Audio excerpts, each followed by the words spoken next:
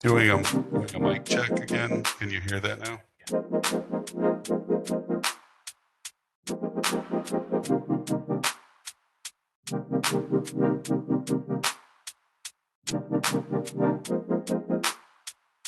Mic test, mic test.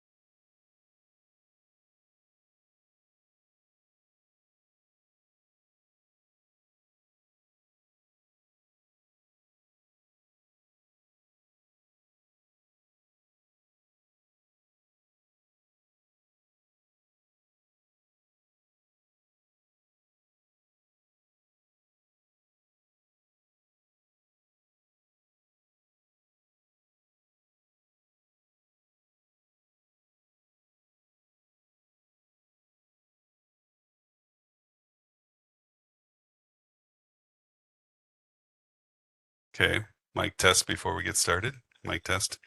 Is it?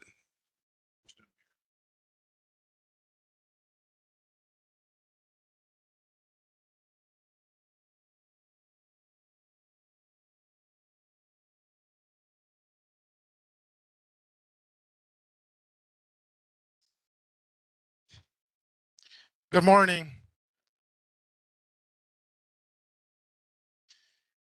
Thanks for coming today in this beautiful summer day. If you get a little hot, just let me know. I just mentioned that we can just open one of the windows and we'll be just fine. Thanks again for joining us. I know it's for some of you very long distance. What we wanted to do, I mentioned in our face-to-face onboarding session, is that we wanted to make sure that you would be able to come, practice IWRS, ensure that we can answer your questions right here. Before, the format was that we would do 4 different IWRS webinars, and obviously that's a complication because we don't know if you're actually getting the skills that you need in order to use the system. So today, it will be a full day of IWRS hands-on. If you have any questions, we have an important team here to answer your questions. We have both people from SIU. David Garby is back there. He is the project manager at SIU that works with us not only on maintaining, but also improving the system, troubleshooting, answering a lot of your questions. So he's here with us to help. We also obviously have Dan Martinez, who's going to be presenting today. He's one of our lead persons at Illinois Works that deals with the Illinois Works reporting system. We have Monica also here with us today. Will be presenting. She's one of our grant managers and also very involved with IWRS. And then we have also Gia today, who's going to also present some of this content. I think that what's important today is that we really take advantage of this opportunity. I hope we have some good food for you to help you recover through the process. One of the things I always like to emphasize is the importance of data reporting technology for Illinois Works. If you were not at the onboarding session, you will know that we put a lot of emphasis on technology.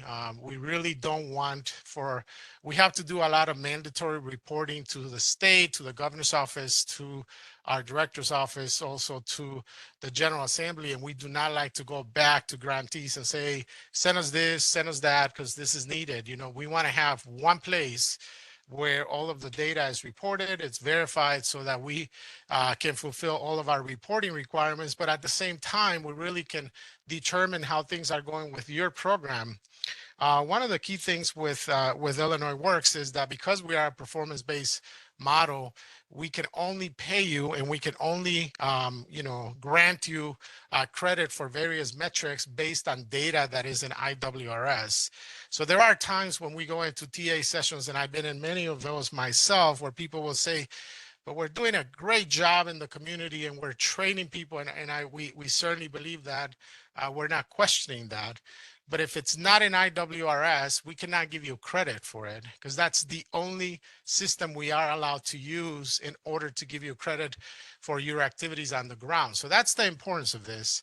I mentioned also at the time when we had our face-to-face introduction that this is not just a reporting system. For those of us that have done a lot of work with grants, we know that grants always have some type of reporting system, right? The feds, city, county, state, they all have reporting systems. This is not just a reporting system. This is a grant management system.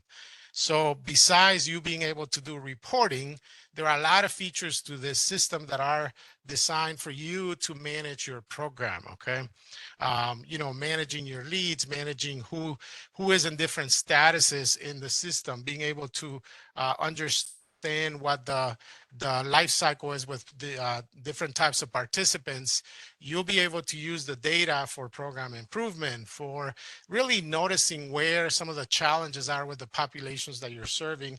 Is it an issue of wraparound services? Is it an issue of attendance? What is the issue that you're facing out there? So you can use IWRS and its reporting capabilities to do that, okay? So that's as an introduction. failed to mention Norman Rano, Deputy Director of the Office of Illinois Works. So today you're basically doing IWRS session 2, 3, and 4. And some people may wonder why not 1? We already did IWRS session 1. How many of you were in session 1? Okay, a good number of you were there. Session 1 was typically, the focus of session 1 is to train administrators on some of the administrative features of IWRS. But if you were there, that's great. You already got that introduction. That's the reason why we're going into 2. Second thing I wanted to mention, there are some of you here that I recognize for a while. You've been around. If this is not your first time going through IWRS training, maybe review for you. Keep in mind that there are some new features that we implemented last year. We did about 70 plus improvements to the system. So we're going to go over some of those today. But if you do want to just know the improvements we did specifically to IWRS, there will be a webinar that will be set up soon for us to go over those. Okay, so thanks again for joining, and I hope you have a good day today. I'll pass it on to Carlita here. Thank you. Thank you, Dr. Morano. Good morning, everyone. Again, my name is Dr. Carlita Alston, and what I am going to do is give you a little housekeeping so that we can move forward with our presentation. So we are recording this session today, so it will be a webinar-based recording. We will upload it in our partner guide as it is being produced. But for the purpose of this session, we're asking that you hold your questions until we get to the question and answer session.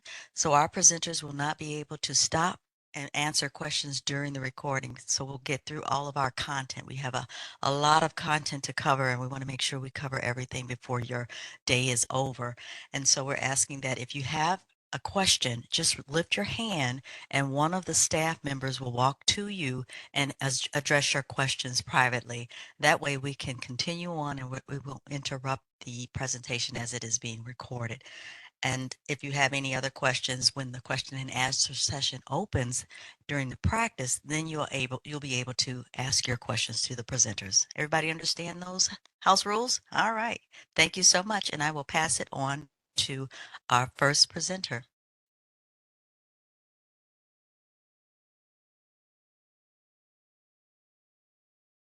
Thank you. All right, so welcome everyone to the Office of Illinois Works 2025 IWRS sessions 1, 2, 2, 3, and 4. We have already done 1. So thank you for joining us today. Over the next approximately 8 hours, we have about 6 hours and 45 minutes worth of content, so it will be a very full day. You will have an opportunity to learn about the Illinois Works reporting system, also known as IWRS. How many of you have never logged into IWRS? Like you have not been in yet? Okay. Okay, so everyone else has actually logged in prior and so has some familiarity with it. All right, I see nodding heads. All right. So the target audience for this session are individuals accountable for data entry, data management, the pre-apprenticeship program completion tracking, transition support, follow-up services, or any tasks related to cohort participation relevant to IWRS. The individuals in this room should be data entry coordinators. Who has a data entry coordinator title in this room? You are the data entry coordinator for your organization. Okay, and so everyone else, you may not be a data entry coordinator, but you are accountable for some component of the data entry into IWRS. Okay, perfect. All right, my name is Gia Suggs. I am a consultant with Illinois Works. I've been with the program since, those emails go back to late 2021. So I've been with the program really at the beginning. Excited to be here today. I am here with several of my colleagues. Dr. Iwano introduced several of them to you already, but I want to make sure you know who the Illinois Works staff is in the room with us today. Again, you all had a chance to be introduced to Monica. Monica, you want to raise your hand again? All right, so how many people have Monica as their grant manager? All right, Monica, your people are in the room. All right, we have Edwin Sanchez. Edwin, all right. Who has Where are Edwin's grantees? All right, they're your people. We have Mrs. Rosalind Simmons, Lindsay, Rosalind. Whoa, we got shout outs. I already know where your people are in the room.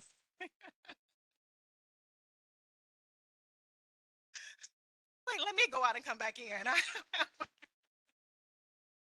right. Okay, we have both of our financial grant managers here.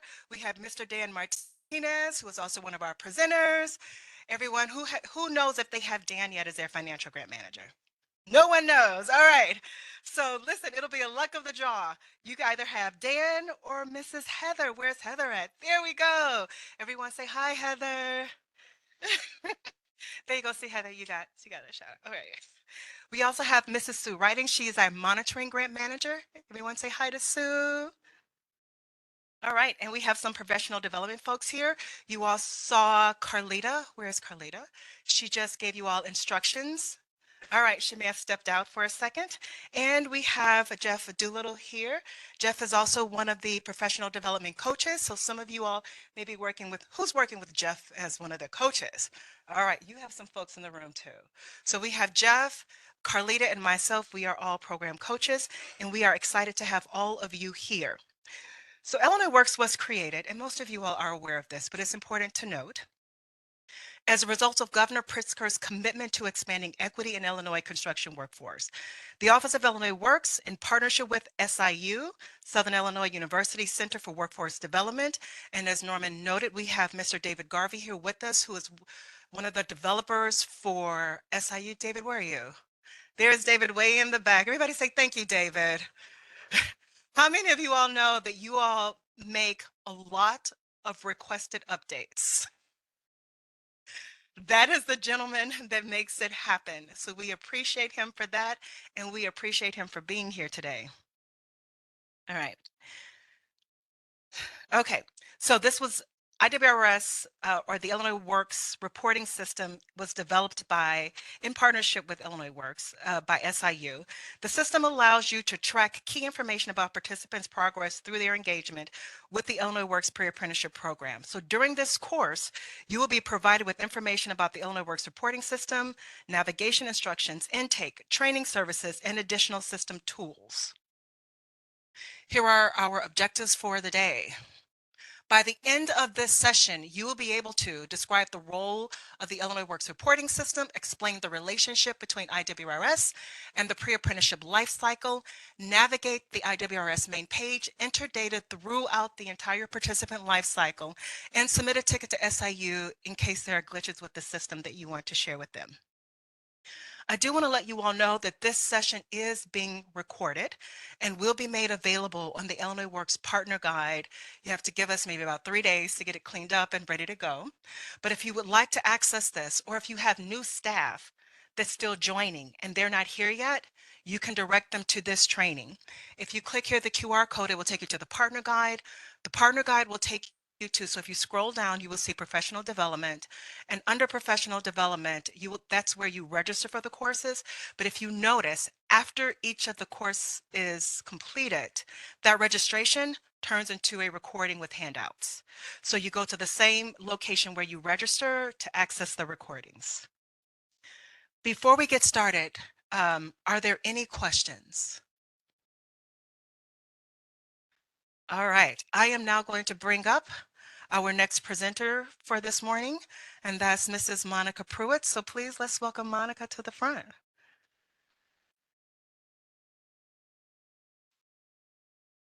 Oh, you have already gotten shout outs. There you go. I'm here for welcomes and introductions, but my grantees, during break, we will be practicing your cheering because I'm a little disappointed. So next time we're gonna have to do better, folks. No, are you clicking, Jeff? Or you're clicking? Okay. So welcome again, everyone. I am Monica Pruitt, one of the programmatic grant managers for Illinois Works.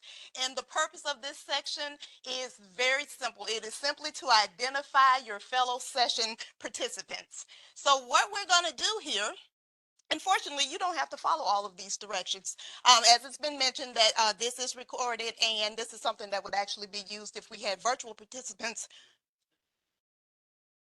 We're going to do a Mentimeter, but they don't have to do all of this. They can just scan the QR code. Is that correct? Okay, so everybody, if you would scan the QR code, that will give you access to Mentimeter. And we ask that you do go ahead and log on because that would allow you to fully participate during this training today. Okay, and of course, we'll be using Mentimeter throughout, and we will ask that you provide us with feedback at the end of the training. So I'll give everybody a few seconds to do that. Mind your way, Roger.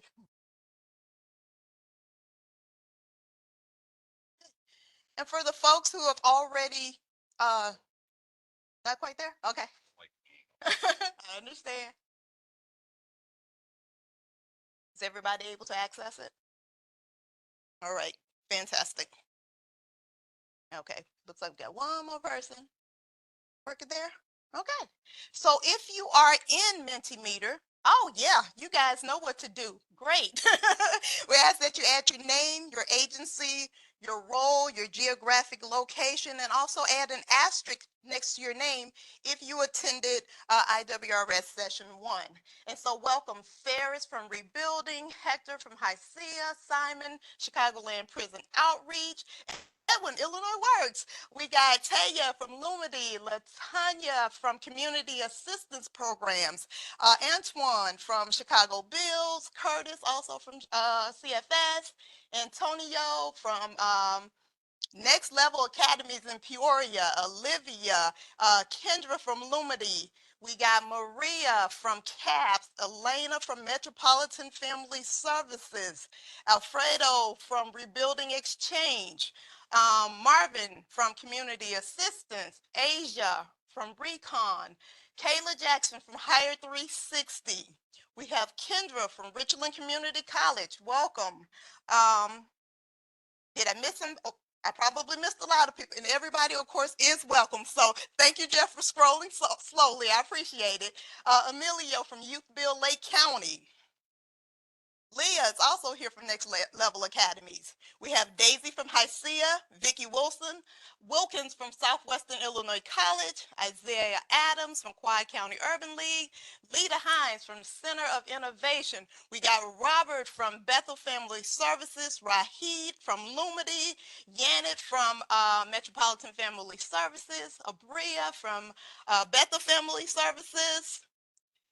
We got Monique, Rochelle, Damien, we got Nadia, we got Freddie, we got Heather, your financial grant manager, Bianca from Recon, we got Hannah from Metropolitan Family Services, Rosalind, shout out. No, don't y'all cheer anymore. Okay, you did enough last time. I'm only kidding, cheer all you want.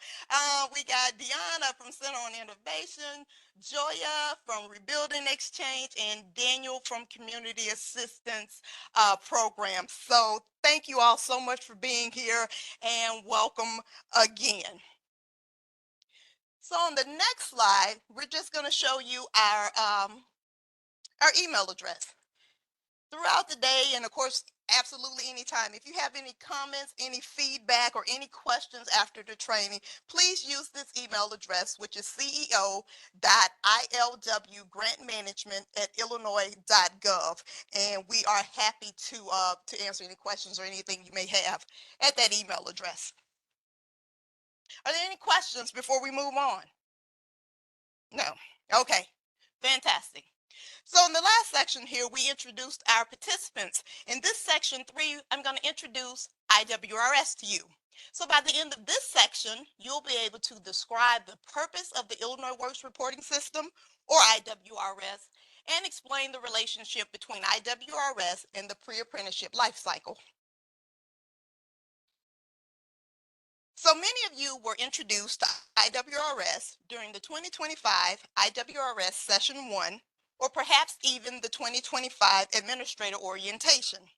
The 2025 Session 1 was tailored to administrators, which focused on provider information, managing users, and specific role reporting tools. This session is tailored to the individuals who are actually responsible for participant intake, for training services, and also for specific reporting tools. IWRS is the data management and reporting system designed to allow grantees to track pre-apprenticeship program activities. It is the Illinois Works internal facing system for compliance reporting. It is required of all grantees that they enter data into IWRS in real time as activities occur. Please understand that Illinois Works grant managers can only use data that has been entered into IWRS to verify if a grantee is progressing towards their goals and is compliant with program requirements as outlined in the 2025 Grantee Manual. Also, real time does not mean minute by minute, but it does mean that data needs to be entered on a rolling basis throughout the program and at least one time a week, if not every other day. The Office of Illinois Works, Jeff, could you go back one, please? Okay, thank you. The Office of Illinois Works, in partnership with Southern Illinois University's Center of Workforce Development, designed the Illinois Works reporting system. The system launched in February 2022, and the system has been continually updated based on program requirements and also feedback from our grantee network.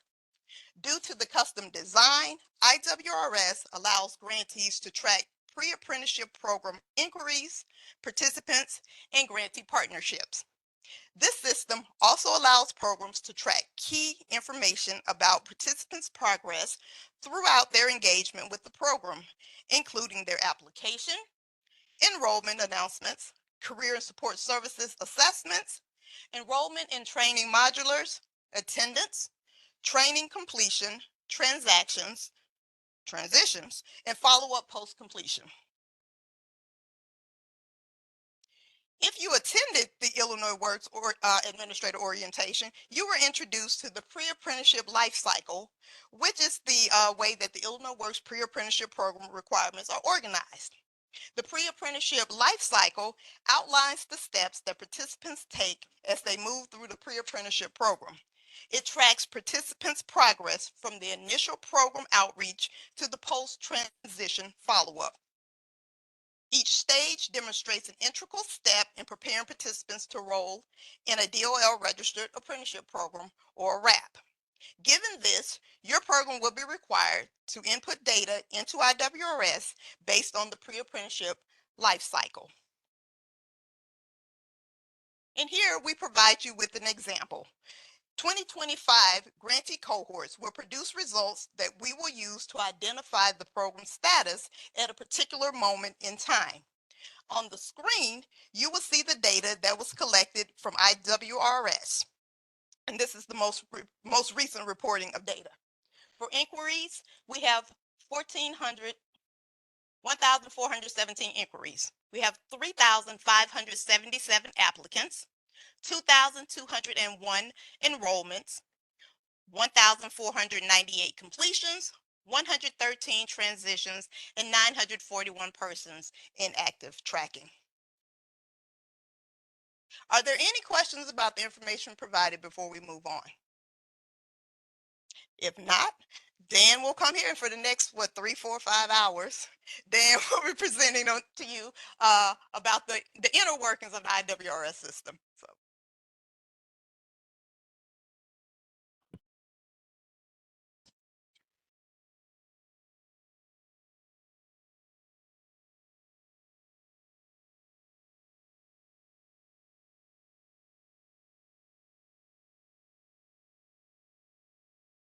Oh, yes. Thank you.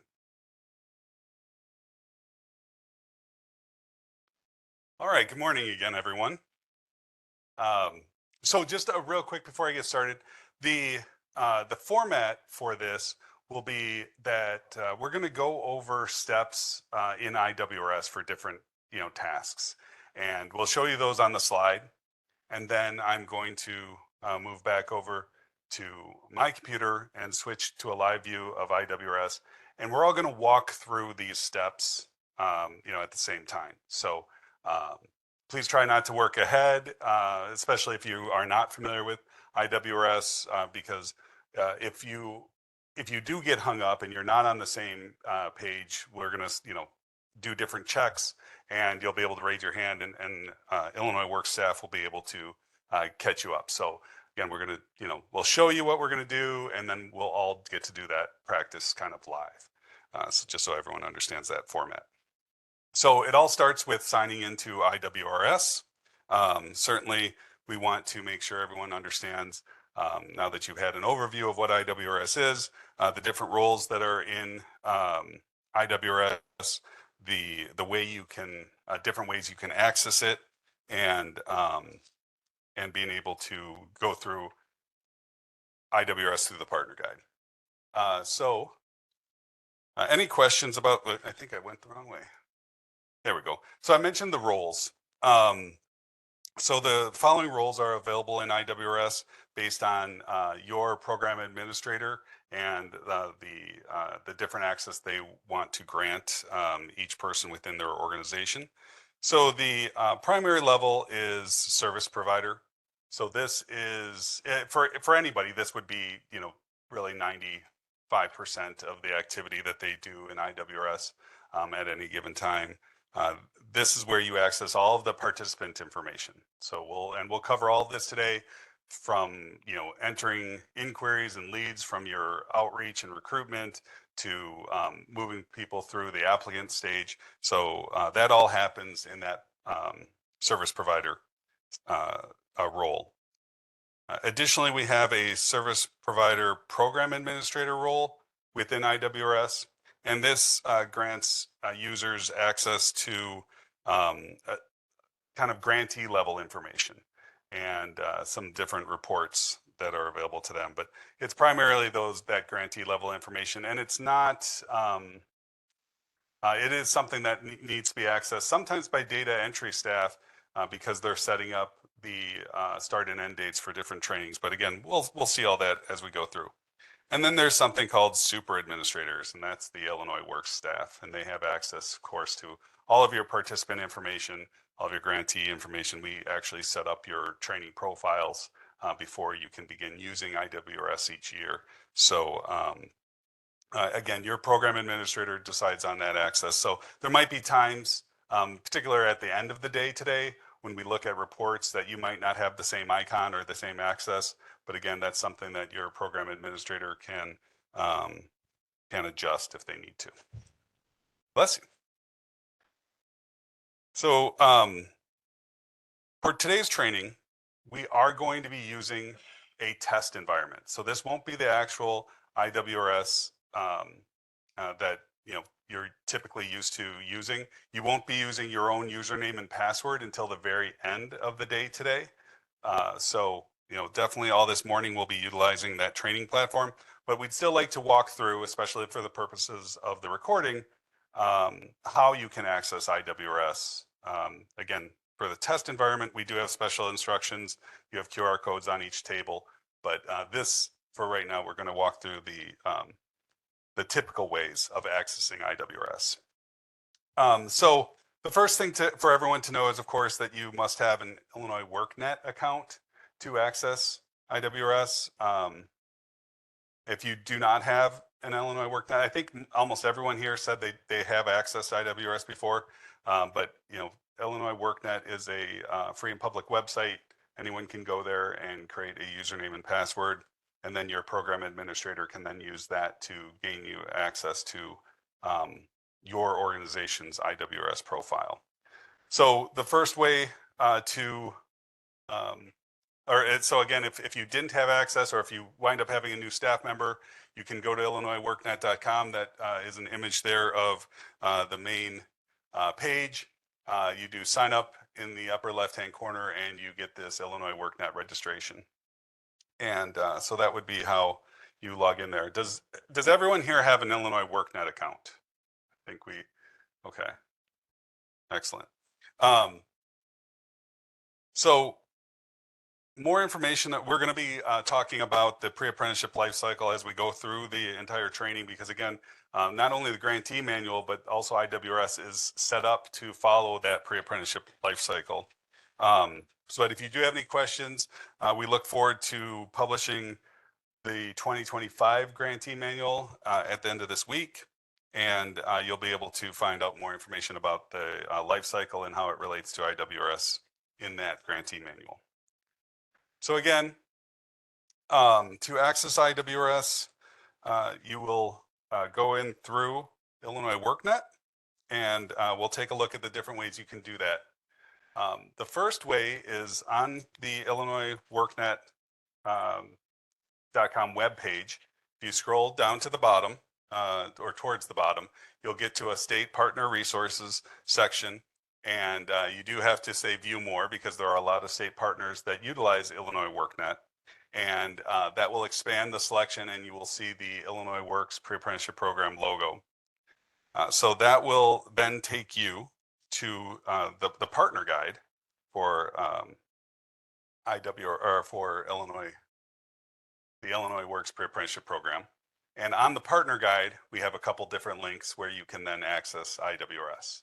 That will take you back to Illinois WorkNet, where you can log in with your username and password.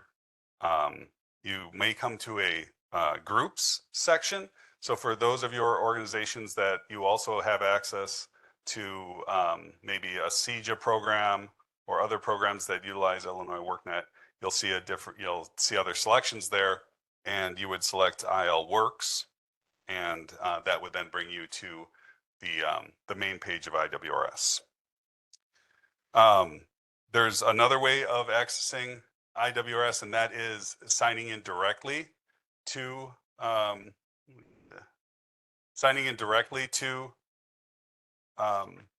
Illinois WorkNet, and then from there you can expand the dashboard on IllinoisWorkNet.com, and under partner tools there's actually a customer support center, IWIS, that will link you back into IWRS as well.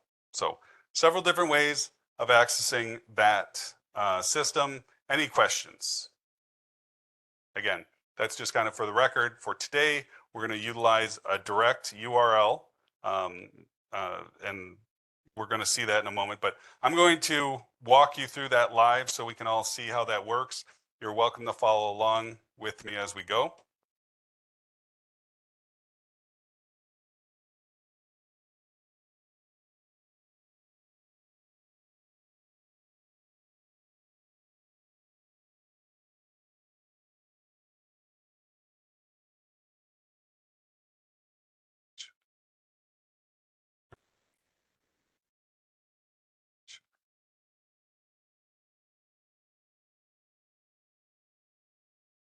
Okay.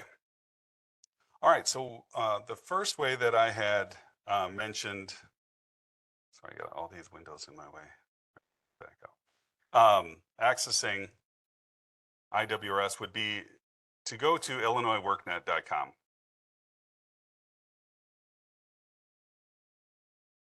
This is the state of Illinois workforce portal. Many organizations, state agencies utilize this website. So I definitely recommend coming here, bookmarking this, remembering IllinoisWorkNet.com. It's one of the shortest URLs that I'm going to talk about here. So that's why we like to start with this, because most people can just remember IllinoisWorkNet.com. So even if you are on a new computer away from your desk, you will be able to ultimately get to IWRS. So as I mentioned, if you wind up having a new staff member that does not have access, you can click this sign up button, and that's where they would sign up for access. If we want to gain access to IWRS through the partner guide, the Illinois Works Partner Guide, we will scroll down. As I mentioned, we have to scroll down to the state partner resources. And as I mentioned, we have to select view more, because there are quite a few that utilize Illinois WorkNet. And we can see here the different programs that use Illinois WorkNet. And here we have the Illinois Works Pre-Apprenticeship Program logo. This takes us to the Illinois Works Partner Guide. Again, you can see the URL. It's built on Illinois WorkNet. I definitely recommend that you bookmark this page. This is something that I know I use all the time. And if we scroll down, we can see there are two ways to access to access IWRS.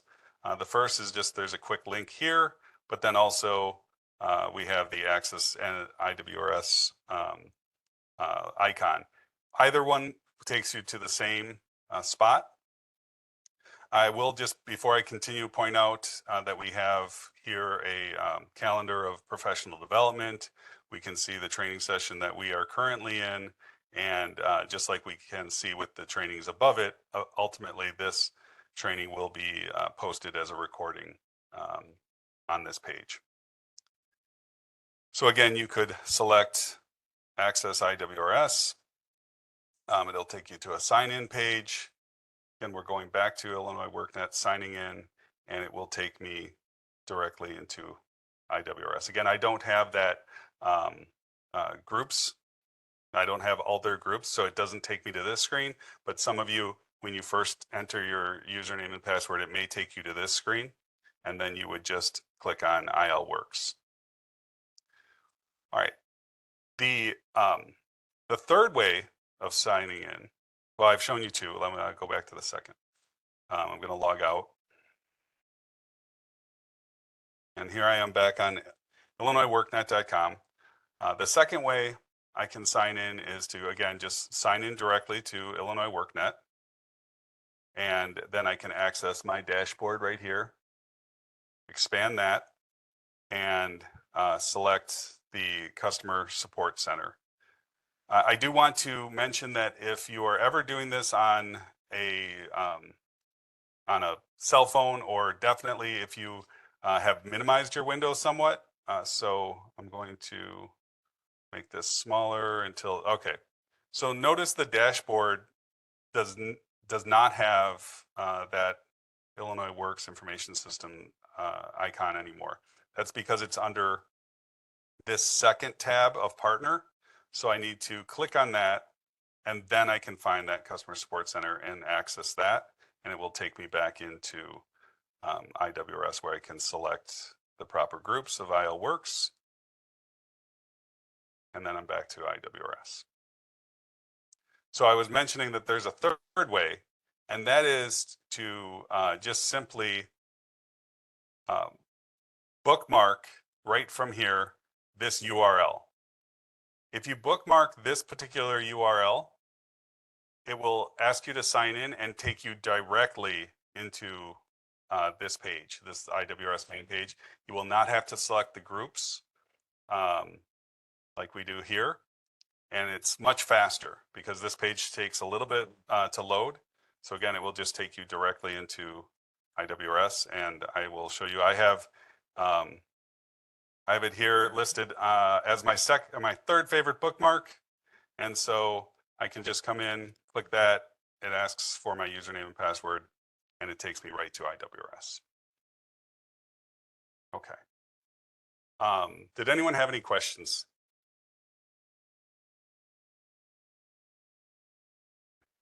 Going to stop sharing, take back over.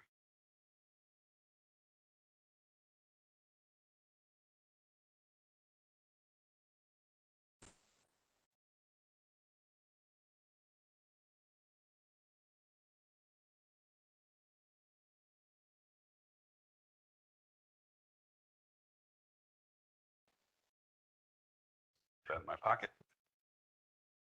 Jeff, are you still picking that up? Can you hear me? Okay.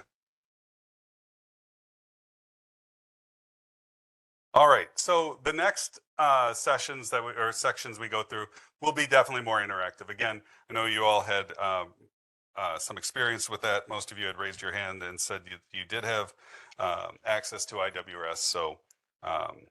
So we'll start to actually enter data into the test environment as we go. So we already saw this just briefly. We're going to talk now a little bit about that IWRS main page. So the idea here is that during this section, you'll learn how to navigate that main page from the perspective of an individual with just the service provider access. For those with service program provider access. Again, that's the one that has grantee level information access. There will be additional items on your main page. That should be familiar to those that attended that IWRS session 1. If you didn't and you do have that information, you'll want to go back to the service, the Illinois Works Partner Guide, and view that session. And if there are administrators in this room that that didn't attend that session, definitely go back and watch that. That'll be very helpful for you going forward. So the first step we're going to take a look at.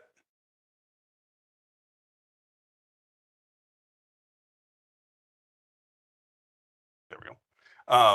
Again, we're going to talk about the navigation bar. So whenever any page you're on in IWRS, you will still have this navigation bar, and you should see the following.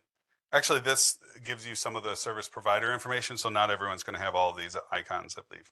But first, we're looking at the Illinois Works and and Illinois WorkNet logos. Clicking on either of those will take you back to that State of Illinois Workforce portal, so the Illinois worknet.com main page. So you could do that and then just hit your back browser. The next icon is the dashboards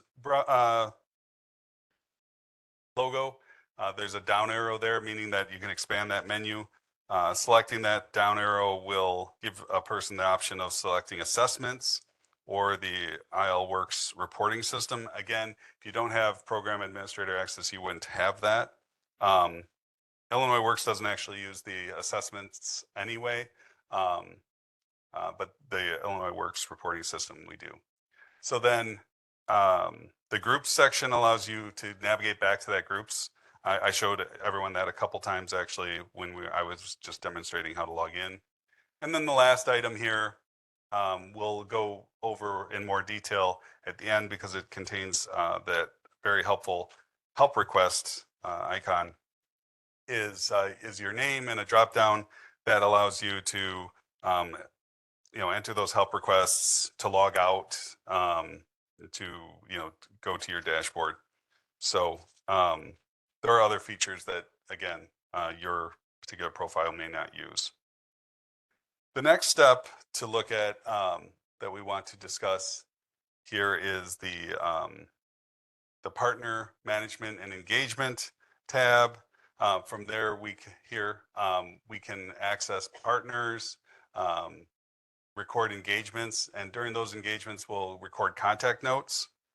So this is a really useful sub-tab for organizations that don't have their own CRM system. So you can monitor and track the different ways that you select that. So I'm going to come back to that, I think, in a moment. But right now, let's talk about the very main page, and that's what you see when you log into IWRS, the participant recruitment and engagement. This tab houses all the participant information that you will use to access different participant profiles. You can access that through several different filters, more than what you can see here. There are filters by cohort, by year. Certainly, if your organization runs multiple grants, you'll have to select which of the grants that you're actively working on. And you can search by names, by statuses. So there are statuses like enrolled or complete or inquiries. So a lot of different information there. We have the ability, again, you can enter that information, and then there's a search field that will bring up different participants that based on the filter, you can export all that information out into an Excel file and access another report here, and all the way to the right, that's where you actually add participants, which we will walk through doing that in a moment. So I know a little out of order there, but let's talk now again about that partner engagement and management. So, we say all the time that there are lots of different facets to this program, and no one organization can do it all. right? So we really need all of our grantees to engage with partners. Sometimes it might be other grantees, or within our network here, we have organizations that do other things, right? There are organizations that are business associations. They have groups of contractors that they work with. There are organizations that run other, programs. Maybe they run a childcare program. So even within your own network, during lunch day, you might be able to expand your the partners that you work with. But again, as I mentioned, if you don't have a management tool for your partners, you're certainly welcome to use this one.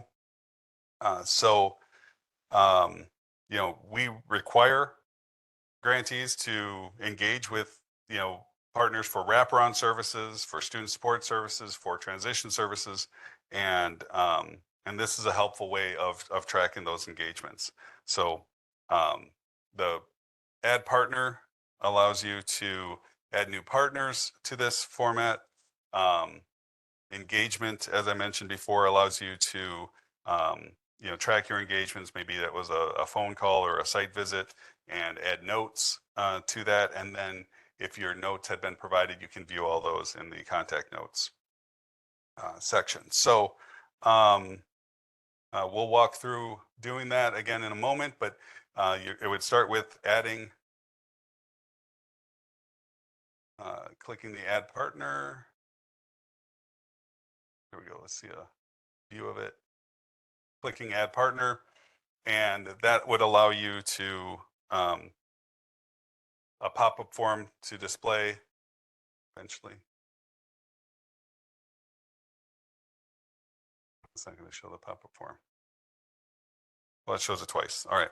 Well, once that pop-up form has been entered, then you'll be able to go to the engagement and find that same partner that you had just created and enter an engagement. And so that's any professional interaction with the partner, meetings, phone calls, like I said, site visits. Maybe you've invited them to come to speak to your cohort. We talk more about how you utilize partners during the grantee manual training. But an important thing to know, as long as I'm talking about partners, is that you definitely want your partnership to be a relationship, not just a transaction. You want to, make your friends before you need them. So if the only time you're reaching out to your partners is when you need something from them, they're probably going to be less likely to do it. But if you're engaged with them, you're celebrating their, annual conferences or, their milestones, keep tabs on them and build that relationship. And that's what really this is about. It's about recording that information and then having that at your fingertips. So, adding an engagement, you would go to the second tab, click add engagement. A pop-up form will appear, and you're able to enter the service type, the engagement date, and any information that needs to be tracked, such as follow-up dates or the type of interaction. And then a contact note can be added. And this contact note sub-tab will allow you to search for any of the notes that you've made for any of your partners. Then finally, on this main page of IWRS, again, we start with the participant recruitment. There's also a tab for the work plan and report. And this allows you to view key outcome metrics with Illinois Works. As Norman had mentioned it when he first spoke, it's very important to keep in mind your work plan, the dates of that work plan, the goals, because this is a performance-based grant, and we need to know, we need to see what you're doing in IWRS, right? Because we're not there in your facility seeing the great job you are all doing. So that information has to be translated into IWRS, and it's really based on your work plan. So based on the dates that you tell us you're going to start a cohort, well, then we're going to expect to see the participant information in IWRS based on that date. And then we track based on your essentially your program contract, right? Your grant agreement. How many people have you said you are going to serve? And so we track that as compared to how many are in IWRS and how many your grant managers have verified in IWRS. So that's a pretty key tool. Most grantees I have been relying, and do just rely on our monthly compliance reports because that shows the detail. But this is a report that you can use and access. So any questions before we walk through that and actually get some practice entering a partner? Okay. Let me go back, computer, and we will walk through that.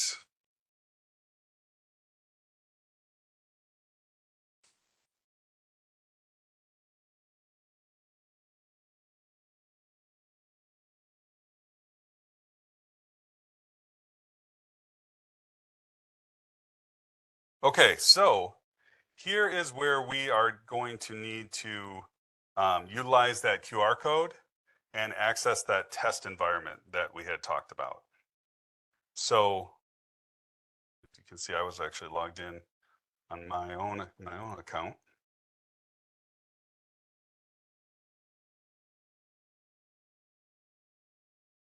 So has everyone been able to access the test environment document?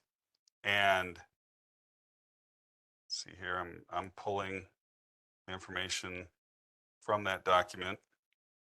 Everyone should be entering a username of stester1. Is anybody not able to access that document? Okay. The gentleman up front. Again, the URL that it should be taking you to, there's a bit.ly one, right? I don't know. Oh, do we want to share I'll have you share your screen real quick. We can show that bit.ly.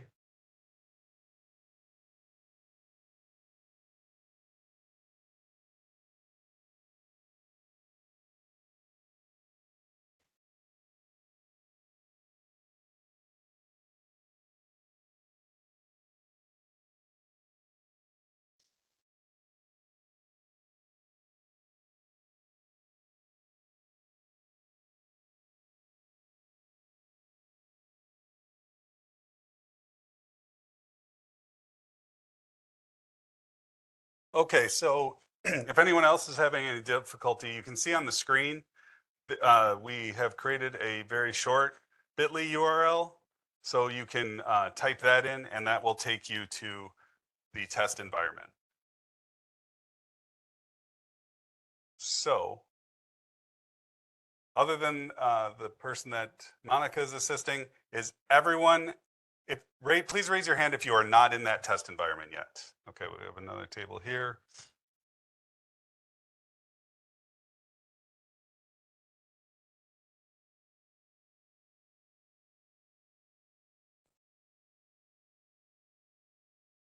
Anyone else?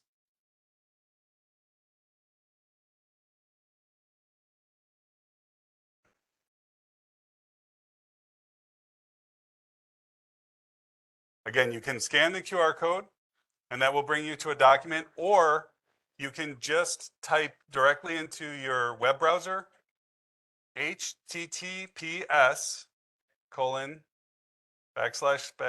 there's that for it, I can never tell the difference. Either way, bit.ly/bit.ly/IWRS-123. So just type that directly into your URL.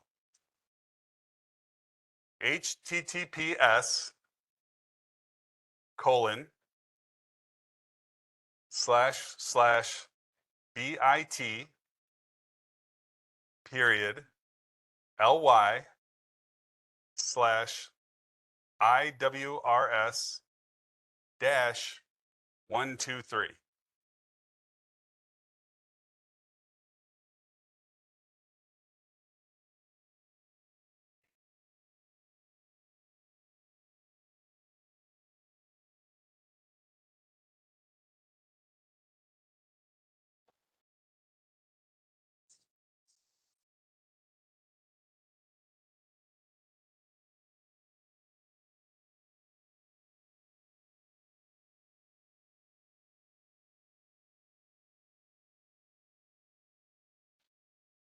No, didn't work for me. https://t.ly/IWRS- 1, 2, 3. Oh, that brings us to the document. Yeah, I see. Okay. I see.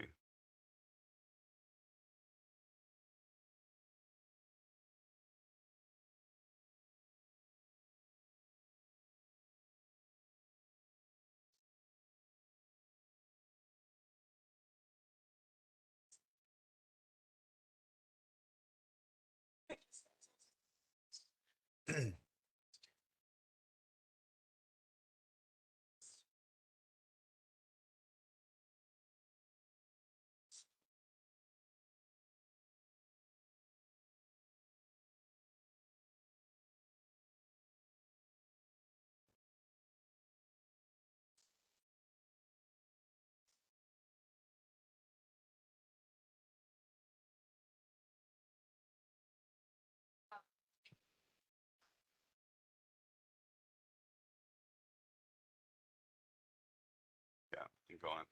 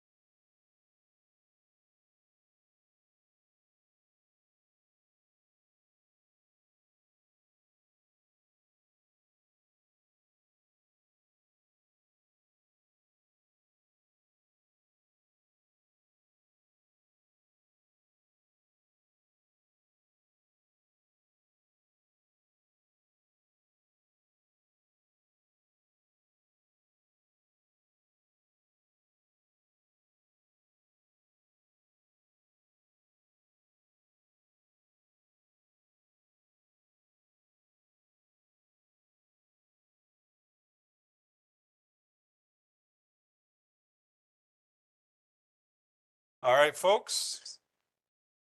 So again, what we're doing, and we are going to be using this test site throughout the day. So you'll want to make sure that you don't, lose your link. What's this? Huh.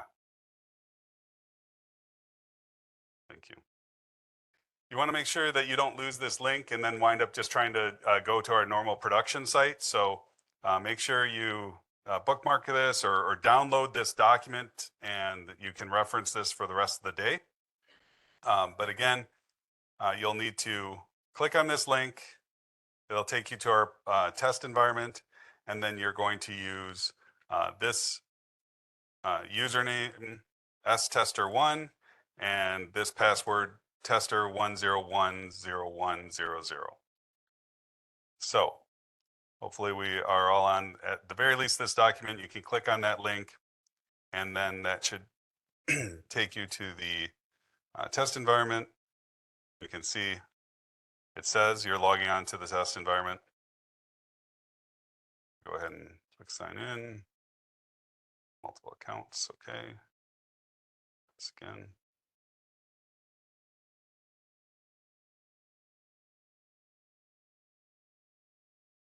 All right.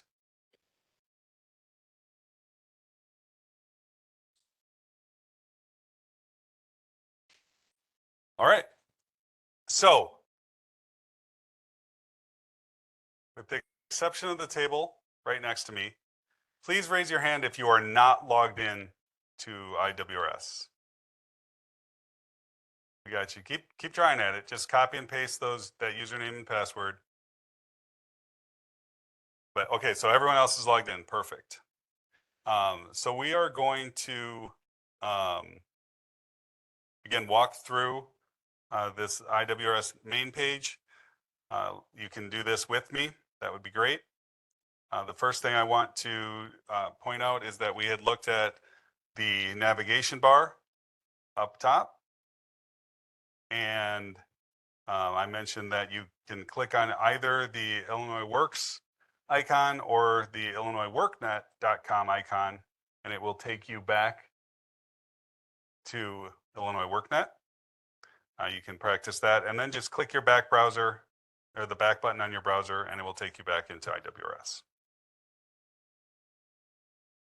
All right. So now we're going to walk through the rest of the navigation bar that we were just discussing.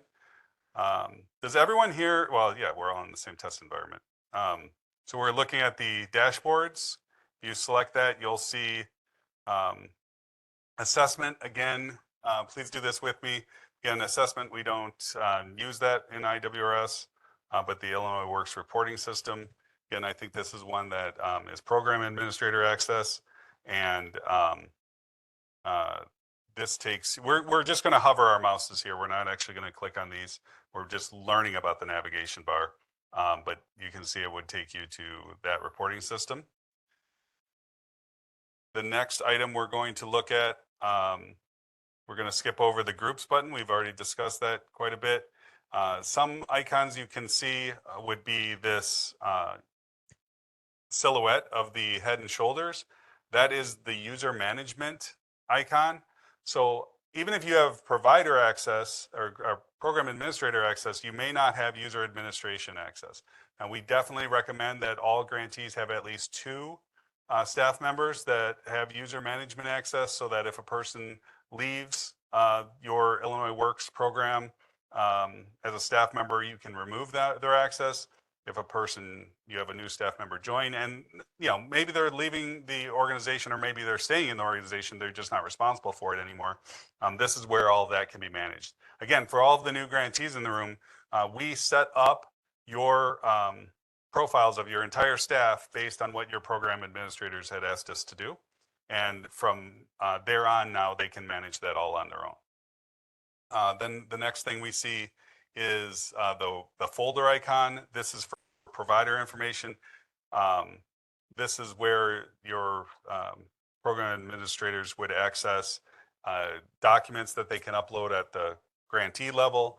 They would access information about your overall grant, the location, the dates, the instructors, your staff training, They can view different services that are available in IWRS. And then ultimately, one of the very important things are the grantee details. And so we'll see that a little bit later in the training. Another icon we can see here is worksite placement. That allows you to keep track of if you have like, on-site work, partners that are hiring, you can keep track of all that information there. And then the reports icon. These were all covered in session 1 of IWRS. So again, if you have this on your actual account and you did not attend IWRS session 1, the recording is on the partner guide, and we definitely suggest you utilize that. The final section here of the navigation bar is the username. You should all see the same username. It should say stester1. And when you click on the down arrow, again, you can see several different places it will take you back out to Illinois WorkNet. The help request, again, we're going to walk through this later in the training, and then the log off. I want to highlight this because it's important to know as you go through IWRS, there are times where you might open up more than one window in IWRS. So I know it's hard because I have all of these control icons here, but you can see I'll open up a separate window, right? So I have multiple windows. You don't have to do this. I just wanted to illustrate a point. If I begin working on this and then I come back to this one, eventually that second window is going to time out as a security feature. You won't see it on this window. And so you'll be entering data and it won't save, and you'll wonder why, and you'll think that IWRS is broken. It's not broken. It's a security feature. It timed you out of any window you were in, and it times out all windows. So make sure you log out, like for example, these sessions, right? Because if you don't log out after we're done practicing here in a moment, then I go and I speak a little bit more and we come back to this, you're going to say, okay, now I'm ready to keep working. And it's going to look like you're logged in, but you're not. So that's why I mentioned earlier that this document, keep it handy because you will be logging out and logging back into this test environment several times throughout the day today. All right. So let's go back to the main page here. We had discussed the partner recruitment and engagement section.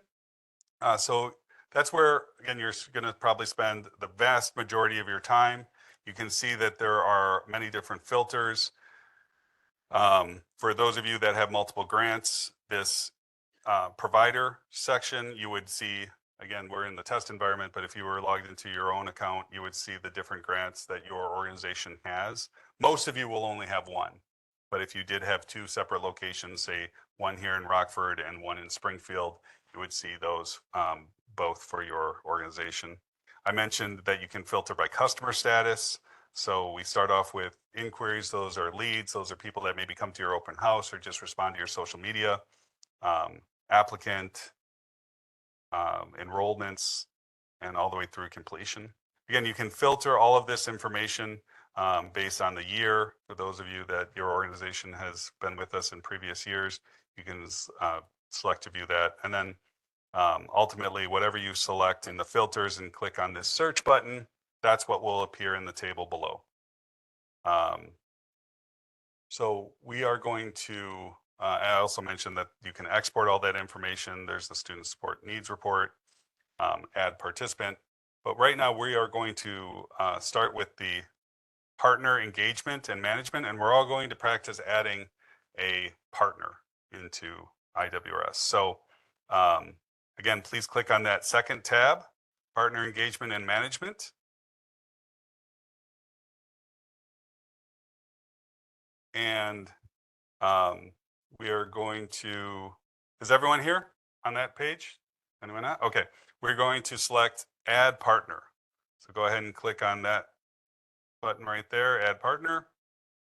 And go ahead and fill out a partner name, maybe one you currently work with, your organization works with, maybe make one up, maybe put your name in it so you can identify it as something that you added, because I know some of you are here with other members of your organization. So, so you just go ahead and you fill out that partner name.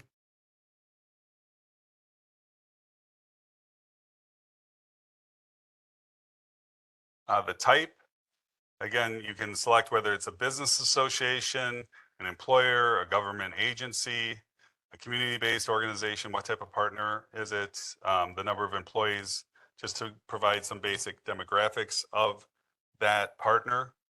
You can, fill in their address. And then again, if you had multiple grants, you would assign it to the grant that that you are working with, your Rockford location or your Springfield location.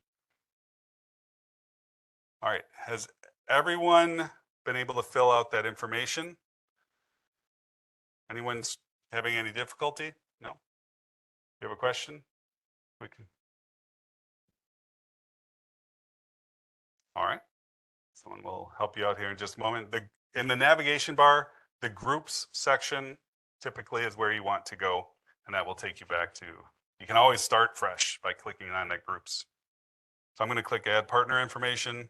You can see a drop-down menu appears, and your partner should, look at this, you guys filled it up. That's fantastic.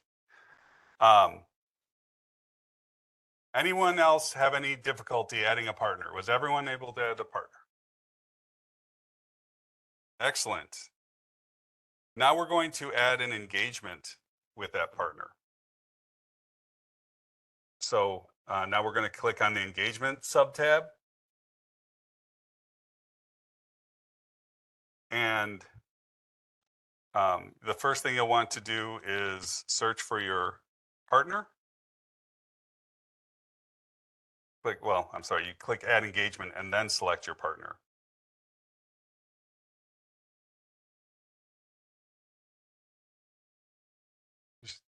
Is everyone able to get to this pop-up window? Let me go back. So we're on the partner engagement and management tab, and then the engagement subtab, and then you click add engagement. So once I click add engagement, I can select the partner. Here are all the partners that you all just created.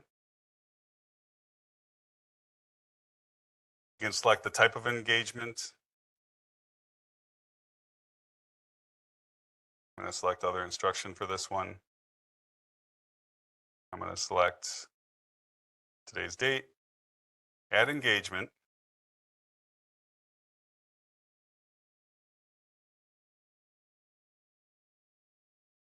And then I'll be able to add the contact notes for that engagement.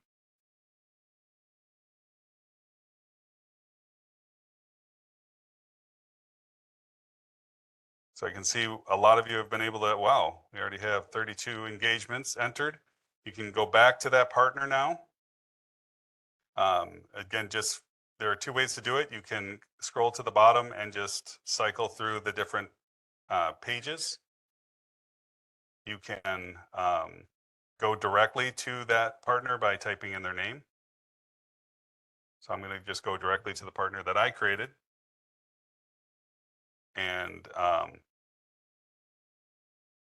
click add contact notes.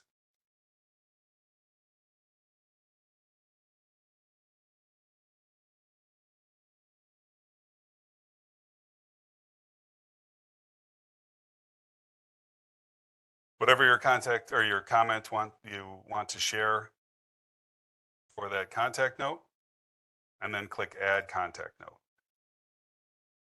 You should receive a pop-up menu or pop-up window that says contact note added. All right. Please raise your hand if you are not able to add a contact note. Okay, so we should all be on the same page. So now let's all go to the final sub-tab and click on contact notes. And you should be able to find your contact note. You can search by the subject. So I think I had, you can search by the person's name. I'm not sure why site visit. David, correct me if I'm wrong. You can typically search by the subject, right? Yeah, Okay. So you can search by the subject, by the partner, by the name of the partner. You should be able to enter those into the fields of the search. Was everyone able to find their contact note? Okay. Again, a very nice kind of customer relationship management tool if your organization doesn't already have one to keep track of the different partners that you might be working with. So we have been looking at the main tabs of IWRS. We looked at the participant recruitment and engagement tab. Again, that's where you're going to spend the vast majority of your time engaging with your partners, or I'm sorry, your participant profiles. Here we have the partner engagement and management tab. We just walked through that quite a bit. The last one is this work plan and report. There won't be any information here because it's a brand new grantee account essentially. But this is where once your grant manager adds information on your work plan, it will start to show you your status in terms of achieving your goals based on the timelines and the goals of that work plan. Yes. Oh, sorry. Yes.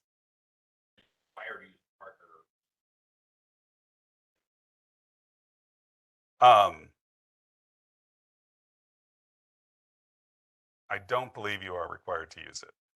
So I'll have to check the grantee manual on that, but I believe this is something that you can use if you do not have a CRM. Any other questions before we go back? Yes. Oh, in the back there.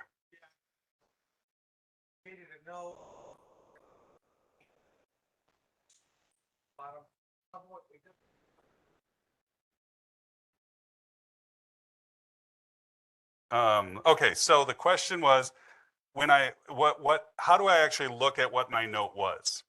So, for example, I had a note, I'm on the contact notes page, and I'm searching for the note. Here's the note that I left, and here's the note I left. Under comment, it says discussed bringing the cohort for a site visit. So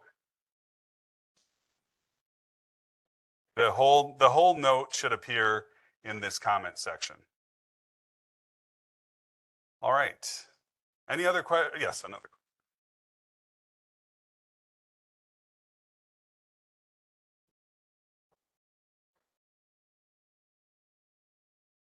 So the question was, is the purpose of this to leave a case note regarding for the partners that you work with?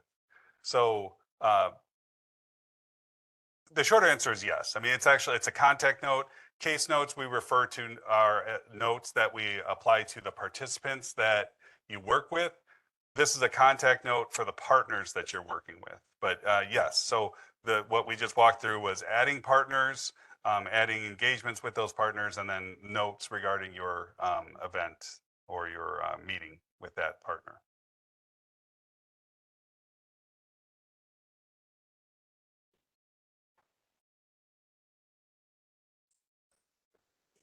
Well, again, this is a tool for you to use. Obviously, we can view it to see how your engagements with partners are going.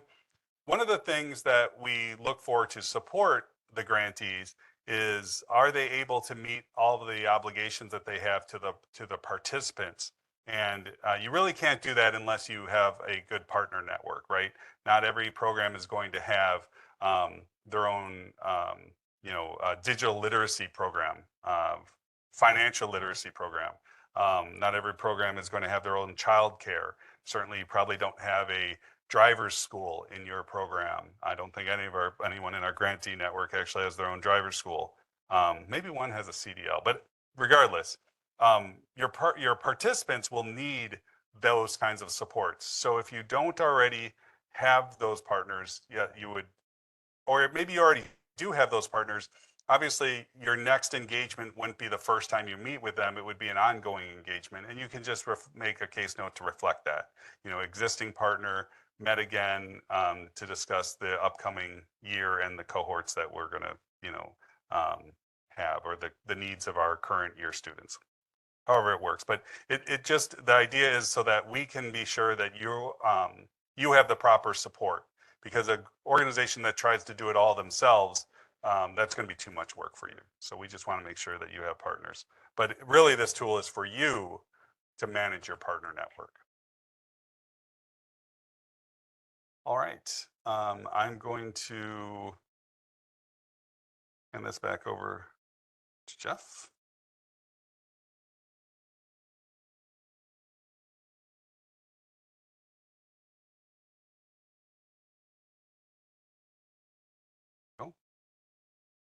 So best practice again is to go ahead and log out, and then we can log back in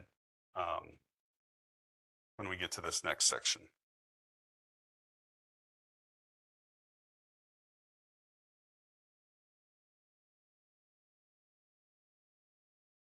All right, so the next topic we're going to discuss is setting up the training dates.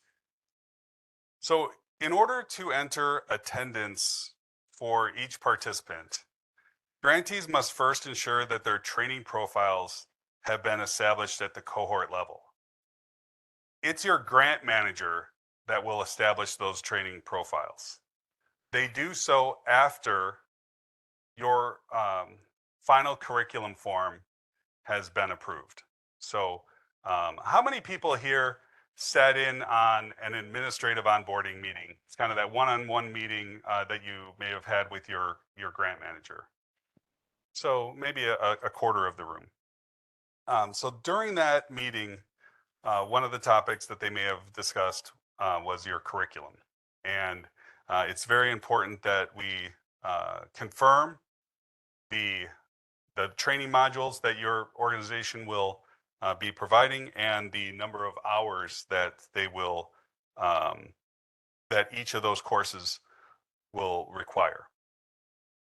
Again, this is discussed more in the grantee manual sessions, but your participants are required to attend 80% of the required hours for each training module, right? So your overall training program might be 14 weeks, 200 hours.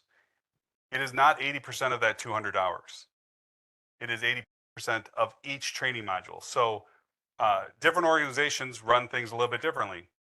One of you may have a hand tool course that runs 10 hours. Another may have a hand tool course that runs 12 hours, and yet another may decide they want 14 hours. That is the discussion that, really was had back in the fall with your organization, because that winds up determining your budget. So these things are not very flexible.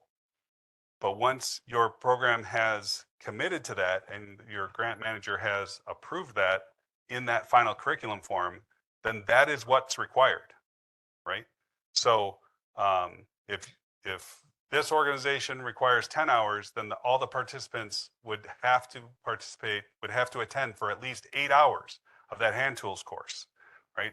If this organization required 15 hours, then the participants for their program would have to attend a minimum, I think it's 12 hours. If I did that math real quick, right? Doesn't matter what this program required, 8 hours. This program, that person has to attend for 12 hours in order to successfully complete. And in order for IWRS to know that, we have to set that up in the training provider section. So to access the cohort level details, again, this is at the provider level, so not everyone will have access on their actual accounts, but everyone does have access for the purpose of today in the test environment. We will be going through that folder, which is the provider information, and from the navigation bar. And then a new window will appear called Provider Info, and the grantee details, which is the third tab there, will be where we access that information.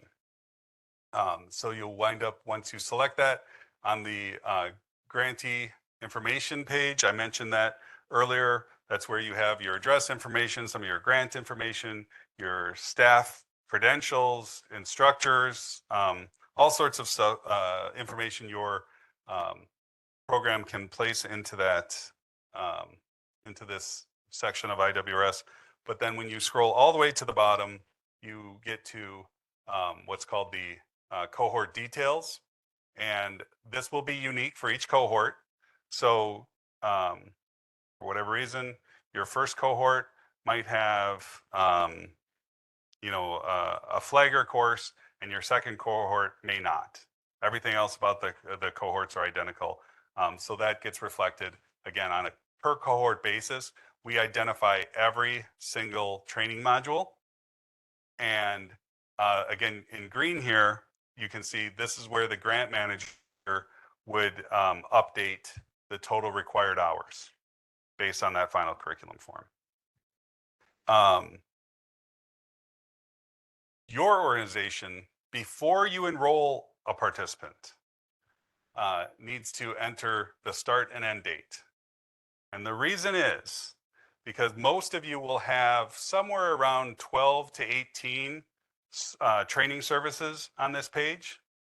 And if you enter this on this page, you will enter the start date and end date once for all 18 of those training modules.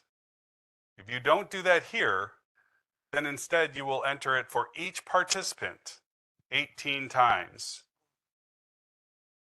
Right? So it's really important that you do not, and that happens when you change someone from an applicant status to an enrolled status. So no one is allowed to change someone to an enrolled status, again, until your grant manager has given you approval, meaning that they have approved your final curriculum form and then taken that information and created your training profile. Okay, and then that's the key. You'll receive a message from them saying, yep, go ahead, enter your start and end dates. And once you do that, you can enroll people. Okay. So any questions about that? All right, we're going to jump into that right now. This was a kind of a short one to discuss, but it was really important. So thank you for hanging with me on that. So let's log back into that test environment.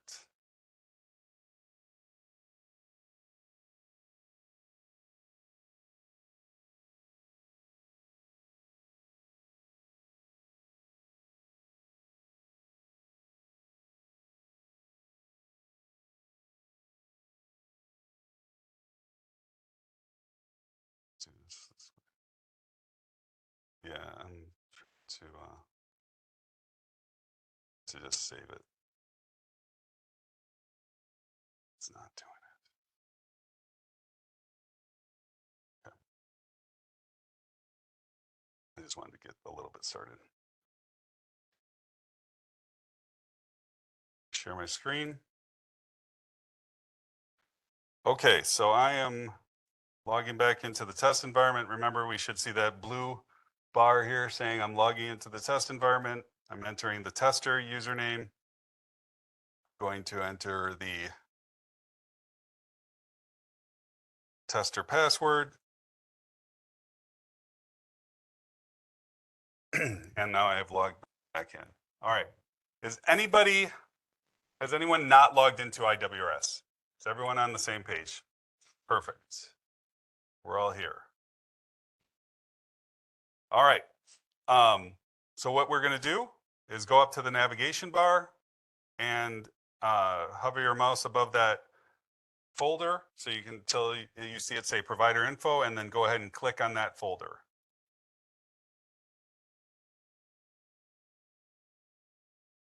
All right, is everybody, I know that everyone isn't because I can see that, but is everyone else, raise your hand if you are not on this provider info page. Raise it nice and high so that we can have, there's 1, 2, 3, 4 tables, 5 tables that need assistance.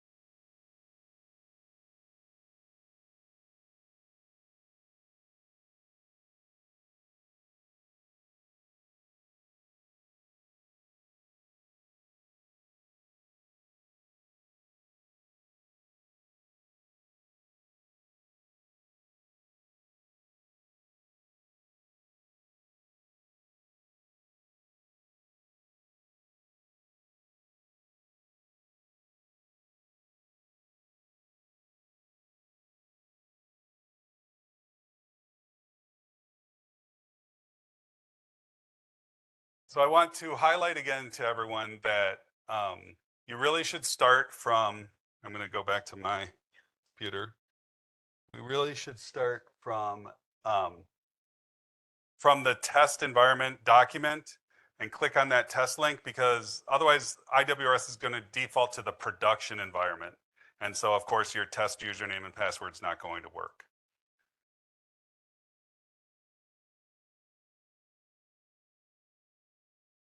So if we could have some assistance up front. Anyone else still need assistance to come in? Just one more.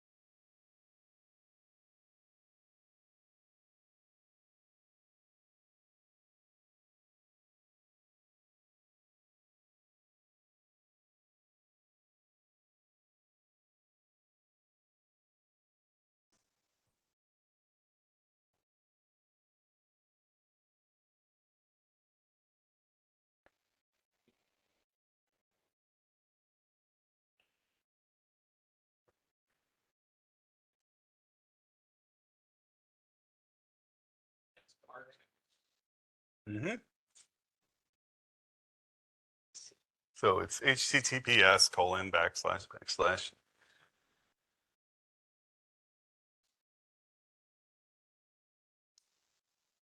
slash after the bit.ly slash and then capital I, capital W, RS dash 123.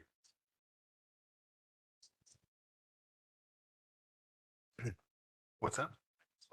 Oh, thank you.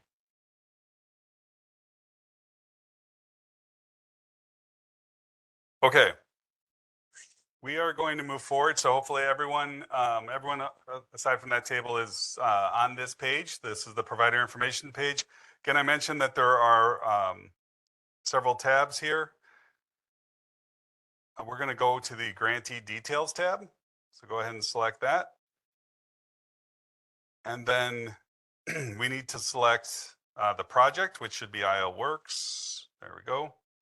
And then the provider name, that's would normally be your organization name. But again, in the test environment here, we're on Iwrs test provider. And then click select. And then go ahead and take a moment and scroll down slowly through this, this page, the grantee information page, and you'll see the grant information, the grant dates. I mentioned the staff certifications for training, the different training programs or providers that you work with,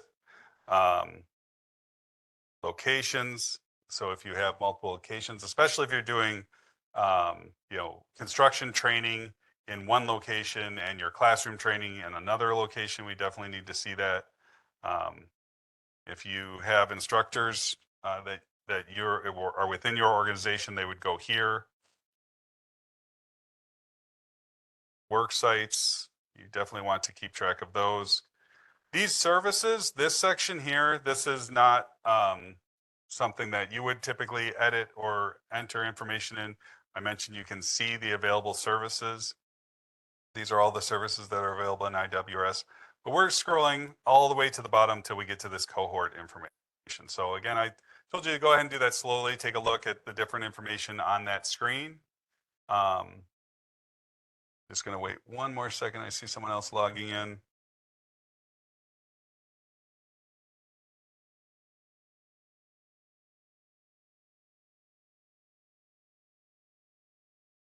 So Monica or David, if you could help the front table, Monica or David, if you could help the front table catch up now, because we moved ahead a little bit. They just logged in. So if you could help them get to the grantee details, thank you. So, so now that we're at the cohort information, go ahead and select a cohort. We're going to take cohort 1. And you'll see the different training modules. These were just placed in here for practice. You can see that if you hover your mouse above the order or the required total hours, we're logged into the test environment as a grantee. So grantees do not have access to changing the required total hours. And that gets locked in with your grant manager as part of your final curriculum form, which ties back to your budget, which is your grant agreement. So there is some flexibility on the small side of things, but on the overall level, typically the total number of hours your program is going to run, that gets fixed in and cannot change in most circumstances without a budget modification. But as I mentioned, you will, once you're given the green light, come into this cohort details and set up your start and end dates for your program for each one of those training modules for each class. And as a little reminder, safety training should always happen in the first few weeks of your training. So your first aid CPR class, and I want to stress it's first aid and CPR. I had a couple of issues with that. Sometimes it's just your training provider not providing the full certification. It needs to be the first aid CPR card. Your OSHA 10 construction card. You definitely want to get that. There are some training providers that send that information directly to the participants. If your organization has contracted with a training provider that does that, that's on your organization. You could choose to choose a different provider, right? You have to get that information uploaded into IWRS. It's not an acceptable circumstance to say, well, they sent it directly to the participants. Well, if you can't put that information into IWRS, we cannot give you credit for that, that completion. And again, this is a performance-based grant. Typically, completions per individual run somewhere in the range of like $3,500 of funding eligibility. It's a reimbursement-based grant, so you don't just automatically get that. Your organization has to also submit their PFR and general ledger and receipts for those expenses. But the point is, a missing OSHA 10 card could cost your organization $3,500. So get all that done, make sure it gets sent to you, work with your training providers, and get that information into IWRS. And again, it also helps to have that on the front end of your cohort so you have time to get that information into IWRS. So you'll set up your training dates and you'll click update. There aren't enough in here for us all to, but you can go ahead and take one. You'll overwrite somebody else. You can practice entering that in. So go ahead and try one of the training modules, add a start and end date. We'll see how well the system can cope with 60 people changing dates at the same time.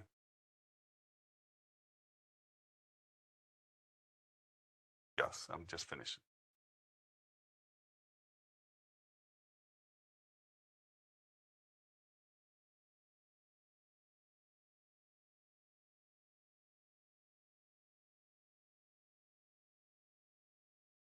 All right. Sorry, what's that? Just the dates. There was a question as to whether or not we need to include the time, and you can see that IWRS actually fills in a time, but we don't utilize the actual time of the day. We're just looking for the dates, and because it does fill in the time, even though this course module 1 maybe was going to happen just on the 24th, you typically need an end date after that, right? Because otherwise it's showing an instant class.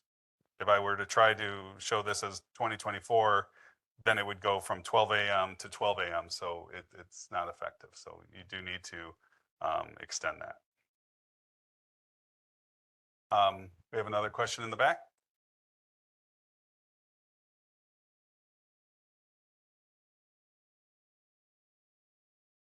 Yes. So the question was about they were inquiring about the service name. Is that how the training names will actually appear? The answer is no. Most of the organizations utilize NCCR core, so I will use that as an example. You know, I think it's module 104 is hand tools, I think. So it would say module 104 dash hand tools. So it will say the course name. There are some community colleges or colleges that have you know, their own programs. Typically will have the course number for your college and then the name. So we try to identify it with a course number and a name. Sometimes you may just have course names, and so we'll place that in there. But that will be, again, part of your final curriculum form.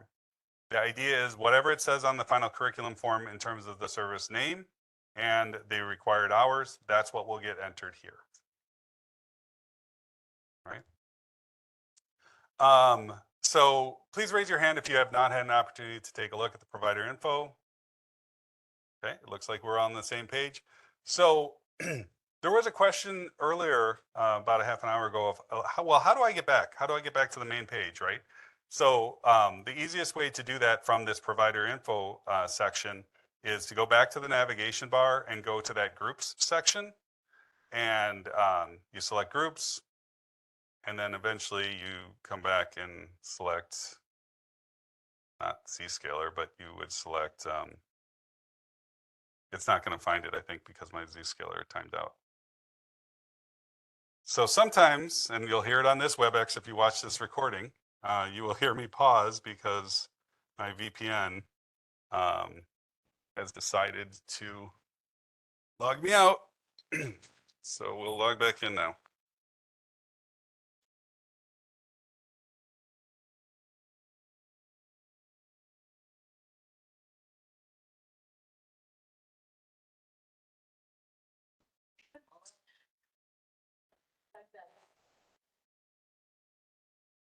All right.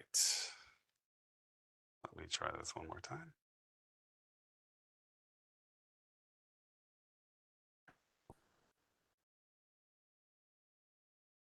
We're not on the projector yet, though.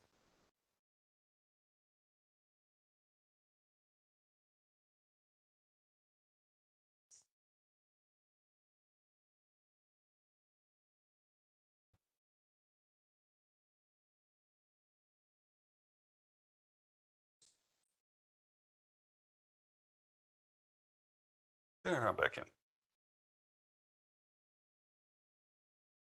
Okay. Good.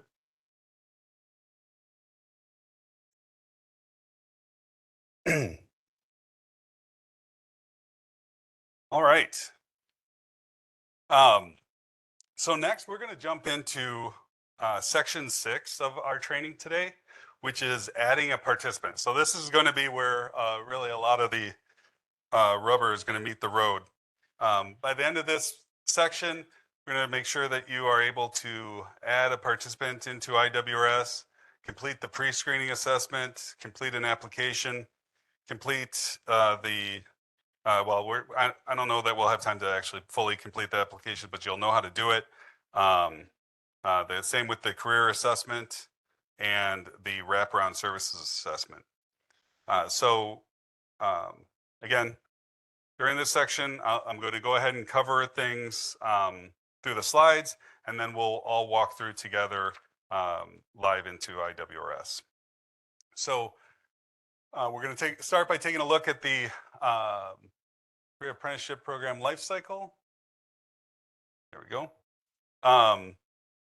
So we're going to cover the following steps, which are the outreach recruitment, the application, the intake, and the wraparound services. Again, the grantee manual is arranged in these same steps, and IWRS is kind of arranged in that same format as well. So it makes it helpful to follow along in terms of your overall program. So the first step that we're going to discuss is the outreach and recruitment. This provides potential participants with information about the pre-apprenticeship program, obviously with the objective of recruiting them. right? And we want to recruit interested and qualified candidates. We always stress that they have to be interested and qualified. So, it's not enough to just meet the bare minimum qualifications of being an Illinois resident, being over the age of 18, having a high school diploma, and being interested in construction, right? They really have to understand that the end goal of this program is that in 5 or 6 years, they are journey level tradespeople, right? That is the measurement of success. So if they are just looking for a 12-week program with a stipend, this is not it. And again, I will hearken back to the fact that this is a performance-based grant. And one of the things that you're measured on is how many individuals do you get enrolled into a registered apprenticeship program. And that's not an easy task. And that sometimes can take a year or 2 years. And there are mechanisms within the funding of the grant to account for that. So this is a long-term prospect for your organizations. And so likewise, it must be long-term for the participants. If it's not, they're not the right candidate. So you can find out more about that in section 4 of the grantee manual. And it will provide you with information on the techniques and tools to support your outreach and recruitment efforts. We're going to talk about adding a participant lead. So the primary goal of outreach and recruitment is to identify those potential participants or leads. Leads are individuals who might be interested in enrolling in the pre-apprenticeship training program. And the aim of this is to funnel those leads through a screening process and transform the qualified individuals into applicants, right? So one detail that is often overlooked at this stage of outreach and recruitment is to ensure that you are entering the participant's legal name. One of the items that's new for 2025 is that as part of enrollment, we're going to the grant managers are going to view the person's government document showing their legal name, and that must match what's in IWRS. So the ideal format for that, and we'll see that in a little bit, is to upload a driver's license or state ID. That covers several bases, but there are a couple other things that we can accept as well. From the participant and recruitment tab, hit the wrong button.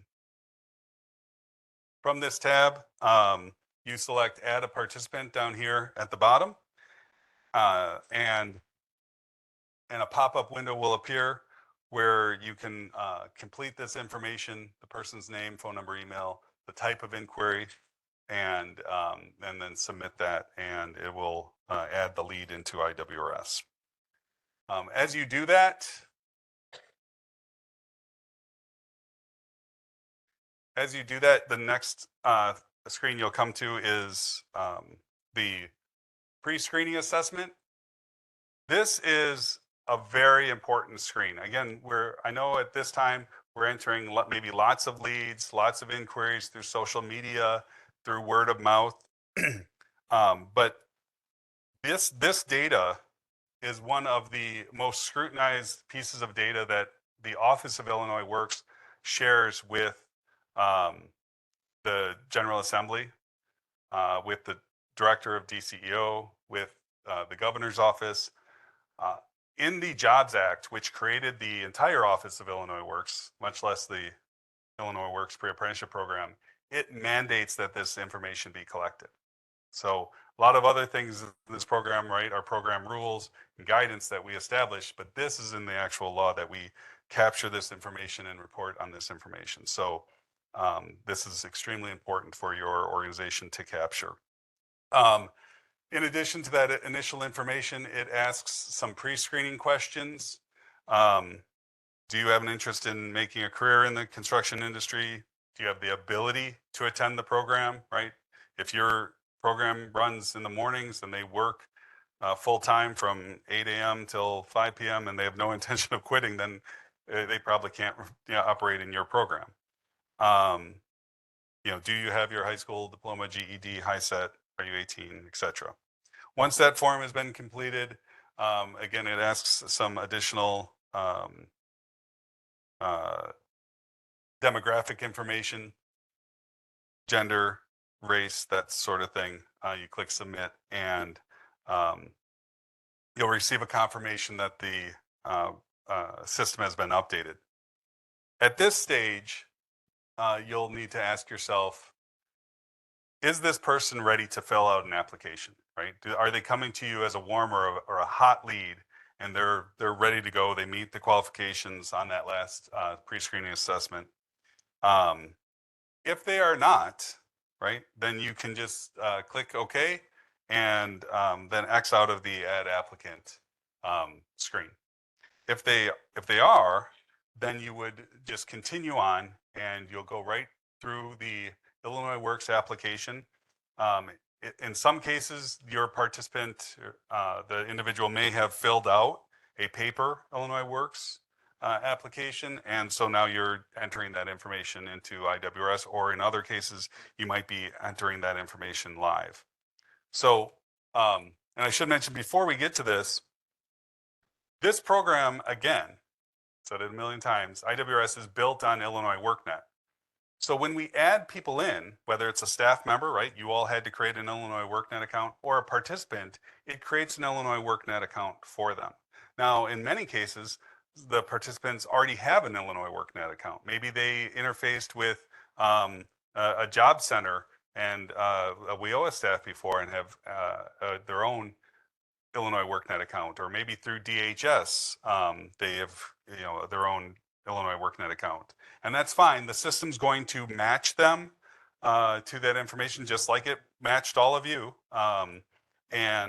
So to do that, it looks at their, of course, their name, their email address, their phone number, their date of birth, and their zip code, and you'll wind up clicking search for existing applicant, and if it can match somebody that's already has an Illinois WorkNet account, it'll just say, okay, here's the person. If not, if that person doesn't exist, it'll create a new account for them. In our program, your participants never access IWRS.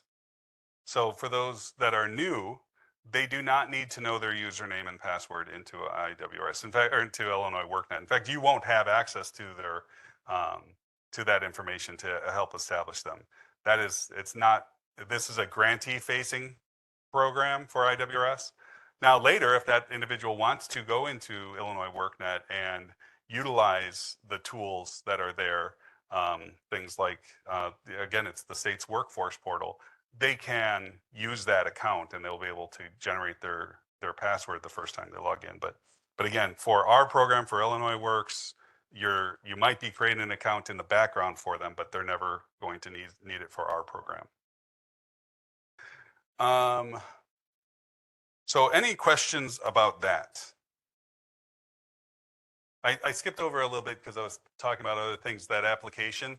There are several phases. Again, we're going to see this in just a moment. But it's very important to fill out all the required information. One of the things, I'm just highlighting it for some of the people that are vaguely familiar with IWRS, work history. One of the updates for this year, the system was designed to record the person's last employer, right? So even if they're unemployed, we're looking for the most recent employer, and we've updated the language to specify that in a little bit more detail. So we had a question.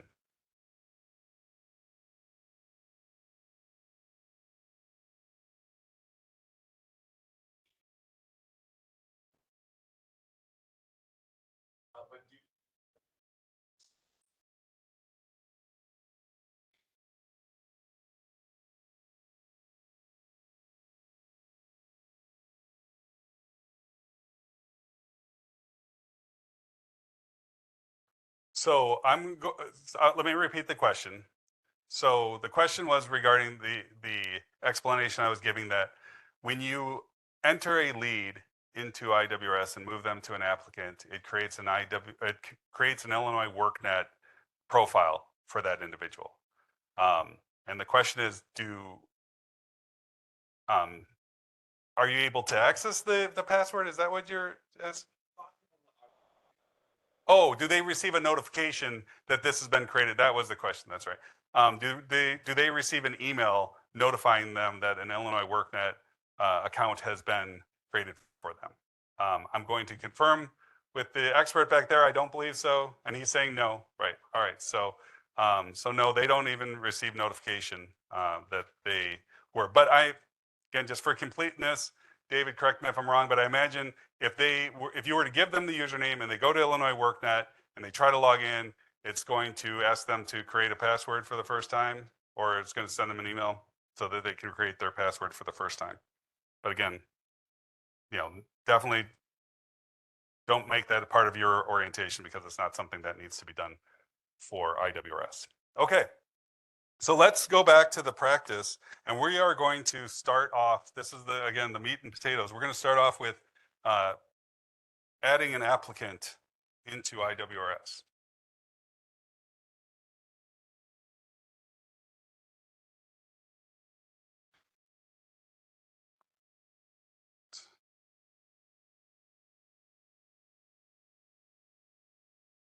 Switch that over.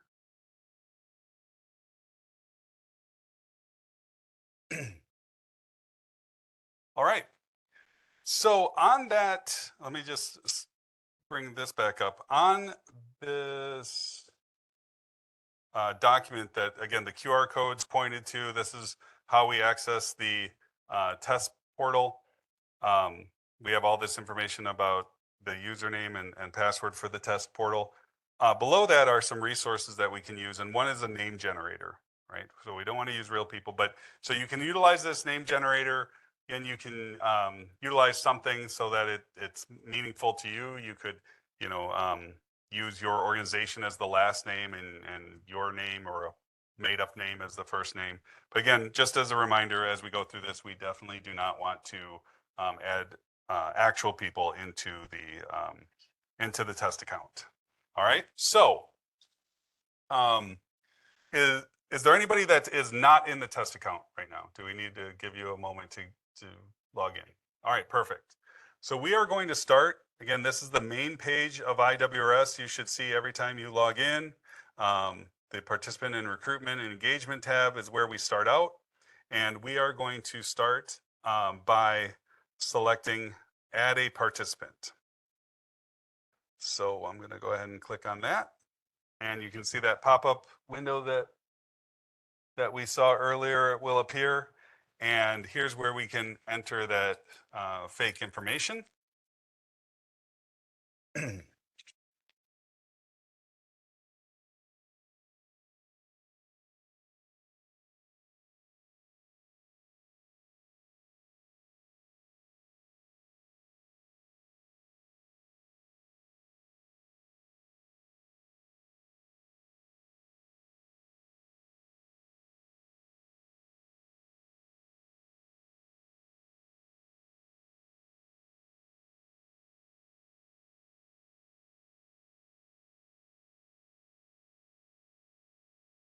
So again, you can enter a fake person's first name, last name, phone number. If you want to enter your own information and just change a digit or something, however you want to do that, you can enter the fives. You cannot enter all fives, I believe. It will, it needs a valid area code. I think it does a little bit of a check. The email has to be in an actual format. It doesn't have to be a real email, but it will check the format to ensure that that's correct. And again, you want to make sure, especially if you have multiple locations, always make sure that you have the correct provider here. If you only have one location, I think it should just default for you. But if you have multiple locations, please double check that because you'll wind up placing people in the wrong location, and it's a lot of cleanup. You can see that these first 6 items are all required with the red asterisks there. The follow-up date is not, so I'm going to go ahead and leave that blank. I'm going to go ahead and click submit, and it takes us to that pre-screening assessment. So is everyone on this pre-screening assessment? Please raise your hand if you are not. Still working on it. We have somebody. They'll hear it. So go ahead and answer no initially to all of these questions, please. Answer no. I want you to see what IWRS does when you answer no. For any one of these questions, it provides you with instructions. If they're not in a high school based program, they have to have their high school diploma, GED, or HiSET just to enroll in our program, right? So it's not a situation where they can say, well, I'm working on getting my GED, or I know your program starts, April 1st. I have an appointment for my GED test on April 10th. Can I still join? Unfortunately, the answer is no, right? They have to have those documents. They have to have achieved that prior to enrollment. And so you see that. It says, okay, follow up with them, right? Encourage them, support them, but unfortunately, Illinois Works funds cannot be spent on that individual until they're a part of our program, and they cannot be part of our program unless they pass this pre-screening. So once you have done that, you can go ahead and change these back to yes, and continue through the pre-screening.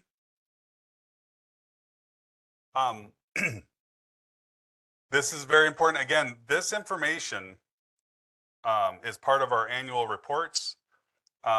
It's also part of our quarterly reports to the review panel, which go to the General Assembly.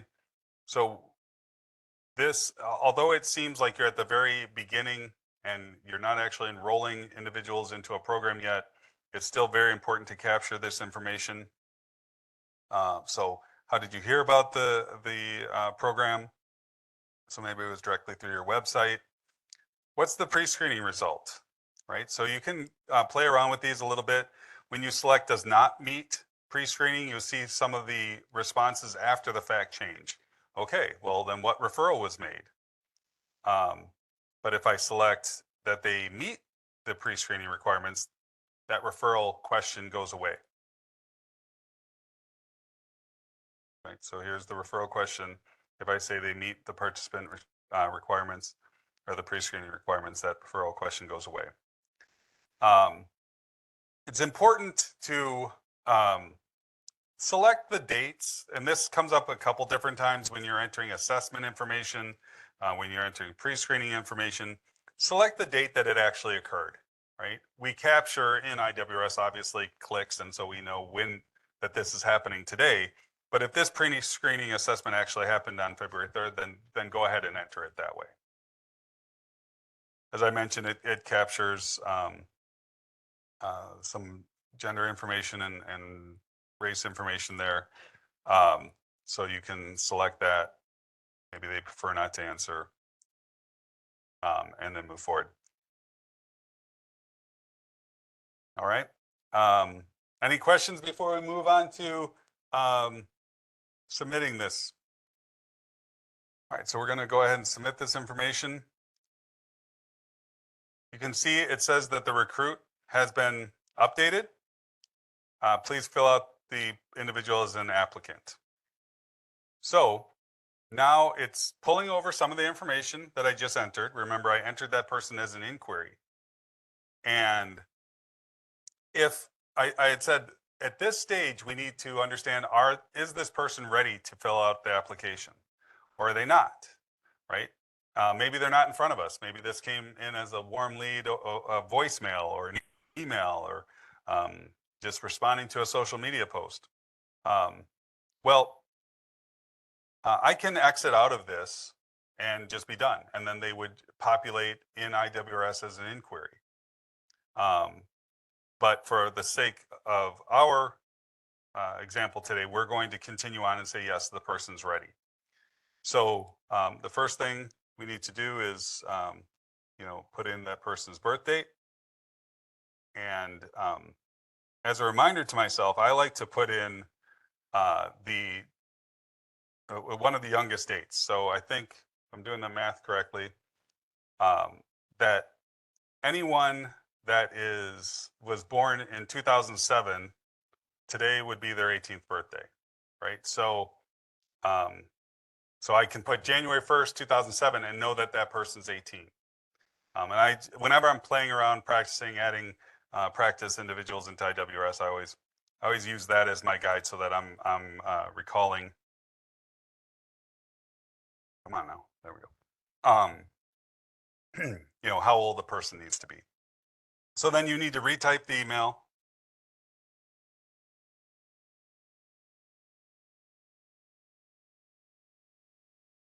For confirmation, because again, what this is going to do now is it's going to search Illinois WorkNet and see if this person already has an Illinois WorkNet account from, again, DHS, WIOA, some other agency, some other format. So go ahead and click on search for existing applicants.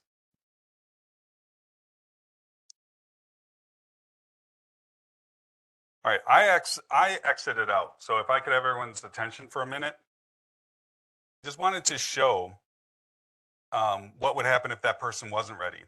Remember I said that they would exist as an inquiry? So here is my person. So I said that person wasn't ready. And I can now come back to IWRS and just search for inquiries and just find my person rather quickly. I can also search by their first name, and it really narrows it down. So I can use different filters to find this person, and I can come back and it essentially takes me right back to where we just were.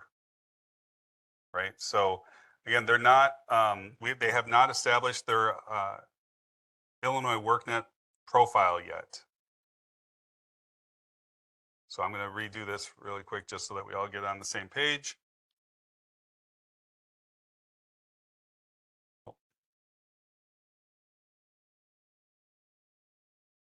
All right, so you can see it said fetching accounts, and now it's saying that a new account has been created. So it created an Illinois WorkNet account in the background for us.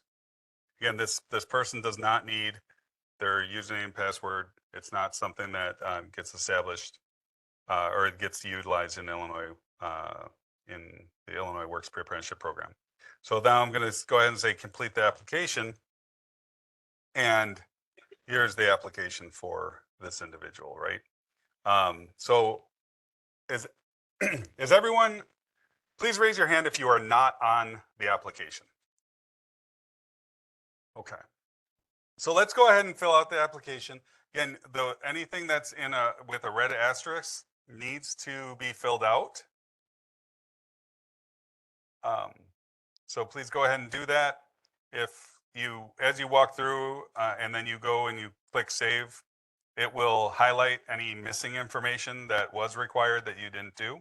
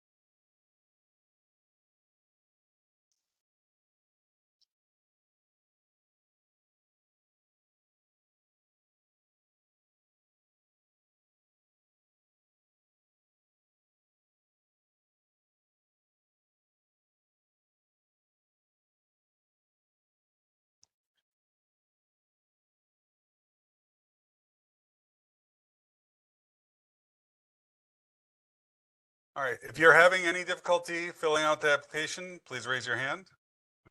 Hold on, let me.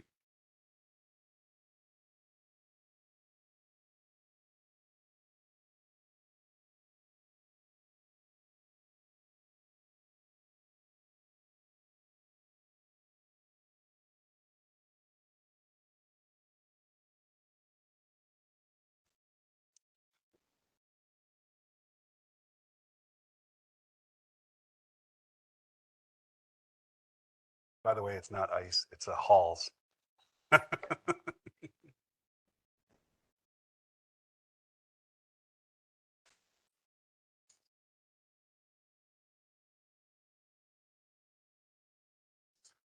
All right. So go ahead and save your progress. We actually don't have to fill everything out in order to continue to move on. So I'm just going to save here. And I'm going to go back to groups.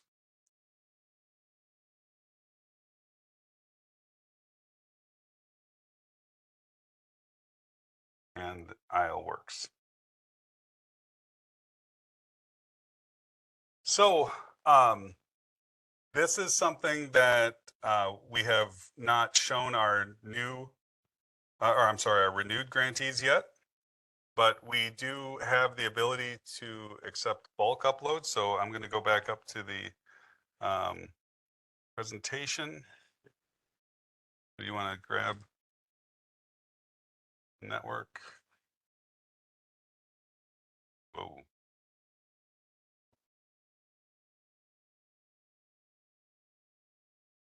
Okay.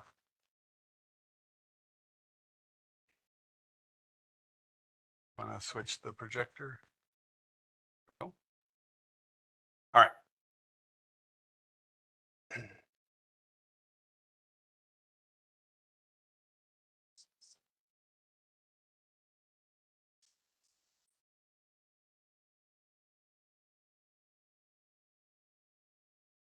There we go. Okay. So we now have the ability to accept bulk uploads from your CRM system or whatever system you might already be using to intake participants. Actually, it's through Excel, so your system would need to be able to export that information to like a CSV file or directly into an Excel file, and then we'll be able to upload it into IWRS. So you can see here we are back on the main page for IWRS, and the bottom right-hand corner next to that add participant that we were just working on, we can see upload customers. So when we select that, embedded on that upload screen are instructions and an Excel sheet that acts as the template for you to conduct an upload.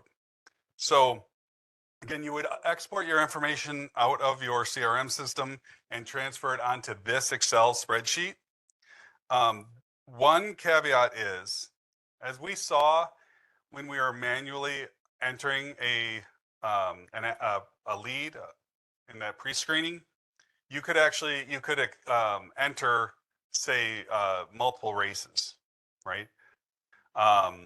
Excel, because these are defined fields, they don't allow you to select multiple ones.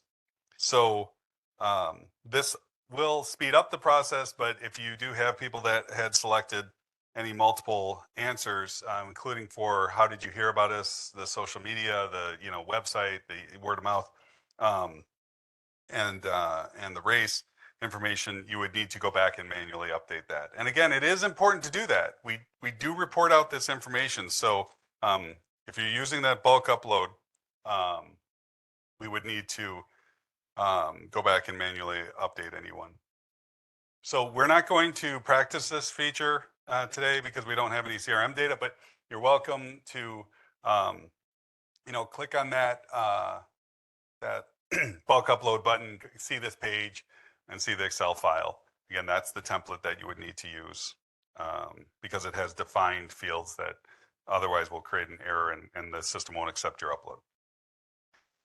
So returning to the process of entering a single participant in IWRS, after completing that application or even stopping the process of that application, you will now have a participant profile page or system of pages.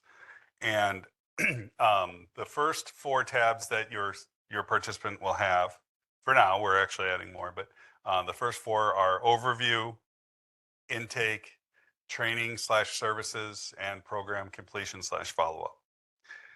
So looking at each of these, first with the overview page, this provides an overview of each participant's profile and status within IWRS.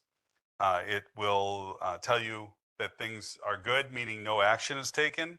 So things can populate in that green good when nothing needs to happen. So for example, we had talked about entering those start and end dates for a cohort or for a training module. So if picking on hand tools, if the hand tools class doesn't start until April 15, then they're not expecting to see any attendance, so that will be green. It doesn't mean that the class is done and that the attendance has been entered. It just means that nothing is past due. There isn't an error, right? Yellow would mean that it needs attention, right? So maybe today's date is in between the start and end date of that training module, but nothing has been entered into it, right? So that might populate as yellow saying, hey, this class is ongoing. Are you sure you don't have any attendance or post assessments to enter? And then a red flag would populate most commonly after the end date that we put in on that grantee details screen or the cohort details screen. So now today's date is after the end date, but the data entry specialist or data entry coordinator has not entered any attendance into that profile, or they have not entered a post assessment, or they've entered either of those, but they don't meet the requirements. So that's how those flags are used and are kind of helpful for a quick overview. Then the next tab that we have is the intake tab. Again, I've mentioned a couple times we try to lay out things in somewhat of a ordered fashion here. So all of the participants' intake information is located here on this screen, including that pre-screening information that we filled out, the application. So here it says complete application because the application's incomplete. Once that application would be complete, then there'd be a hyperlink to view the application and update it if necessary. So as we walk through, and we'll of course walk through all of this, you'll see information about that completing, including uploading the proof of the diploma, GED, HiSET, uploading the proof of the person's eligibility, meaning their legal name, their birth date, their residency. You go through the interview information, uploading that, commitment agreements, enrollment status, wraparound service assessments, and career assessments. Those are all part of the intake tab here. Go to here. I talked about the proof of eligibility on the intake, the interview. Oh, I guess I could have talked a little bit more about each one. The enrollment status is an important one because that's where you officially move somebody from applicant to enrolled, or in some cases, from enrolled to, or it's from applicant to not enrolled, or applicant to administrative withdrawal. And the definitions of all those are in the grantee manual. Definitely important to know those and understand when those should happen. But again, cannot stress this enough. You do not enroll somebody until those training profiles are created and the first day of class, right? So they're not officially enrolled until they show up, because if they never wind up showing up, they were never part of our program. Okay, so make sure that you're adhering to those two criteria.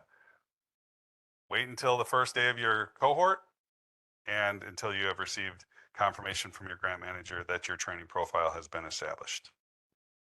Any questions about that? Yes.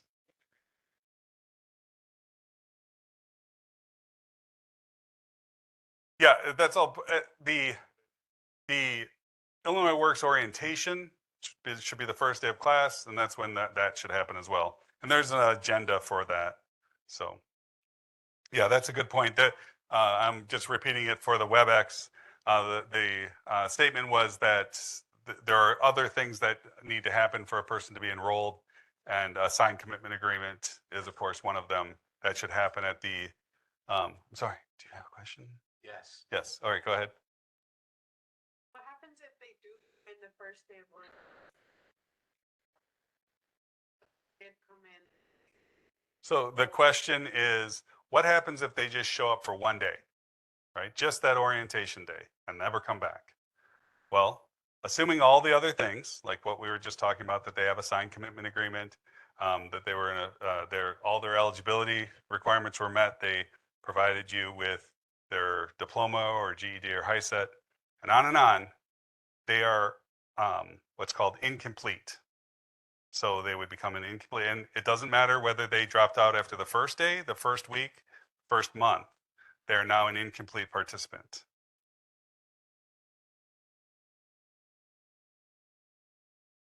All right, here was the part about the signed commitment agreement. So you'll notice as we walk through the intake page that each one of these kind of flows through that intake page, and you're just able to walk through step 1, complete application, step 2, complete interview, step 3, enrollment, which includes the signed commitment agreement, the wraparound service assessment. Not the right. Well, it's under step 4. I'm not sure why it's showing the interview sheet there, but step 4 is that wraparound service screening. So we would see that, and again, wrong link. The career assessment. The career assessments. There's an orientation career assessment that is that happens at orientation, and there's a pre-transition career assessment that happens 3 to 4 weeks before the end of the cohort. They're the same career assessment. The grantee manual has very defined ways in which they're both supposed to be used. The very brief summary of it is that they inform how your transition service coordinator and how your program overall is going to assist your participants. So that orientation career assessment can be used to identify, well, maybe this cohort is made up of a lot of people that want to know more about plumbing. They're interested in becoming plumbings. Maybe your second cohort is made up of a lot of people that are interested in becoming carpenters. So your transition service coordinator could use that information from day 1 of the class, right? That orientation career assessment, to schedule site visits, to schedule mentors to come in and speak, alumni to come in and speak based on those interests. The pre-transition career assessment, on the other hand, becomes much more individualized, right? Now you're 3 to 4 weeks out before that person graduates from the pre-apprenticeship program, and that person is sitting one-on-one with the transition service coordinator and identifying what they want to do literally with the rest of their lives, right? That's where we're moving them, again, on this 5-year road to become journey level tradespeople, or not, right? The possibility exists that after this program, they have realized that maybe it's not for them. Well, there's still transitions to be had, right? Where are they going? Because it can't just be the couch, right? Like we are investing $11,000 of the state's money in each one of these individuals. We have to see transitions, right? Your programs are measured on the primary transitions. They're funded on all of the transitions. Okay, so it's really important that you identify those and assist the participants properly. So any questions about that information? I do want to take a step back and talk about that enrollment again. I mentioned that that's where you're taking the enrollment status. I'm gonna actually click back a couple slides. That enrollment status of selecting somebody from an applicant to enrolled after that first day of class, after they have all the information they need. I mentioned in the grantee manual, there are definitions for other statuses. I just want to touch on those very briefly. One is the administrative withdrawal. So the definition of that, again, constantly refer to the grantee manual, but the definition is an individual who was approved to be part of the program, but never joins. So they they achieved the proper interview score. They provided the high school diploma. They met all the eligibility requirements. Your program offered them enrollment, but they didn't show up. Maybe they called you and said, you know what, something came up, I'm moving, I can't join, thank you for the opportunity. Or maybe they ghosted you. Doesn't matter. Either way, we're acknowledging that they were eligible to join. And that's important because they can come back within a year and pick right up where they left off from your program or a different program, right? So they don't have to go back through an interview process within 1 year. And we can see that these folks were eligible. Now, you may still need to gather documents from them, right? Especially if they're joining a different program and it wasn't uploaded, like you may need to still get a copy of their diploma or driver's license, all that. But that is the administrative withdrawal status. Again, a person that drops out, which we also refer to unfortunately as withdrawing from the program, they are incomplete if they've started the program, not an administrative withdrawal. Incomplete. Very important distinction because, again, this goes back to performance and the ability for your program to continue running this program year after year. Your program does get credit for people that withdraw that have started the program, which become incompleters, right? That's the incomplete status. Your program does get credit for them. They get enrollment credit, assuming they get verified, and they get financial reimbursement. You don't get anything for administrative withdrawal, right? I mean, you did some recruitment work, but they never joined the program. So there's nothing there. So there is an important distinction, right? That a person that withdraws from your program that started, they're an incompleter. A person that never starts, they're an administrative withdrawal. A person might go from applicant to not enrolled. Now that's a person that maybe never was able to provide you with their diploma or GED or HiSET, right? So they have not met eligibility requirements, but they're also no longer an applicant, right? We can't leave somebody in applicant status from year to year. We have to move forward with them, right? Are they going to join your program? Are they going to enroll, or are they not? And if they're not, why not? Maybe they've decided, and there's actually 3 not enrolled statuses. There's a not enrolled because, and I don't remember the full names, again, this is in the grantee manual. There's a not enrolled because the person did not meet eligibility requirements. They came and they said, yep, I definitely do not have my high school diploma, GED, or HiSET. There's a not enrolled because they can't provide it, right? I definitely did, just don't have that copy. I'll come back in 6 months when I'm able to get it, or whatever the situation, right? And then there's a not enrolled because I just decided I don't want to participate. So there are 3 different statuses for not enrolled. So again, make sure you're looking at that. And then there's a re-enrolled status, meaning they're coming back into the program. And that's only used in certain scenarios. So check with your grant manager about that, because normally you can just enroll them again, not re-enroll. So you'll see when you do select the enrolled status that you wind up with the ability to enter their social security number. I want to highlight this, that IWRS will only retain the last 4 numbers of that social security number on any documentation or paperwork that you keep in participant paper files. And I should mention the grantee manual does indicate how long you have to keep all that information in paper files. All the documentation of your program. So make sure you're capturing that. But anything you keep in paper files, again, can only be the last 4 digits of the social security number. So absolutely never upload a social security card to IWRS. I guess unless it's been redacted to only show those last 4 digits. And then the cohort ID. So this is really important. You're going to be selecting which cohort you're enrolling an individual into. Again, that's going to be based on your work plan, right? And when they're going to be able to attend. If you make a mistake and enter them into the wrong cohort, you meant to do cohort 1, you selected cohort 2, you'll need to add a help desk ticket and get that all corrected. But you'll do that. And there are there's a very good definition of cohorts, right, in the grantee manual. Because, well, let's just say that we need to make sure that we are all understanding what that means, but it's a long definition, so I'm not going to go into it here.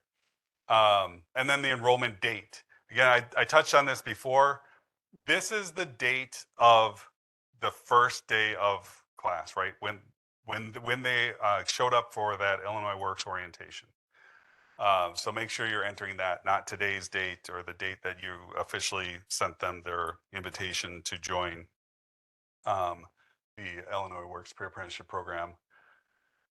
This signed commitment agreement, I should talk about that in a little bit more detail. This commitment agreement, which is a document in the grantee manual, if your program, there are a couple instances where a program needs to use a different one, and I'm thinking mainly of high school programs because sometimes they need parental consent, and that all goes back to the fact that there's a FERPA waiver at the bottom of it, and that is essential because again, we report all of this information out. So the individual is taking a training program with your organization. That FERPA waiver says that DCO has access and rights to all of that training information. And if we can't have that, then we're going to take our ball and go home. They can't be part of your program, right? We're certainly not going to fund that. So we have to have FERPA waivers for everyone. And as it was pointed out, right, they can't be in the program unless they sign that. So that's one of those, solid red lines that if they don't sign that, then regardless of what your organization did with them, provided them a stipend, paid for them to get their first aid CPR certification, the state of Illinois is not paying a dime for that until they get that signed FERPA waiver. Right? And then we're going to walk through in a minute that wraparound service assessment. It's really important that your organization explains to participants, especially during that orientation, what kind of barrier reduction services that you can offer them. Because it's very difficult, especially that first day, for an individual to open up and say, yeah, I need assistance with childcare or transportation or family care, right? Sometimes they're taking care of an elderly relative.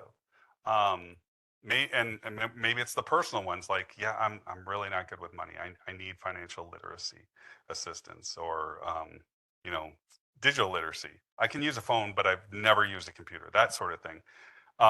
You need, again, this is where the partners come in. We're not expecting every program to be able to do everything, but it is a requirement that every program supports and provides a method to everything. So sometimes that's in-house, sometimes that's a referral to a partner.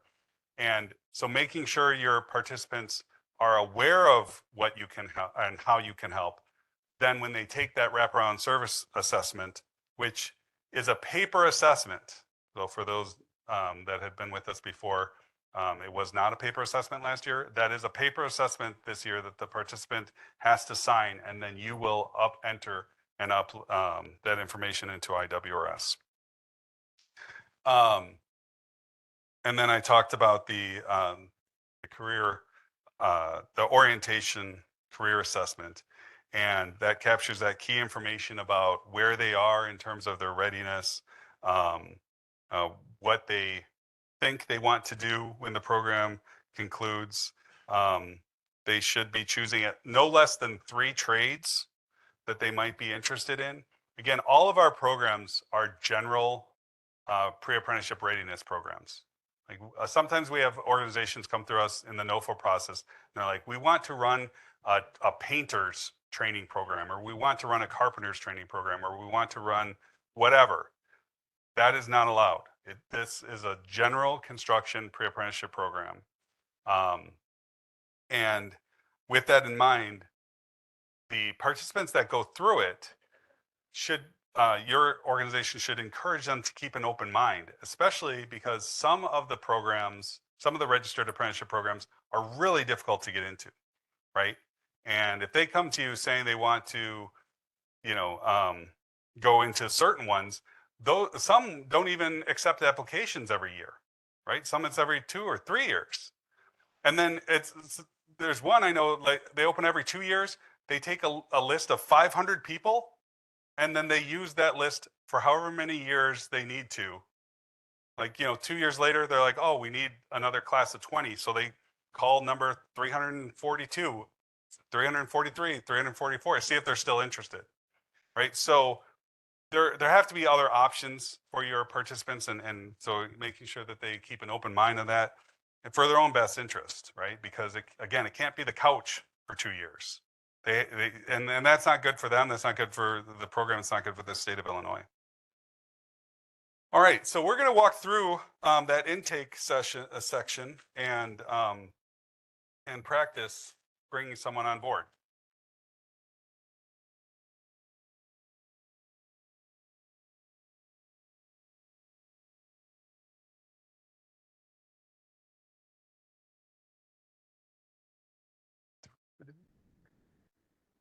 Okay, just making sure.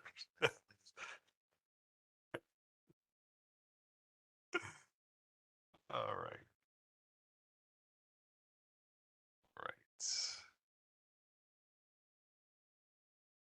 So it's been a little while since I accessed my IWRS, so I'm going to go ahead and log out and log myself back in, as I have mentioned. Oh, actually, I should be able to just.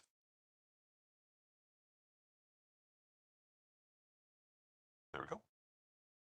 All right. Is everyone, please raise your hand if you are not logged into IWRS. All right, everyone's joined? Perfect. So we're going to start actually by going to the partner guide. So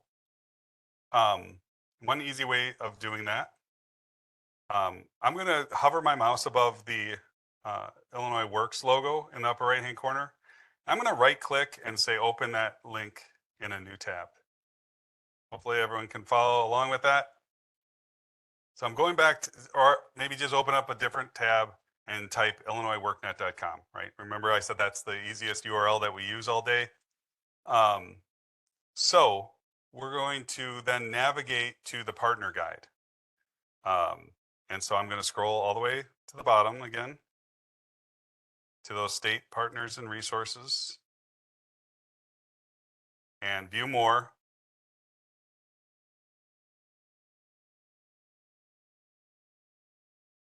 And find the Illinois Works Pre-Apprenticeship logo, click on that, and that will open up a tab for the partner guide. So from there,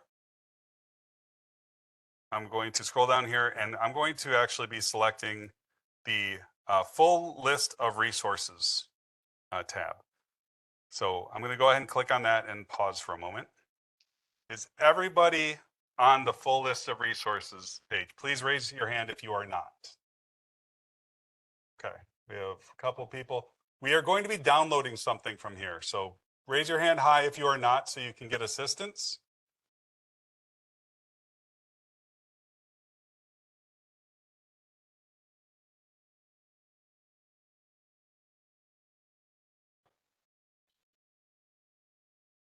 Click in the center there. Scroll down.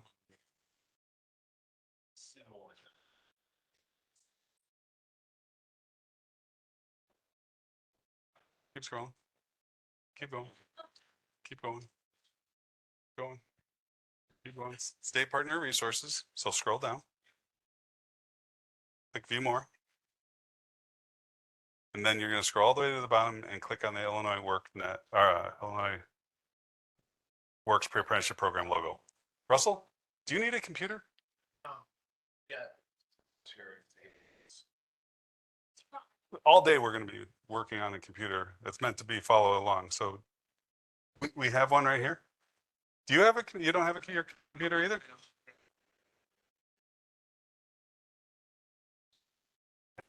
I know, but can you message Carlita that our trade needs to get set up on the computer? I'm going to have someone come over and help you get set up. And Chris, if you want one too, do you want one too? This one. Yep, click on that.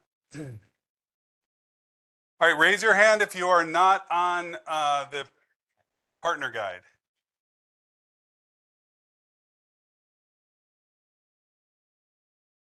Okay, now scroll down.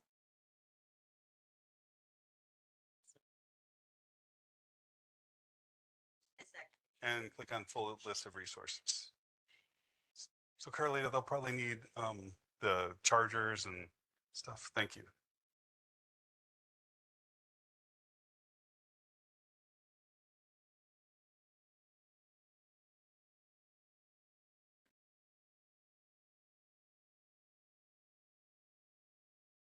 All right, so we should all be on the full list of resources unless you're actively being assisted.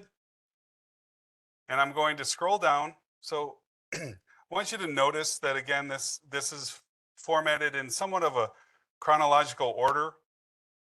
It first takes you through just general information about accessing IWRS or Illinois WorkNet and getting started. There are general topics here in the first column, instructions, related resources. This is actually where you'll see the 2025 grantee manual appear like magic soon. So I'm going to keep scrolling down until I get to the intake. It's the 4th section, intake, eligibility, and enrollment. So go ahead and raise your hand if you are not seeing intake, eligibility, and enrollment on your screen.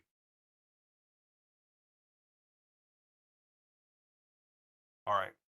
So what we're going to do here is the first document is partner instructions for intake, adding a participant. So this is the what we had just walked through, right? So you'll also notice that below it are import participants. So that's that bulk upload that we discussed, but aren't able to see because it requires CRM data. But I'm going to go ahead and click on the words or the letters PDF next to this and download this as a PDF. We're doing this for 2 reasons. One, it's just for you to learn about the partner guide and understand that there are instruction sets that are here that will essentially walk you through individual tasks of IWRS. But I'm going to save this in my downloads. And I'm going to use this as kind of dummy data. Well, actually, I'm going to save it in pictures here. Save it wherever is going to be convenient. But we're going to re-upload this back into IWRS just as a test document. So, I'm going to pretend that this is a diploma today, right? But I'm going to upload it multiple times. I'm going to pretend it's a driver's license. I'm going to pretend it's but we all need to have a PDF document to upload into IWRS. So that was the other reason that I wanted to walk you all through that. So hopefully you'll all get some experience navigating into the partner guide. Got to see a little bit about what the partner guide has to offer. And now we have that PDF document that we can use. So please raise your hand if you do not have a PDF document saved somewhere on your computer that you can navigate to in order to re-upload it into IWRS as a practice document. All right, perfect. Everyone has one.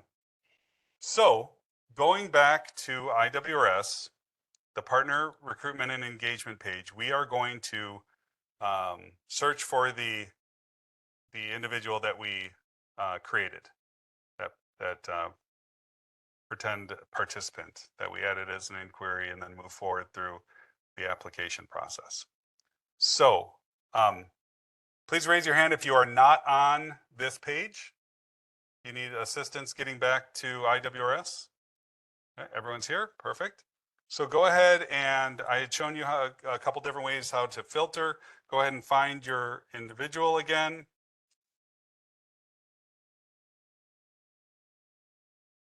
And they should be on the table below listed as an applicant.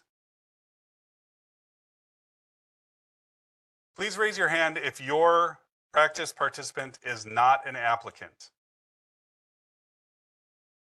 Great, we're all on the same page. So the way I access the practice, or the way you access a participant's profile, is to click on their last name. It's hyperlinked. So I'm going to go ahead and click on this person's last name.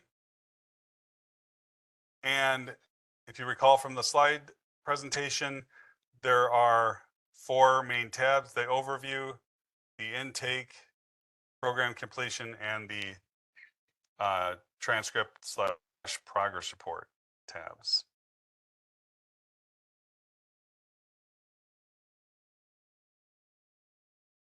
All right. A quick view of the overview. And you can see there are some things that are in green, some that are in red, some in yellow. But we are going to focus on the intake tab right now. So please raise your hand if you are not on the intake tab. Someone just right here. Okay.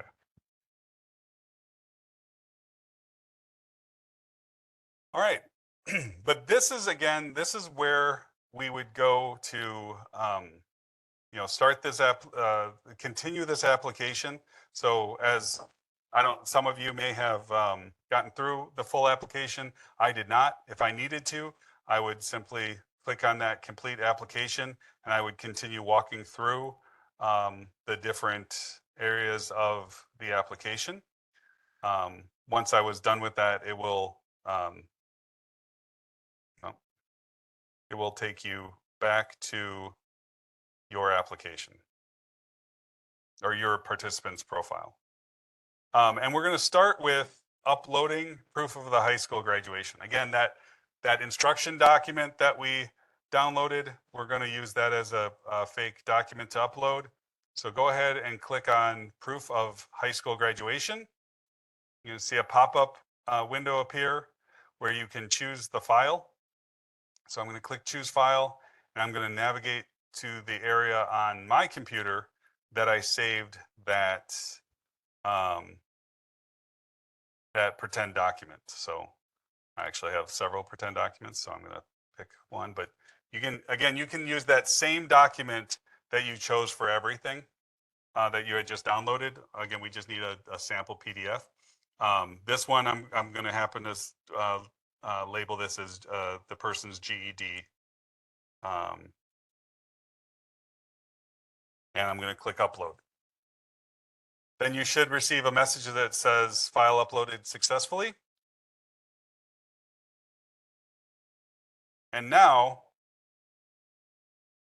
a new section of this intake appears where it shows the high school diploma on file, and it shows the particular document that I uploaded. If I want to verify it, I can click on it and it will, this is crazy. Guess it downloads it. Here it is. So now I can, oh, that's because I'm on Teams. So again, I just uploaded a dummy document that says, hey, this is the high school diploma. Yours should be the instruction guide that you had just sent. So is everyone, please raise your hand if you are not able to upload a fake diploma or GED. Oh, you guys are straight A students. Perfect. All right. So again, we're going to walk through this entire intake because it's really important to get this right the first time in terms of your compliance and your program's funding for their cash flow. So the next thing we see is the proof of eligibility. So I'm going to go ahead and click on that, choose file. And again, you can upload that same instruction guide. We don't have to, have fake documents like I do, but I created one. Here's my driver's license.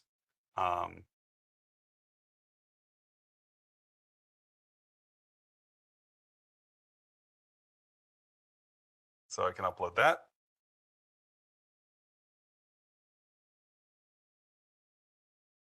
And then you can see under the proof of eligibility, it has uploaded that driver's license PDF.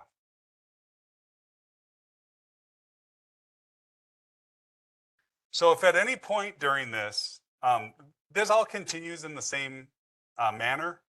So I'm just going to keep walking through it. If at any point you are not able to follow along or you get stuck, please just raise your hand nice and high, and David or Monica will assist you.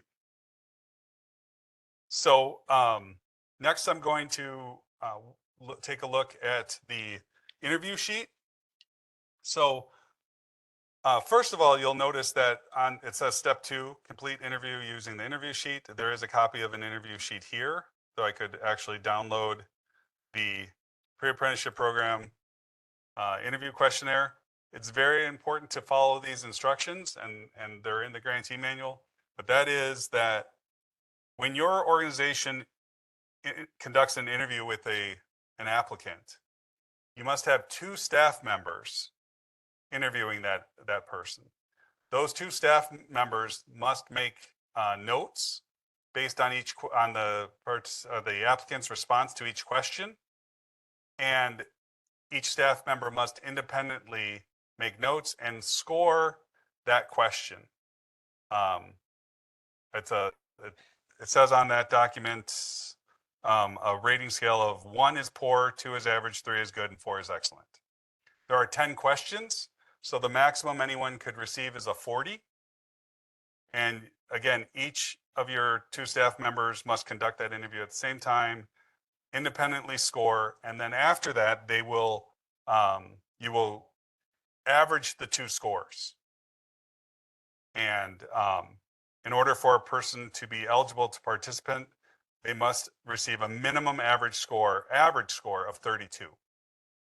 So if one of your staff members interviews and scores a 30, the other scores a 34, that person's in business, they scored an average of 32, right? But if one's a 30 and one is a 32, now the average is 31. They're no longer eligible on a standard basis for acceptance.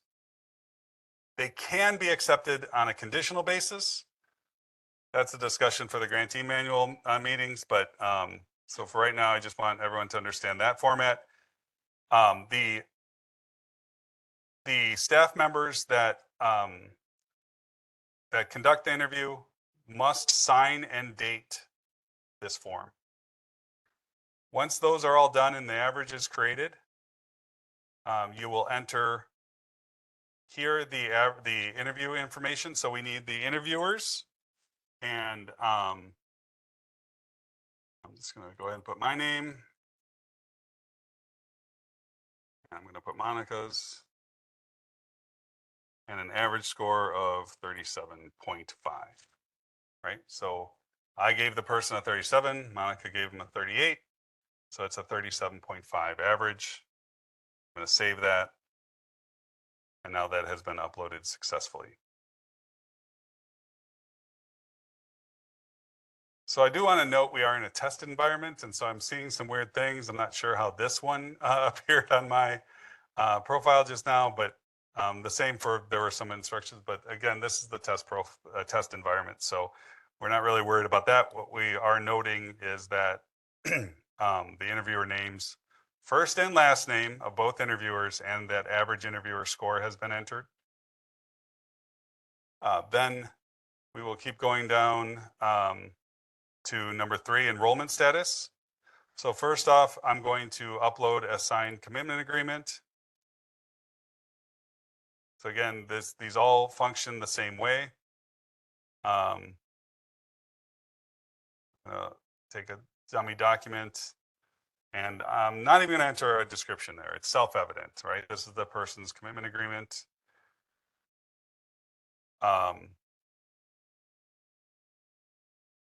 So as I scroll down here, I can now see the signed commitment agreement. Signed commitment agreements need to be signed and dated by both the participant and a staff member. So that's important to make sure that those happen. If you guys have questions, just go ahead and raise your hand. Right, someone will come. There's 2 questions up front, 2 tables, 2 different questions.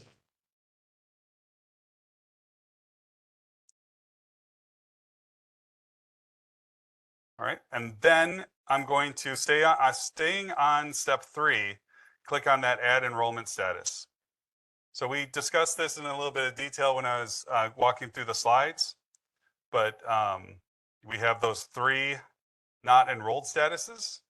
So again, there was one where the customer, the participant decided they didn't want to participate. One where they just did not provide the document even though they have it. And then one where I think I mixed these 2 up. I think this is the one where they have it but didn't provide it. And then this is the one where they're not eligible. They're not 18. They didn't have a high school diploma. They're not a state of Illinois resident. But we're going to go ahead and enroll them. So the social security number, you can see there isn't a, these aren't required. They are recommended though. And here's why. The state of Illinois, the Office of Illinois Works, is going to continue to follow up using matching data for up to 10 years after this person has gone through the program. We're going to use that matching data from the U.S. Department of Labor's RAPIDS system. We're going to match data from the state of Illinois' Department of Labor, the Department of Employment Security. Again, this is not your average program. We understand that the ultimate goal is one that won't be recognized for potentially 5 years, 5 to 6 years. So we have put in place a system to track your participants through that cycle up to 10 years to see whether or not this program was ultimately successful. So by entering that social security number and giving us those last 4 digits, that goes a long way to help us. Again, you select the cohort information and the actual enrollment date, not just today's date. We want to select the actual first date of your cohort. And then we can click save.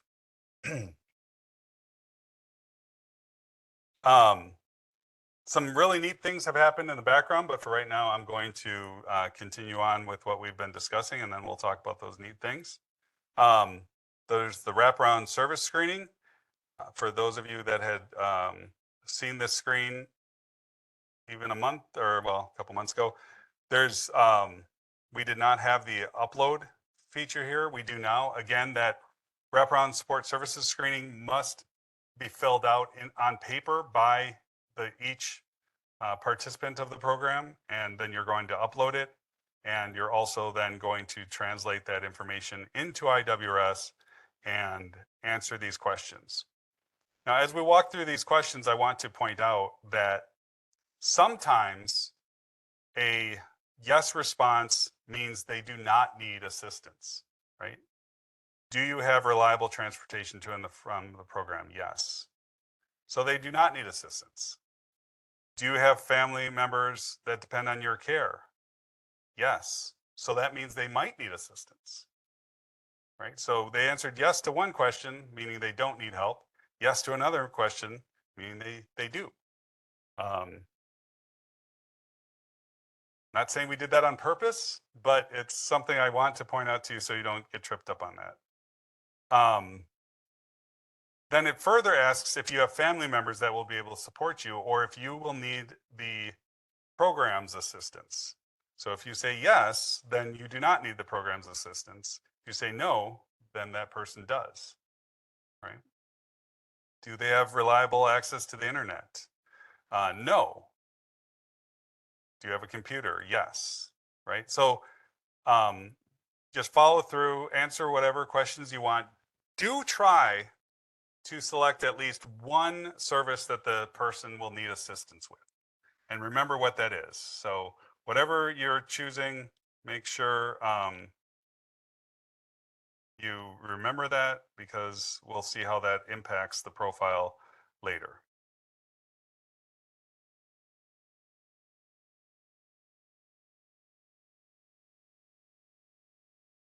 One thing to counsel all of your participants on that first day are what it really means by other wraparound support services. So I've heard from grantees that said, well, yeah, the person said, yeah, there are other things I need, and they come from my friends and family. That's not what we were talking about here. We're asking if they need other support from your organization through the Illinois Works grant, right? Do they need mental health support? Do they need housing, right? What is it that they do? They have food insecurity? What other supports might they need? And so that's what that's asking. So if it's not something that your organization is providing, then the answer would be no. If it is, if there is additional support they need from you, then the answer would be yes. And then you'll need to discuss that. And in IWRS, you'll wind up entering that case note. And then you'll enter the staff members'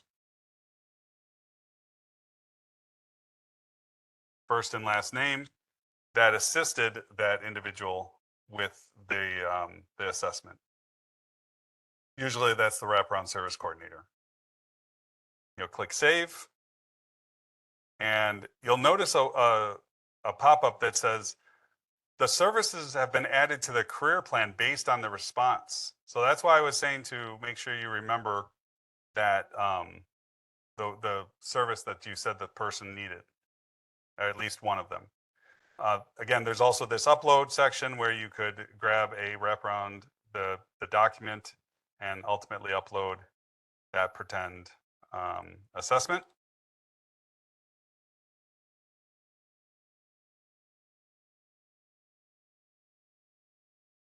And then finally, there's the career assessment.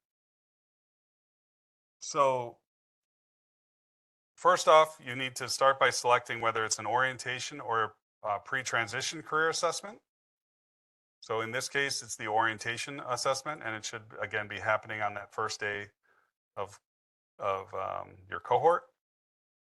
I think I had said that. I don't remember what I said. Does the person have an updated resume? Again, this is going to be based on their career assessment that they have filled out. So you're really just going to be transposing this information into IWRS. But it's important that you understand what their responses are, right? This isn't something where you just collect those papers, enter them into IWRS, and forget about it. Your organization should be actively responding to the needs that they are selecting, and it can influence the program, right? Whether it's by bringing in mentors or arranging site visits, providing them with additional math support if they're interested in electricians, things like that. So then we go ahead and fill out those other responses.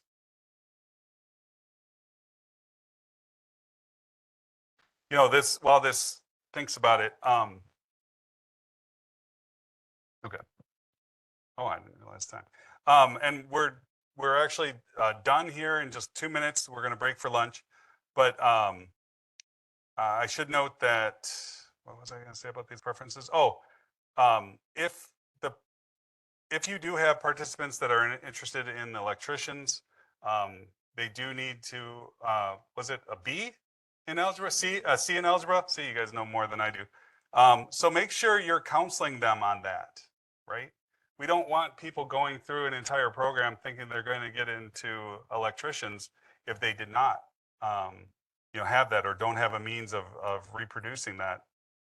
And then even if they did, they got that glorious B back, 15 years ago, know that they're going to need maybe additional tutoring even above and beyond the 40 hours that your program provides to really assist them with successfully resolving that. So let me see here. I'm just going to enter the last one, and then we'll take any questions.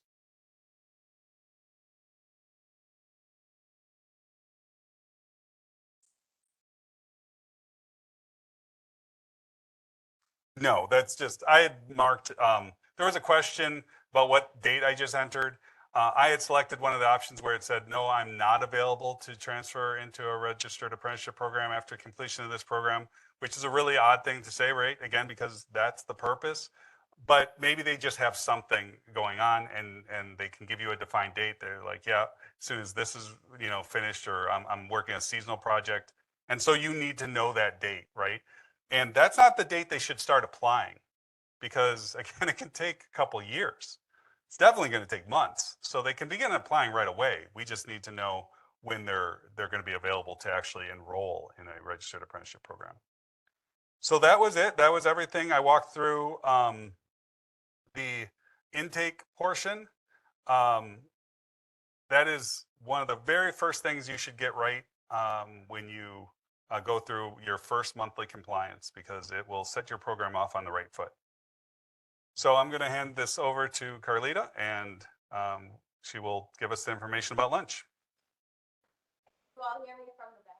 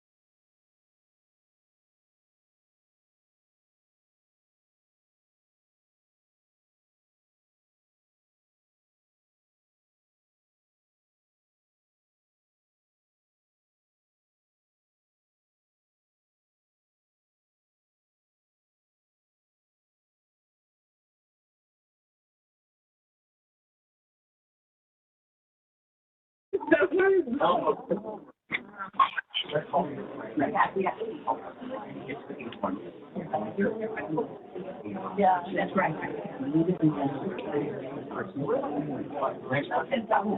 That's about there, but that's I'll start the timer in just a minute here. How much time do you want before we start? 2 minutes? We'll do a 2-minute warning. We're starting now. Yeah. Okay.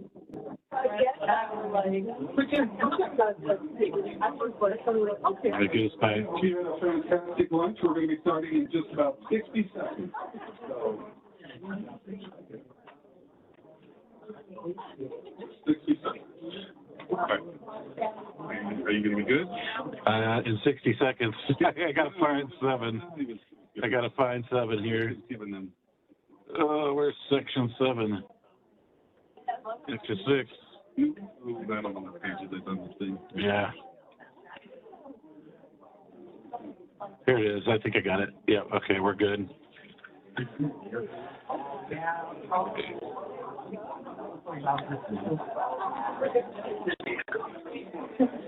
Hey, Dan, is your mic on? I'm picking up. Maybe I'm. Will.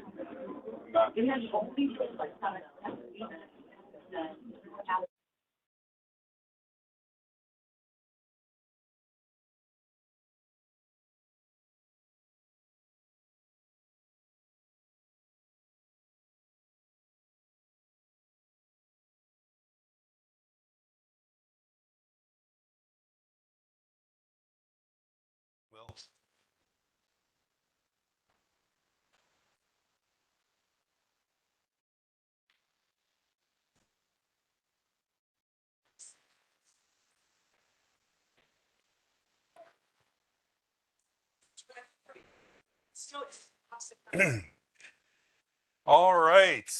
Good afternoon, everyone.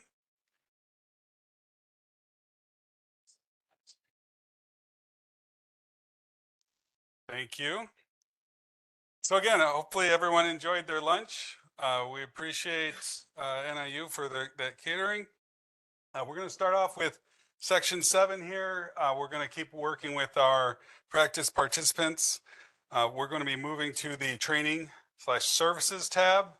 And by the end of this section, we're going to be able to identify, where in IWRS this is located on the pre-apprenticeship life cycle, update the training services information, add attendance information and attendance records, update the career assessment. That's the pre-transition career assessment for completing their career plan, and talking about the action log. So this is actually the start of another IWRS session we would typically be bringing to you. So IWRS session 3. In IWRS session 2, which we completed this morning, we covered multiple phases of, I think you might not be on the WebEx. There we go. In IWRS 2, we covered multiple sections of the pre-apprenticeship life cycle, including the outreach and recruitment, application, intake, and those wraparound services.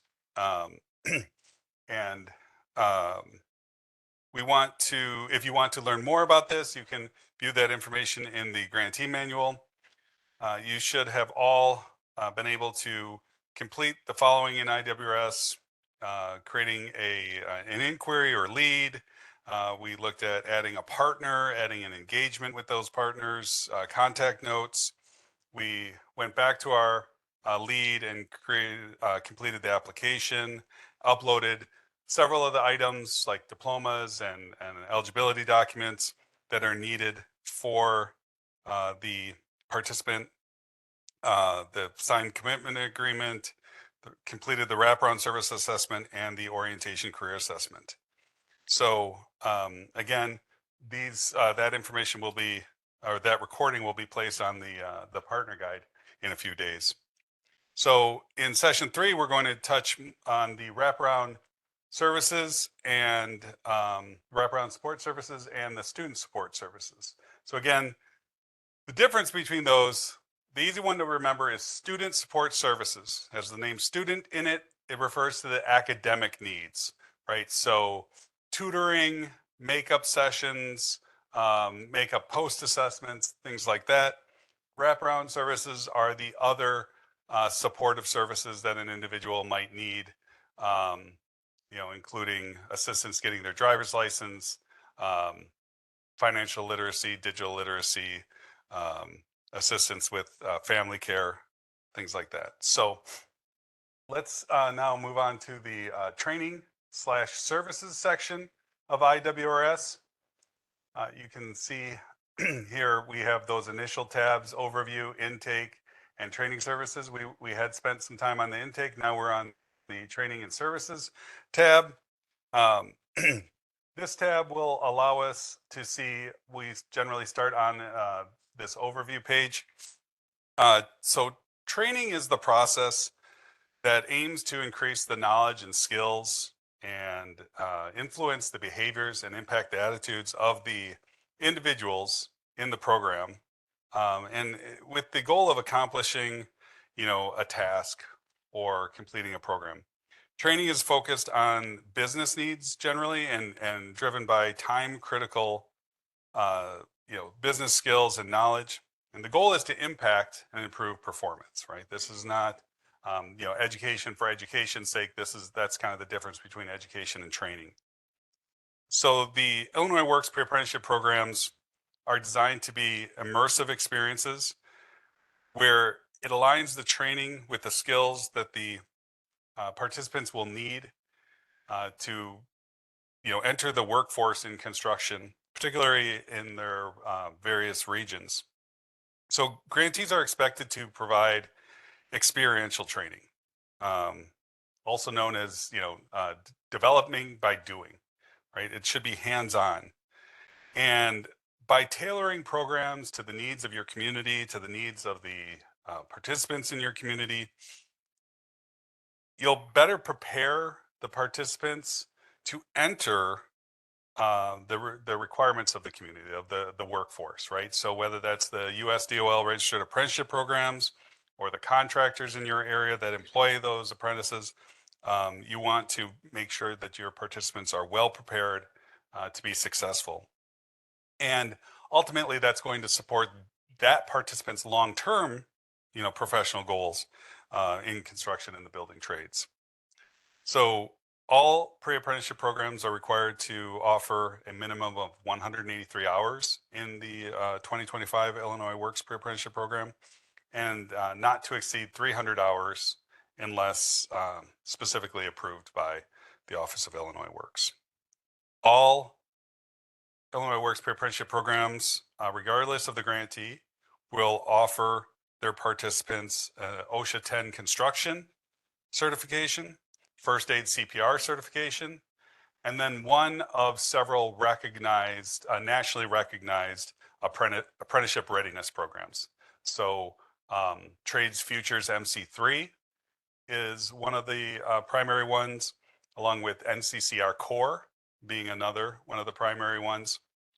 And then Illinois Community College Board approved certification. So community colleges often will develop their own apprenticeship readiness curricula, and they can provide that as a nationally recognized certificate. So the program is open to other nationally recognized apprenticeship readiness programs. That would just be something that would need to be discussed with the Office of Illinois Works. More information can be found in Section 7 of the grantee manual as it relates to training and instruction and certificates. So the training and services section of IWRS, the training / services, let's see if I go back one slide. Up here, that appears when you initially enroll an individual, and once they're enrolled, that section populates with information. As we discussed earlier, that information from the grantee details, the training profile, will automatically be inherited when you enroll a participant. So that's why it's so important for all that information to be correct the first time. So it's just entered once.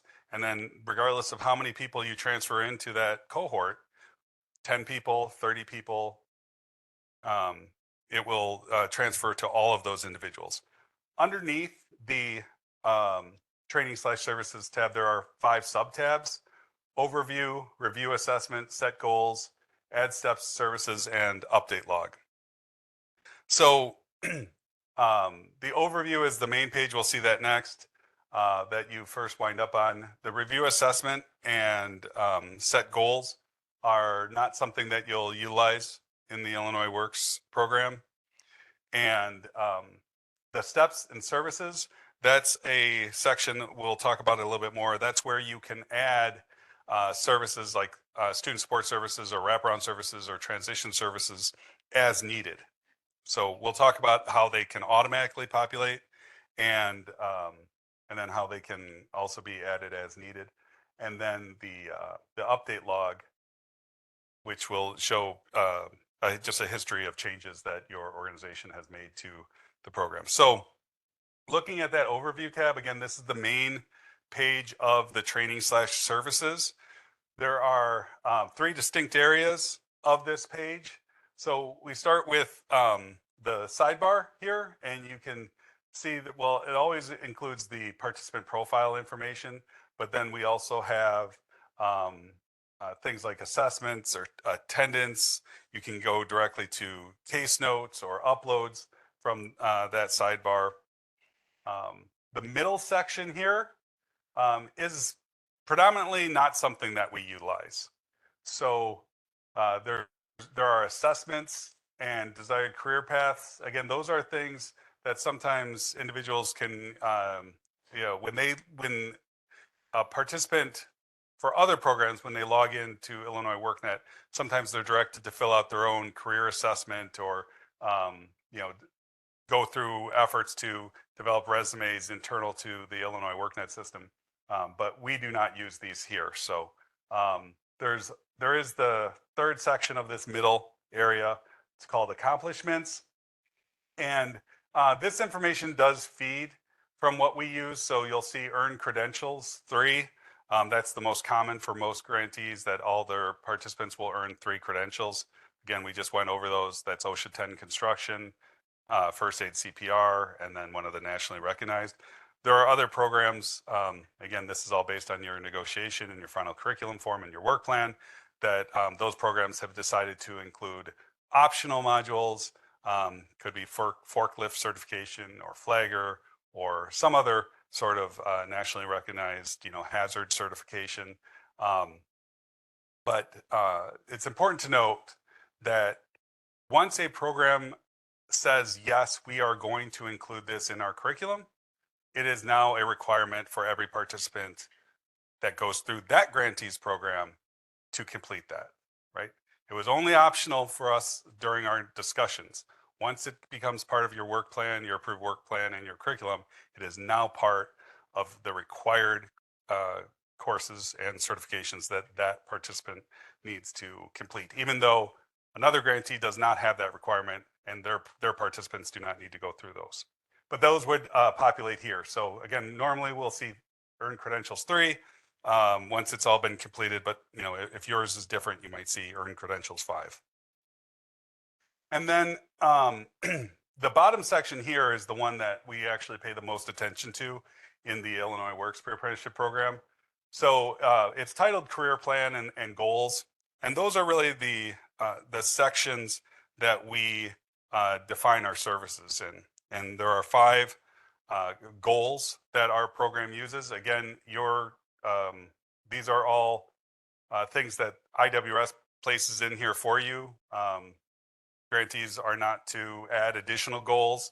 They are not to modify these goals. They're the training services, the wraparound student support services, the transition services, the student support services, and stipends. And we're going to walk through all those, but that's where you'll be updating and entering some of that information on an individual's profile. So again, going back to the sidebar, the uploads and case notes are 2 areas of the sidebar that you might use most frequently. Uploads, just to go back to the general upload section. We all practiced going through intake and walking through the intake steps and uploading a diploma, uploading a driver's license or birth certificate or utility bill, things like that, uploading the interview sheets. They will all be stored on that intake page, but the master repository is the upload section. So you can access them all also from the upload section. But I do want to point out that if you have a diploma for a participant, it has to be uploaded through that intake tab. You can't just go to the upload section and upload it in uploads. Ultimately, it will be there in either case, but it won't be visible to your grant manager as they go through compliance on the intake tab where it belongs. So just keep that in mind, that uploads does act as a general repository, but it doesn't, but that's not where you just go and upload all of your documents. So any question about that before we jump back into IWRS and practice this ourselves? We have a couple of questions in the back. Blue shirt.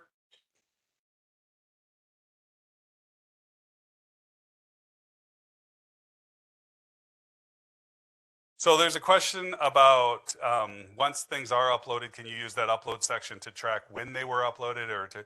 Yes. So again, regardless of where you upload items, again, there's the intake tab, which we've gone over, and there are several documents that are required to be uploaded there. There's also the program completion and follow-up tab, which we'll get to later. You'll see there's a spot to upload a resume. All of those ultimately will go to the uploads file or document section, and they'll have a date that it was uploaded, the information there. So yes, you can just go there and confirm everything's been uploaded and when it's been uploaded, but things do have to be uploaded in their proper section. Because it would be possible to just go to the general upload section and upload all that data, but it's not uploaded on the intake page where it belongs or in the program completion and follow-up section. So another question.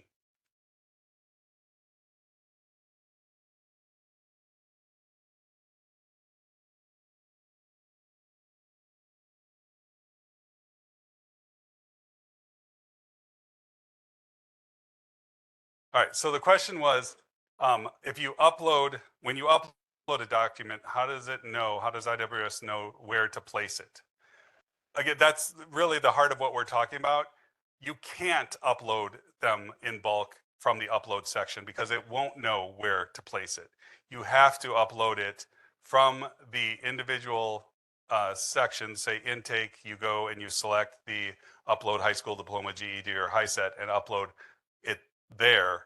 Then it will also be available in the upload section, but it will be predominantly available on the intake where it's supposed to be. All right, so let's all go back into the test environment of IWRS.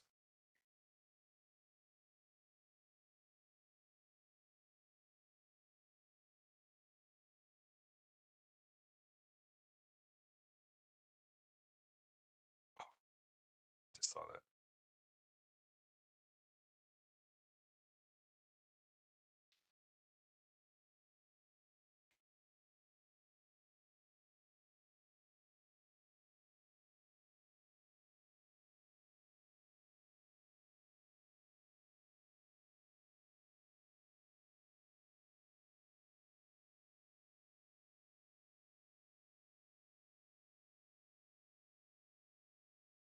Okay, so again, you want to make sure that you can see as you go to log in that you are logging into the test environment.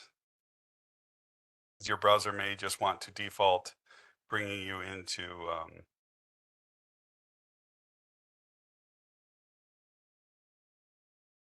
oops.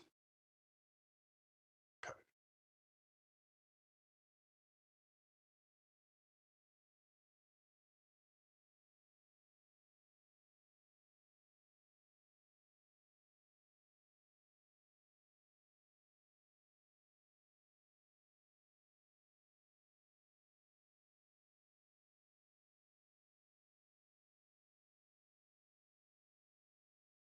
All right, so once you have logged in, go ahead and find your participant.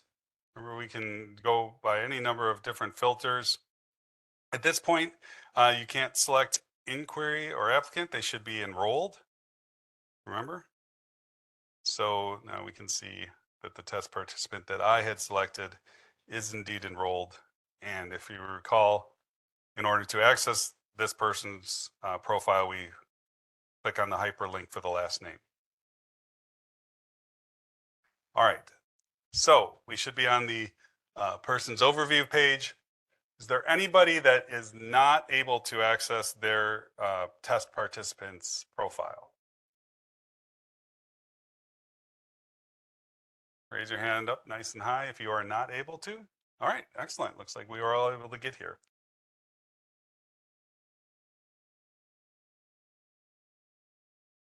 So we are going to move to the training and services tab here. So I'm going to go ahead and select that.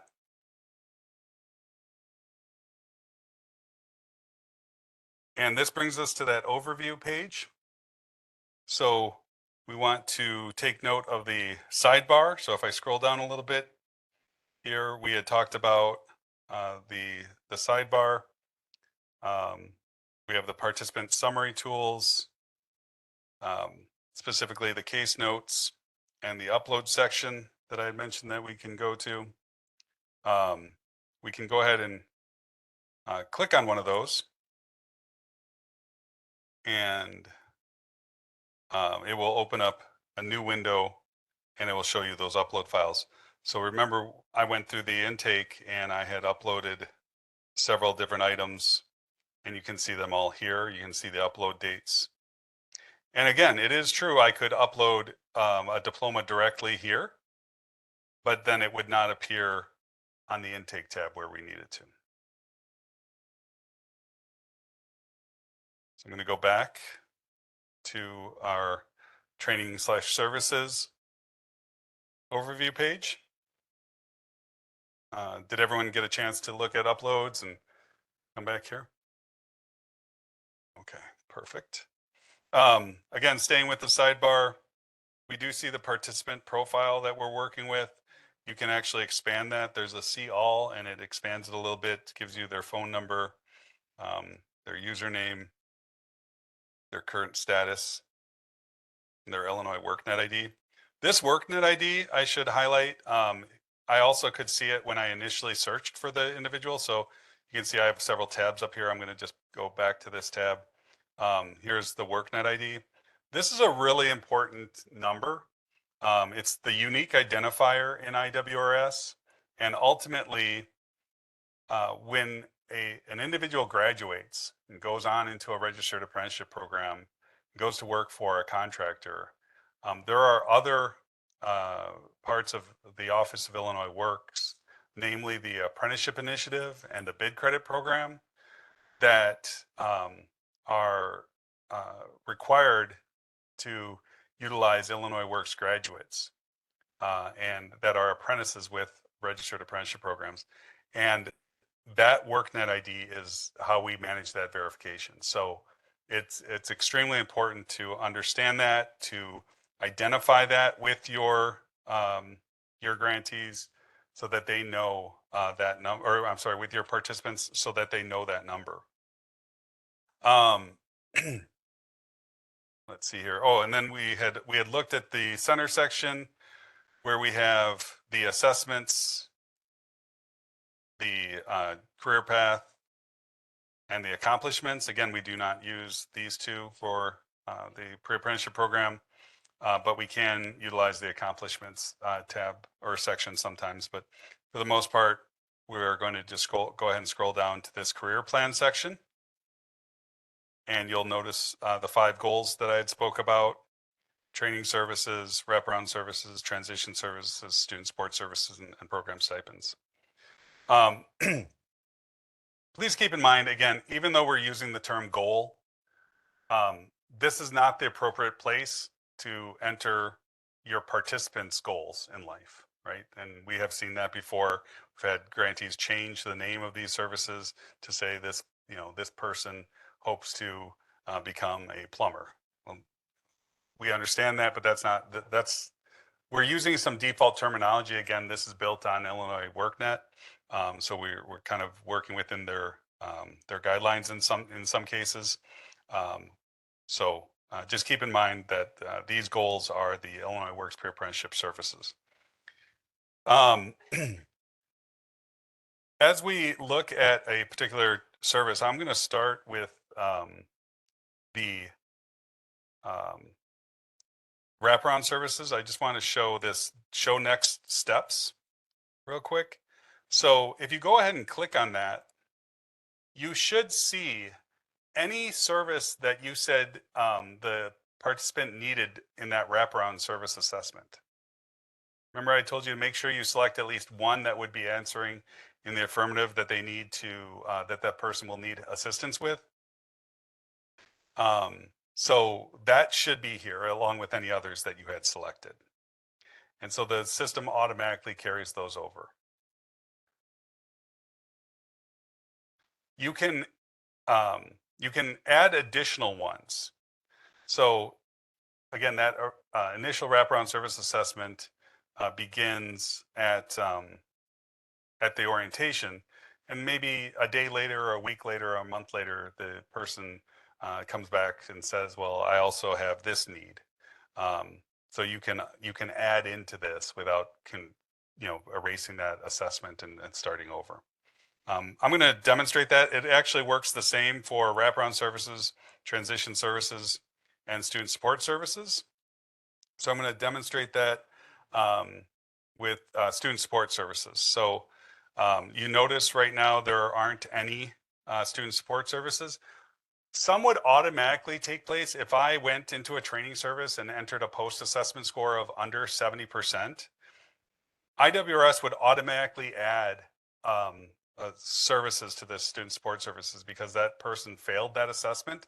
So they're going to need additional assistance. Or if I entered a below 80% of the required hours of attendance, again, it would add makeup sessions as a service there. But I can also manually add services. So we're going to walk through that right now. I'm going to scroll back up. We had talked before about this overview screen. Again, can't really see it, but we are on the training/services main tab. And for the plan overview, we're on the plan overview sub-tab. We do not use the review assessment or the set goals sub-tabs, but we do use this add steps and services, and that's where we're going to go right now. So I'm going to go ahead and click on that.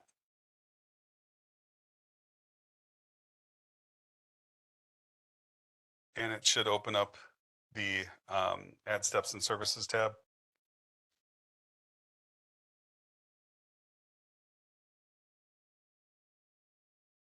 So is there anybody that is not on this page?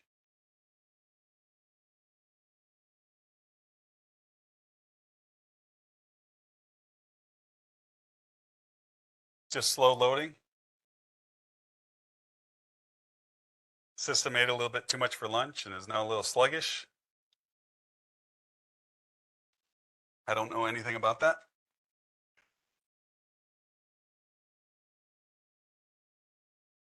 All right, we'll wait just one moment, see if we can get everyone on the same page.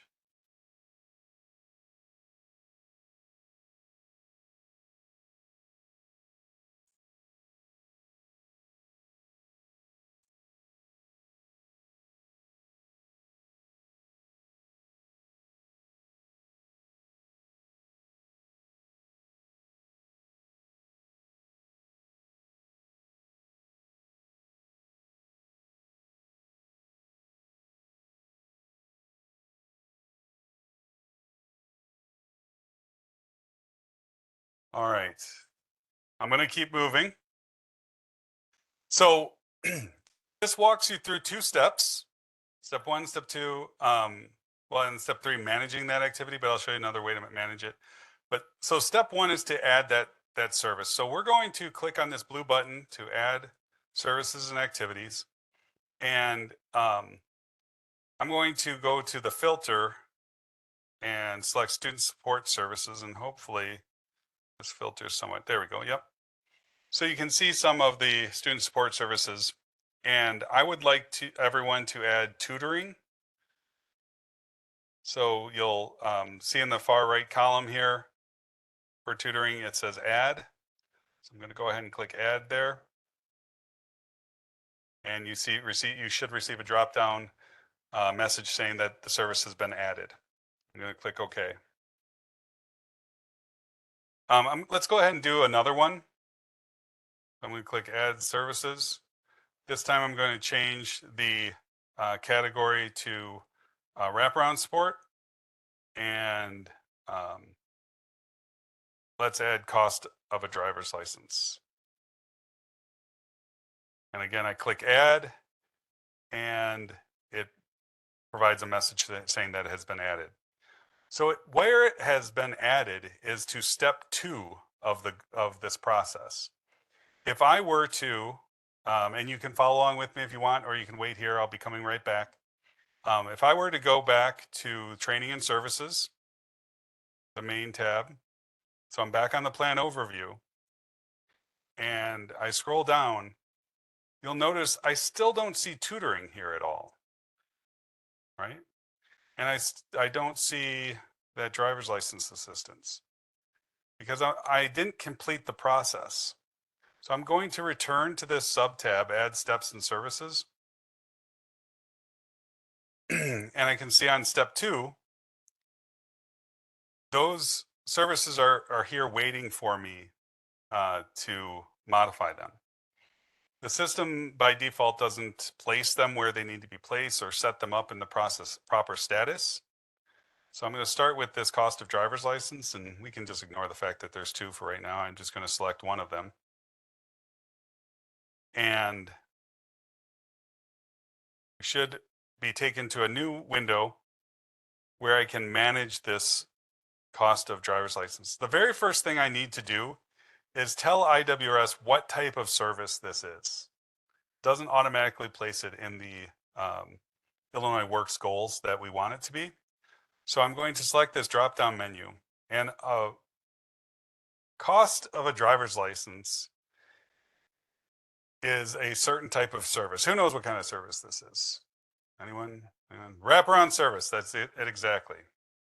So I'm going to select wraparound services. We're hoping to take away training services because you should never, ever, ever, ever enter something into the training services goal. And those are managed by your grant manager. If you wind up doing that, then we wind up having to have them removed. You have to enter a help desk request, and it just creates a whole lot of unnecessary work. So don't accidentally select that, please. But in this case, we're selecting wraparound services, and we have to select a start and end date.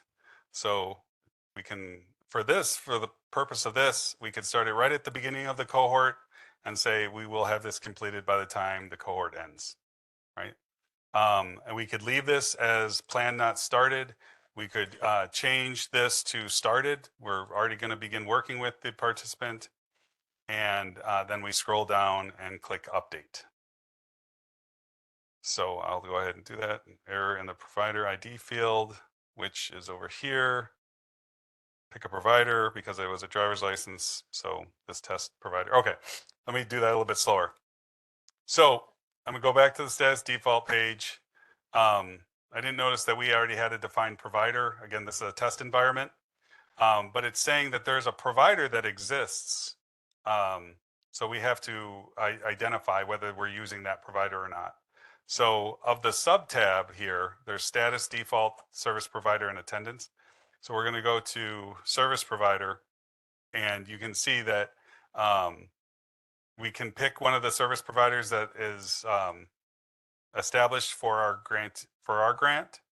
We can search for other ones that are just in the Illinois workNet system, or we can say that there's no provider. So in this case, I'm just going to say no provider and update that. And then you can see that the whole service itself has been updated successfully. Okay. Would anyone like me to go through that again?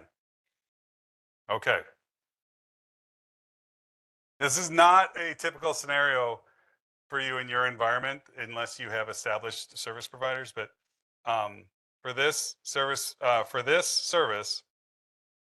it didn't let me save the status, the plan date, the goal, unless I selected the service provider tab. And it told me that, right? It said service provider has not been selected. So I select the service provider sub-tab, and I could select no provider or test provider. Or it's this sub-tab, service provider. So I'm on the training services, and here I'll walk through this so we can all see where we are currently. There are a couple different ways to get here, but I want to start by showing this one. So we're on the training services. This is the plan overview, right? We walked through this. There are several different fields here. If I go to the wraparound services, show steps.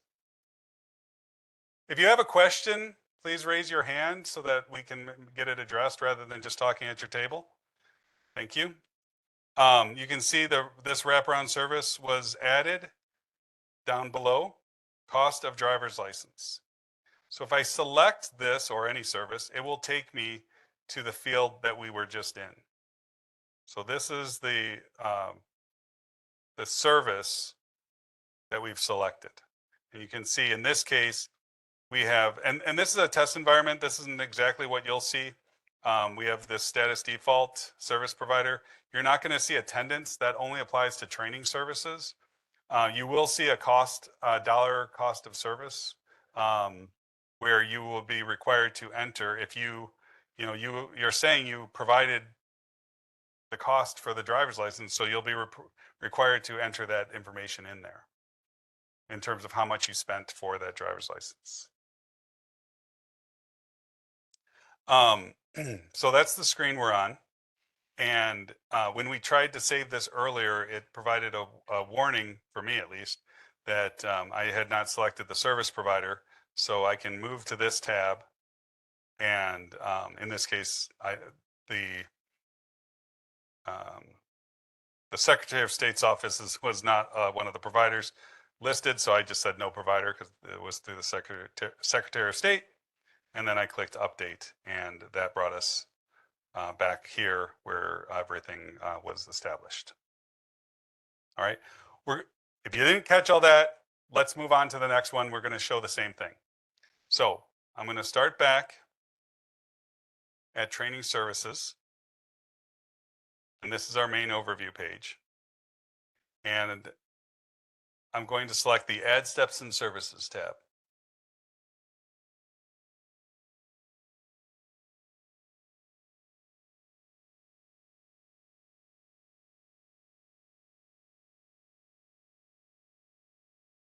Okay, we had completed step 1 for both of our services.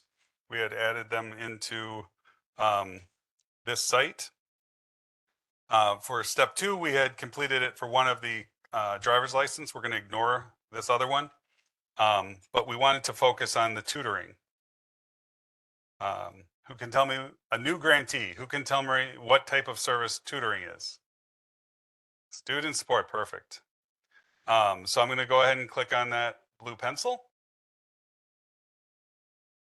Is everyone with me? If you're not, please raise your hand. Perfect. So you should see this. Now we're back at that same screen, but this time, again, it's a brand new service that we're entering. So none of this information has been selected yet. So I'm going to go ahead and place that in student support services, as you had all instructed me to. I'm going to say that the tutoring is, again, going to run for a couple weeks, not to the end of the cohort, just a couple weeks to get them back up and running with the rest of their group. And in this case, maybe I actually identified the need for tutoring and we held the tutoring class that same day. And now the person is up to speed. So I'm going to not only enter the dates, but I'm going to change the status to successful completion and enter the completion date. I can do this all right now, right from here. Right? I don't have to first add it into the system and then update the system. So, so we can do that, and I want to make sure I'm not. Yeah. So I don't think we'll need the provider, but again, this is a test site, so we might. I'm going to go ahead and click update. No, it's the provider again. So I need to select that. No provider. Click update from here.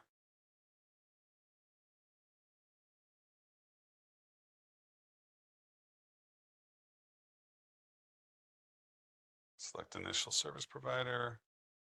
Provide another one. There we go. There we go. So I'm going to go back to training/services, back to our overview page. If you remember, when we first looked at this profile, there wasn't a show next steps by the student support services goal. Now there is, right? Because we've added a service into it. And if I select that, we can see that the tutoring service has been added and it's listed as successful completion. Now, I'm not sure why this says complete. We're in a test environment. That's all I can say about that. But the options we have for services, again, these are the goals. Underneath the goals are the services. So the options that we have for the services are defined in the grantee manual, and it's very important that you pay attention to those definitions. Successful completion should hopefully be pretty self-explanatory. You're able to successfully provide that service, whether it's a training service or a student support service, transition service, what have you. Planned, not started. Again, started, but still open. It's in progress. These other two, unsuccessful completion and evaluated not required, those are situational. So that's why it's important to understand the definitions in the grantee manual. I'm not going to go through those right now because, again, they're situational, so they'll change and it would be a lot. But just make sure you're selecting the appropriate response. If you do select, in this case, evaluated, not required. When I attempt to enter, to update the status, it's going to require a case note. I have to explain why this service was not required. Saying that it was not needed is not an explanation, right? Explaining to me that the individual attended a course at their local library and has now feels that they don't need the additional tutoring from your organization is a much better explanation as to why it's no longer needed. So you would have to enter, the case note itself. I think we walked through entering a case note later, but I'll just go ahead and do this right now.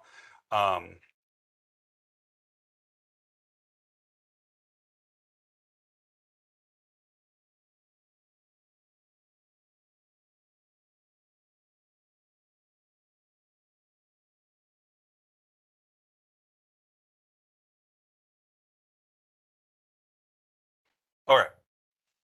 Then I'm going to go ahead and select save as a case note without sending a message or email.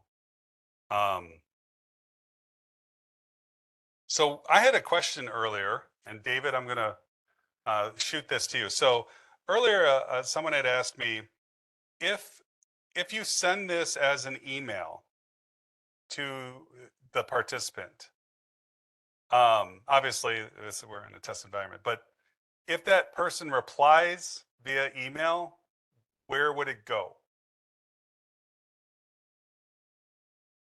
Okay. All right. So we can follow up with that at a later date. For our purpose, and the reason I didn't know the answer to that question is because really our guidance is select save as a case note without sending a message. This is not the forum in which you're communicating with your participants. It's the forum in which you're communicating with us. All right. So again, sending as an Illinois WorkNet message, your participants should not be logging into Illinois WorkNet for the Illinois Works pre-apprenticeship program.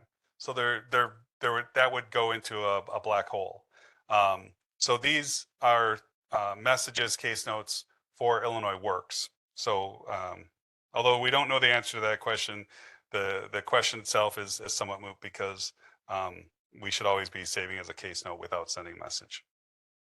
So then I would select add case note and get to play around with that. But I'm going to move on because we need to keep going. Okay. Any other questions? Yes.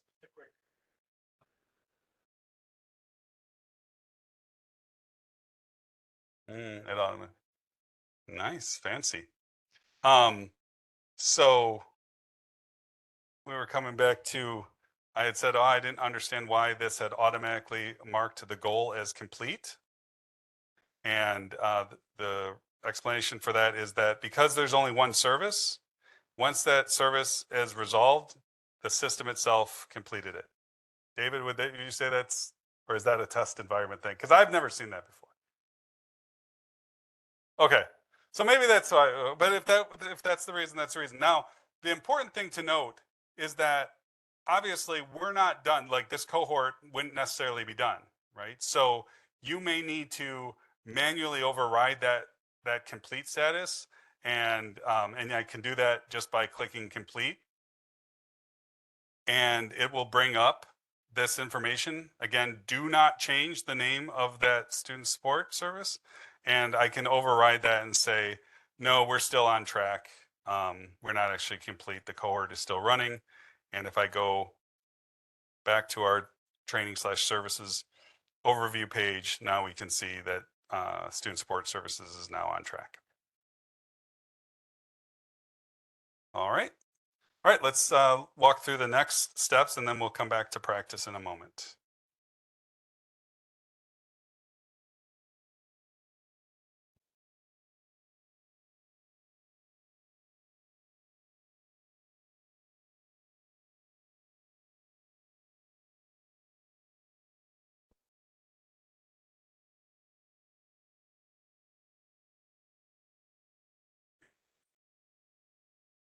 And don't worry, you guys, you're almost done with me. Monica's going to be taking over on the next section. I just have what I think is like 100 more pages to go. All right.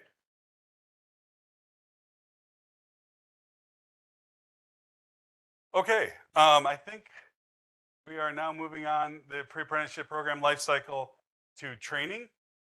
Yes. Oh, I went backwards.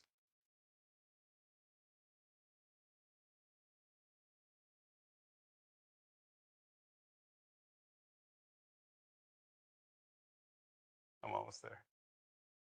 Sorry. No, it's almost. Here we go. I hit the wrong button. Okay. I'm almost done with myself. So we're going to start with attendance now. So also on that training and services tab, that's where we will enter attendance and post-assessment scores and credentials on a per participant profile basis. There is another way to add attendance, and that's a bulk attendance through a bulk attendance report. So I'll show you a little bit about that right now. Wrong way. So through a report here, we had looked at the navigation bar before, and this bar graph is the report section. We have what's called the Illinois Works Training Services Report, and that will allow you to enter training attendance and post-assessment scores and status updates for an entire cohort at once, somewhat, right? You still have to update things somewhat individually, although we do have a bulk upload tool that will be able to assist you with that as well. So when you're using this tool, you can choose to filter by a cohort, and so you could bring up everyone in a cohort, and then you can also filter by, it says activity here, say a given training module. So that hand tools course that I love to talk about, you would be able to bring up everyone in the cohort and show everyone's hand tool course. And that would be down here in the table. And then you would be able to edit and update those all at once. And that seems to be a very logical format. A lot of grantees have told us that they typically have, an attendance profile for a single training module, and they'd like to upload or update all of the participants in that class kind of at the same time. You can do it other ways by, say, just, pulling the entire cohort and then updating the different classes for a given grantee, but that's not that different from going into that participant's profile. So when you do want to enter or update the information, you'll click on the edit button for the given participant. And this customer name, don't let that confuse you. I use the date as the first name and last name as test. So I know it doesn't look like a person's name, but that really is a pretend name there. And you would click on the edit next to it, and it will bring up a pop-up menu. I don't know if I have an image of that. Sure I do. So you'll be able to update the status. So moving it, say, from planned, not started, to successful completion. You can update the service dates if you need to. Again, this is where those default from that grantee details screen. So the entire cohort inherited this start and end date for the basic safety module from that. But if I need to tweak it on an individual basis, or for, because once they inherited it, there's no going back. So if I do need to change it, I need to change it for everybody. But I can do that here now. The required hours cannot be changed. So that will, I believe, look grayed out. But if in any case, you won't be able to modify that. But what you can modify are the total attendance hours. So those are the hours that participant actually attended class. Then we have this is almost like a checkbox to say was a makeup session attended. So when you're entering the number of hours they attended, you might put 4 here, but 3 of those might have been a makeup session, right? So we just need to know. And the reason we need to know that is because when we go to verify that they attended those 4 hours, we're going to pull, because you will upload them, which is another conversation, but you will have uploaded the training rosters, the signed attendance sheets that the participants, that the instructor recorded for those participants. And we might pull the, that attendance sheet and see that that person only attended 1 hour. Well, you know, how could they have 4 hours here if they only attended 1 hour? Well, then we would also see, oh, there was a makeup session that was attended. So we would know to pull the makeup attendance roster to see those other 3 hours. Right? But that's all the work on our end. For you, all you have to do is say yes or no. And then the post assessment. So the post assessment name is typically the name of the training module, right? So the post assessment for hand tools is typically called hand tools. It definitely is not called the participant's name, right? So we want the assessment name, not the name of the participant. The assessment score, so that's that individual participant, what their score is, and then the post assessment date.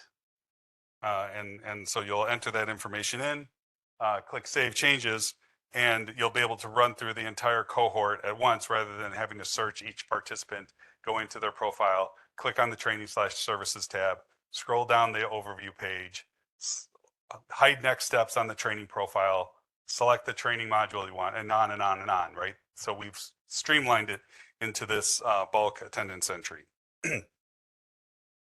Any questions about that? Yes.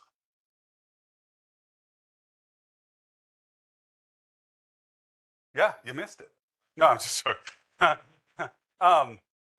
So we'll walk through it, I think, in the practice, but I'll just show you where it is. But in the navigation bar, there's the bar graph here. That's the reports, and you access this training services report because it actually can also function as a report. It's kind of like a working report or a live report, and then you select Illinois Works Training Services Report, and it'll take you here. So I was comparing this to the way we do things on a per participant basis. You saw this a little bit with the other training services that we had. Again, training services are unique because we will see a post assessments tab that the other ones won't have, and we'll see an earn credentials tab that student support services, transition services, wraparound services, those types of services don't have. So again, the training services are very unique and special, and that's why they can only be loaded by your grant manager. But you can see here on an individual basis, we could also update that same information. It just takes a lot more steps and a few more screens. So here we would select training, we'd search for a participant, open their profile, go to the training services tab. On the status default tab, we could select the total attendance hours. Again, these attendance hours required, you cannot update, only your grant manager can. We would also be able to update the status right here. But before doing that, we would need to go to the post assessment and enter the post assessment. Same information, we need to enter the post assessment name. We need to enter the score and the date. And then once we do all that, then we could save this information and do it kind of on a one-on-one basis. I mentioned again that those attendance rosters, those get updated, uploaded on the grantee details page. So the same page where you entered the overall cohorts start and end date will actually file attendance rosters under each one of those training modules. So so we'll show you how to do that later today as well. So any questions about how to enter this information on an individual participant? Actually, I think next we're going to get right into those attendance rosters I was talking about. Yeah.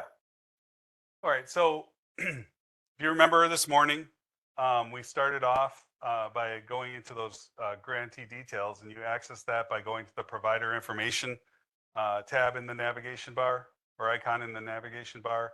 It's the third tab here, grantee details, and we scroll all the way to the bottom. And that will take us to the cohort information. And when we view the cohort information, I don't know if I have, so no, I don't have a screenshot of that. When we view this cohort information, again, you set those dates and we can file the attendance rosters there. You should file those attendance rosters at the end of each training class. Don't wait till the end of the cohort, right? Based on, depending on when your cohort ends and our monthly compliance for that month, you may not have a great deal of time to get all of the data into IWRS that you need to. And again, that's not the intent. That's not the guidance of Illinois Works. The guidance is that you're entering information into IWRS in what we call real time. So, that doesn't necessarily mean the same minute that it happens, but hopefully the same day or the next day, or at the very least that same week. Another service that we have, or goal that we have, is the stipend goal. So the Jobs Act requires, it calls out stipends specifically. And stipends are not wages. These are based on instructional hours and performance. So we need to be very clear about that. You can see here at the bottom of the screen, though, of the career plan, that fifth goal called the stipend, program stipend. In this test environment, it did not load, I don't think. I don't know if it loaded for anyone else, but I don't think it loaded the actual stipend service. But that is where you will enter the information for the stipend payments that you provide to each grantee. Stipends must be paid on a weekly or bi-weekly basis. All of your organizations will be providing your grant manager with a stipend policy at the start here, hopefully during your administrative on-board meeting or as a follow-up for that meeting. And you'll be entering that information again, essentially as it happens, and it's a table that will total the stipends that you pay. So it's very important. I think we have a picture of the dollar value of service. Yeah. So again, all services have this dollar value up. All non-training services have this dollar value of service tab. And for any money that your program provides, spends for a particular service, it needs to be recorded. So we're recording this, these stipend payments. You can see it will build a table showing stipend payments that you provide to your grantee on a regular basis. And you fill that table by identifying the method of payment. The final payment is the date of that, the stipend, total stipend amount. And then this should never change. It can never change. It's your stipend rate. Grantees are not allowed to pay a different stipend rate for different classes, right? So you can't say, well, math is more boring than, some hands-on power tools class, so we're going to double the stipend rate and half the stipend rate. That doesn't work. It has to be a uniform stipend rate. Doesn't matter whether it's Illinois Works orientation or an on-site job, practicum, or first aid, CPR, or OSHA 10. They all receive the same rate. So then you would save that, and again, it would build that table. Any questions about the stipends? Yes.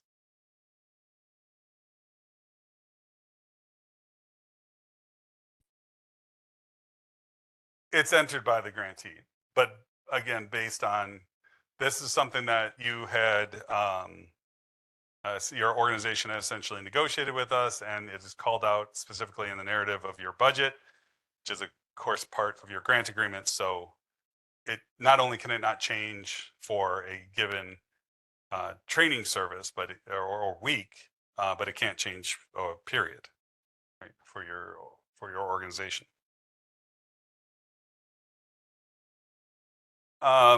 So adding post assessments, we saw how, that was done on the bulk page. This is the same information.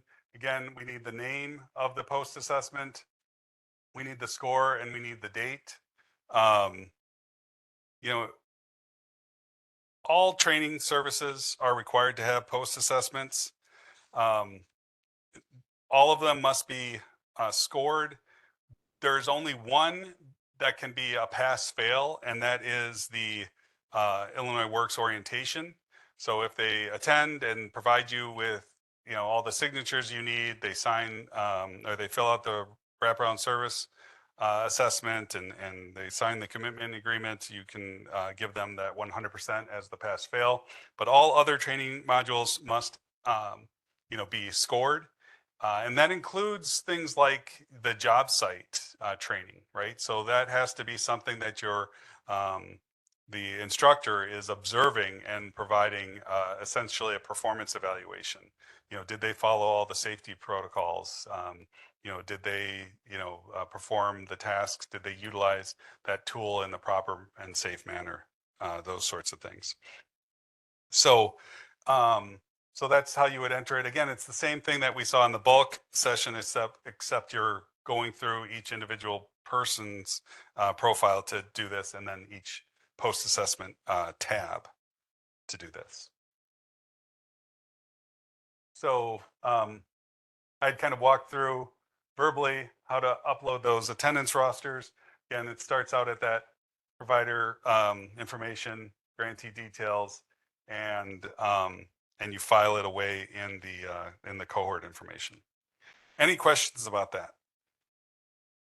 Yes.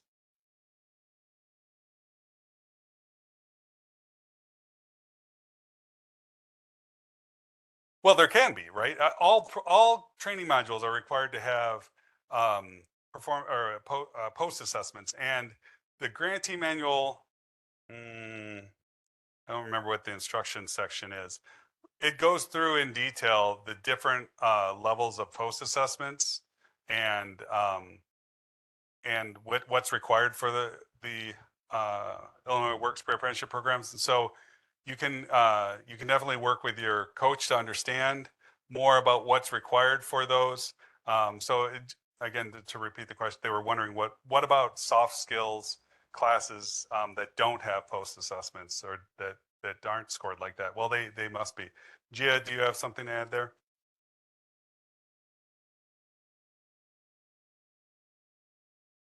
That's what I was going to say, but then this is listed as training. Maybe it's training and instruction. I don't know.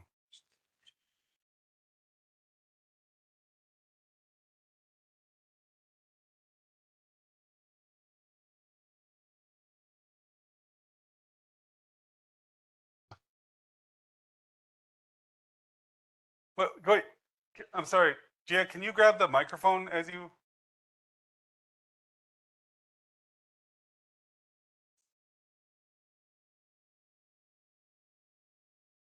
Hello, there we go. All right, so we are confirming that it is actually section 7. Yes, thank you, Edwin. So section 7 in your grantee manual, it talks about the Kirkpatrick scale for measurement. This is level 2, so it's a pre and post test.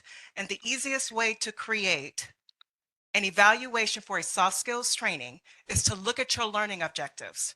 Whatever it is you say in those learning objectives that they're supposed to learn, those should be your test questions, right?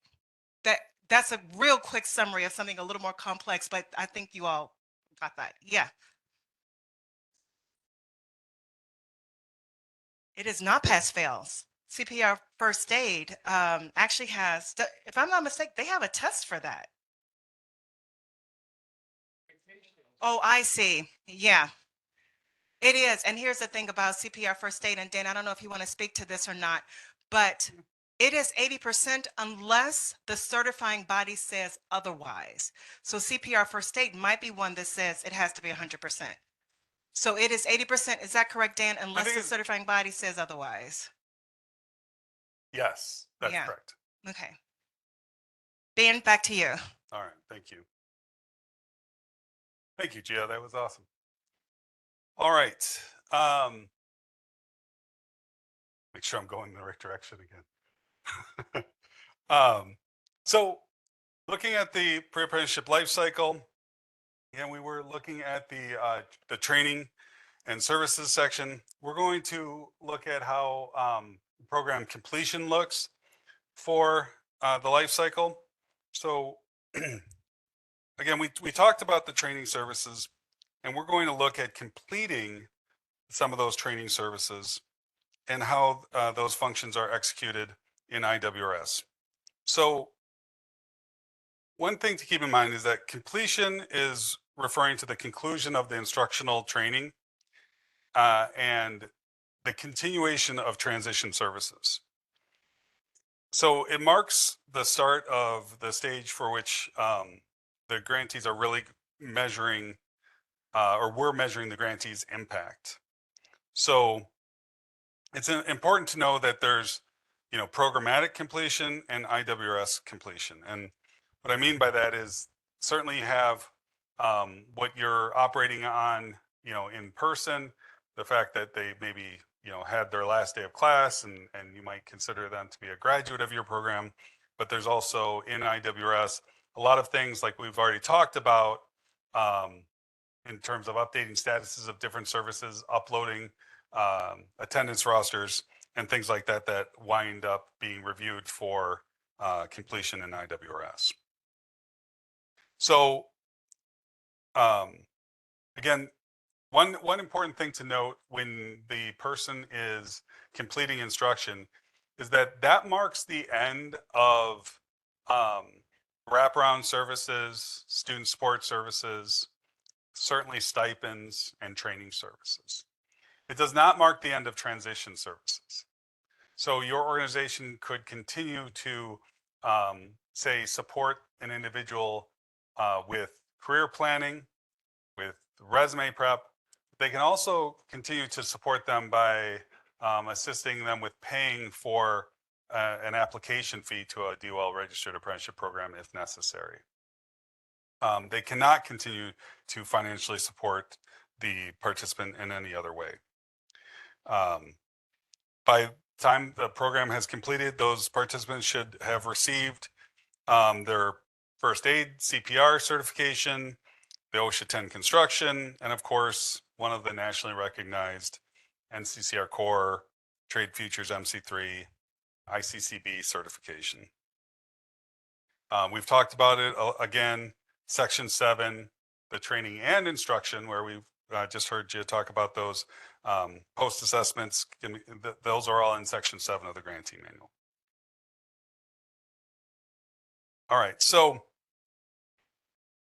when an individual has completed the instruction portion or phase of the program, final statuses must be set in IWRS for all of the services, including training modules, with the exception of, again, some transition services that can continue to be supported. We saw that the student support services in our example, that goal had gone to complete. So that will be necessary for someone who you consider to have successfully completed the overall program. All 5 of those goals must go into complete status. And you saw how I manually changed that, right? We select that goal. But before you do that, all the services underneath that goal must be in their final status. Again, transition services you can continue to provide, but they should still be closed out as complete when possible. And what we're looking for, again, those services are defined in the grantee manual as to whether they should be evaluated, not required, unsuccessful completion, or successful completion for student support services, wraparound services, and training services. So we can look at here at the career plan, we were just talking about the steps underneath a service. So when we expand those steps, we can see that the status here, a plan that started, is unacceptable for someone who has completed the program. Nothing can be not started. It either was successfully delivered, unsuccessfully delivered, or wasn't needed. So those statuses all need to be, we refer to that as putting it in a final status, right? We don't want to say it's complete because that's kind of one of the statuses, but it needs to be placed into a final status. So all services start with this plan not started, and then you continue from there with some of these, noted statuses. Obviously, you need to add that planned start and completion date, or updated, I should say, if there are any services that still need to be updated, or dates that need to be updated. We also need to ensure that, I should mention before you can change those services, remember you can enter a attendance of lower than 80%, and you can enter a post assessment of lower than 70%, but IWRS will not let you change the status to successful completion if you do. So you have to be sure that you have updated those appropriately. For services that need a credential, so we need to see the first aid CPR card, the OSHA 10 card, and the Trade Futures MC3 certification, or the NCCR core certification, or their transcript. They also, NCCR I know has transcripts, and an ICCB certification. Those documents need to be uploaded before you can identify the credential. So, and I think we'll look at that in a moment, but so that's what we're looking at there. So here are some samples. So that's actually an older style NCCR core transcript. We see the OSHA 10 card itself, the first aid CPR certificate, and the trade futures. So you want me to talk more about those final statuses of the goals? We looked at this already. They all start off as not started. You just simply click on one, and you can update the status to complete. So everybody that has successfully completed the program, all the services underneath these goals should go to a final status, and all of these goal statuses should be placed into they should say complete. All right. Another step that we look to verify when you have told us that you have completed an individual is the pre-transition career assessment. So this was a document I mentioned earlier. It's the same as the orientation career assessment. It just is handled a little bit differently. About 3 to 4 weeks before graduation, the transition service coordinator needs to meet with each participant individually and review the career assessment and update IWRS with this information. And that is to really help support that individual in those final weeks to, conducting a mock interview session if they need it, updating their resume in any way that they might need, and really finalizing a path for that individual to achieve the goals that they're looking to achieve. So again, it is placed on the intake page because it's the same assessment as the orientation career assessment, and so it just builds into a table there, but it is part of the finalization of the program. So here we can see it again, and here's the table that it builds. But it's very important that is conducted. More information about how you can support your participants through transition is located in section 8 of the grantee manual. But that's a really important component. Here, I think the last thing, those attendance rosters, as I mentioned, you're gonna literally file them away on this cohort details screen. So we'll practice doing that as well. So why don't we move on to that practice, and take a look.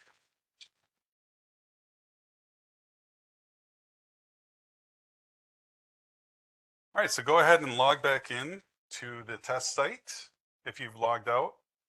If you didn't log out, just make sure it's still active, especially if you had opened other windows within the browser of IWRS. Some of those may have timed you out.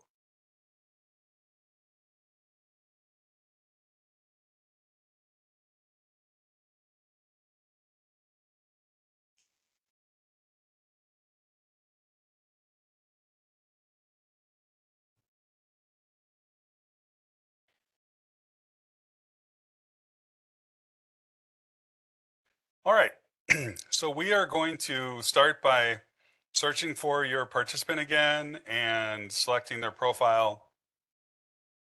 Should open a window, and we're going to go back to that training/services tab.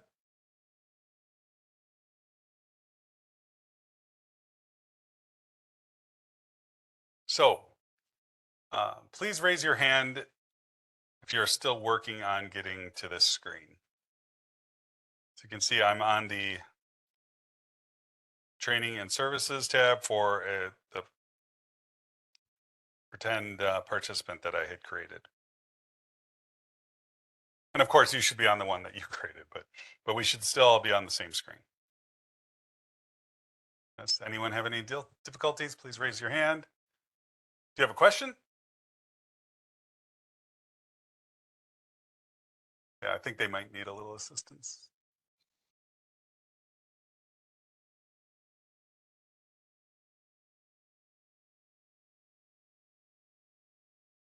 Okay. Let's see.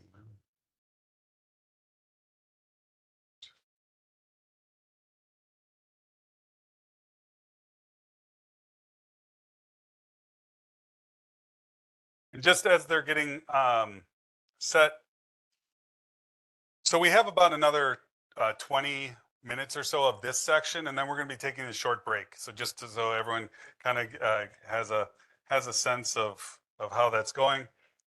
So we'll take a short break in just 20 minutes. All right.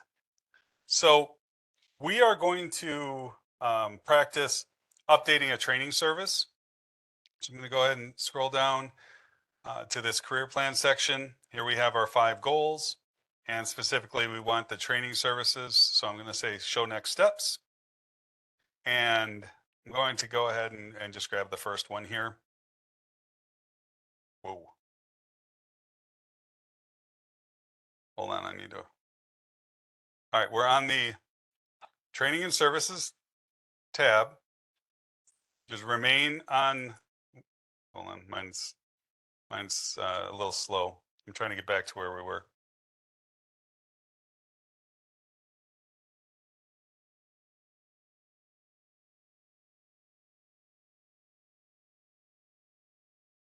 Okay. So again, we're in the participant profile.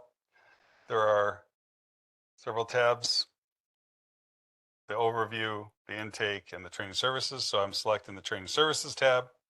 That brings me to the plan overview. I'm going to scroll down and see our 5 goals. And in order to see the training services or any service underneath the goal, I need to click on the second column here, show next steps. So I'm going to go ahead and click show next steps, and that will bring every training module. Again, we're in a test environment. We just loaded 3 training modules for us to practice with. Your training modules will you'll probably have anywhere from 10 to 18 or so, and they'll be named according to the final curriculum form. So I'm going to go ahead and select module 101. Okay, so in just a moment, that should populate. Please raise your hand if you need assistance getting to this screen. Okay, all right. So this isn't that different than the tutoring or the cost of driver's license that we saw before. this status default tab shares pretty much the same information. Although in this case, what's new is that we have this attendance information. Again, training services are unique from the other services that they require attendance and a post assessment. So we're going to start with the post assessment. So I'm going to go to from the status default subtab to the post assessment subtab. And there's a table here, although it just looks like a header. There's nothing in it yet. And a post, add a post assessment. So I'm going to go ahead and click on that add post assessment. And here's where I can name the training module. So I'm going to enter the name. This is module 101. Again, it would normally also have a course name and an actual name. And I love hand tools. So there we go. We can go ahead and enter a score. The system knows that the score must be at least 70%. So I'm going to go ahead and put an 88% there, and then the date of that post assessment. I'm going to click save, and then you should see that information populate in the table below. All right, raise your hand if you do not see your post assessment that you just entered in that table. Perfect. The red X is so that that could be eliminated. Do you have that same red X that I do? So there was a question about the date, and there's a question about this red X, and that is for eliminating this post assessment. So one thing I should note is that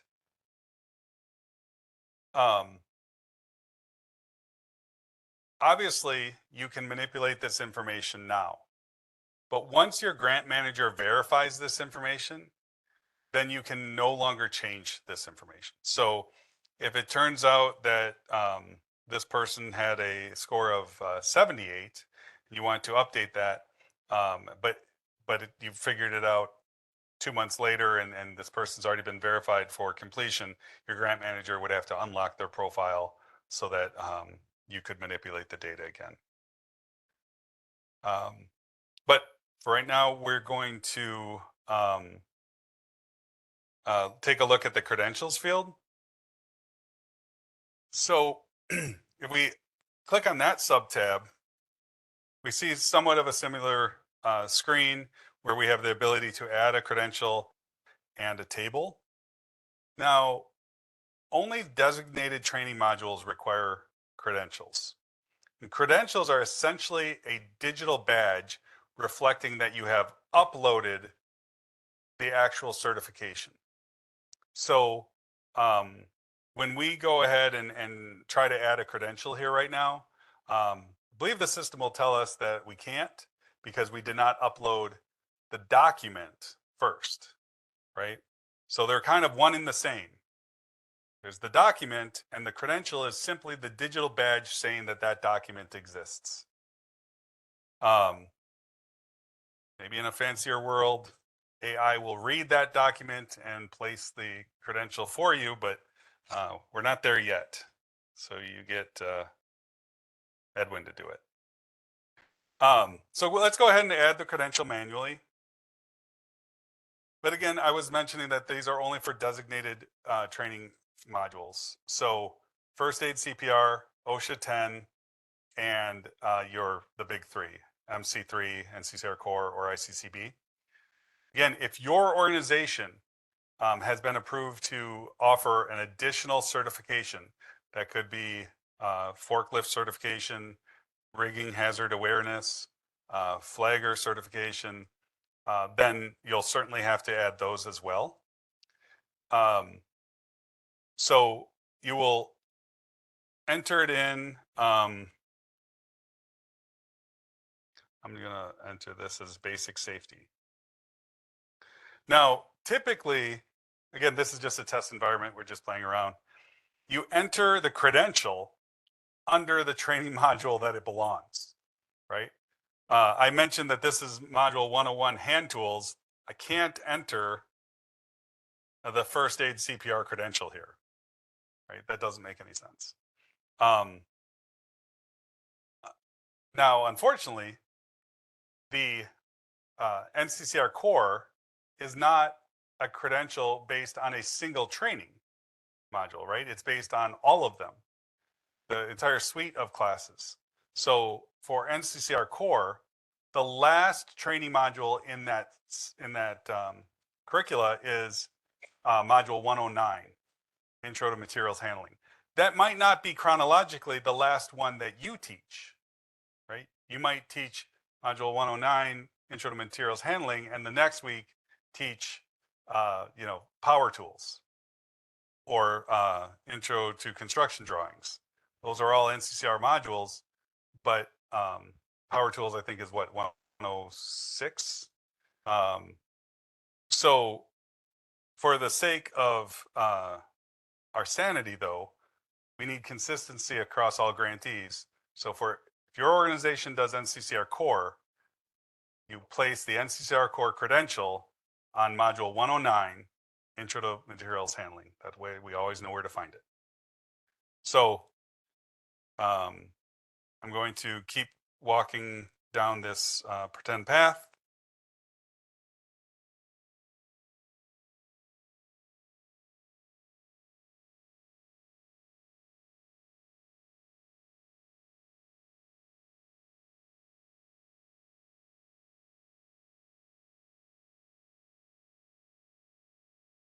Okay, so you can go ahead and fill yours out.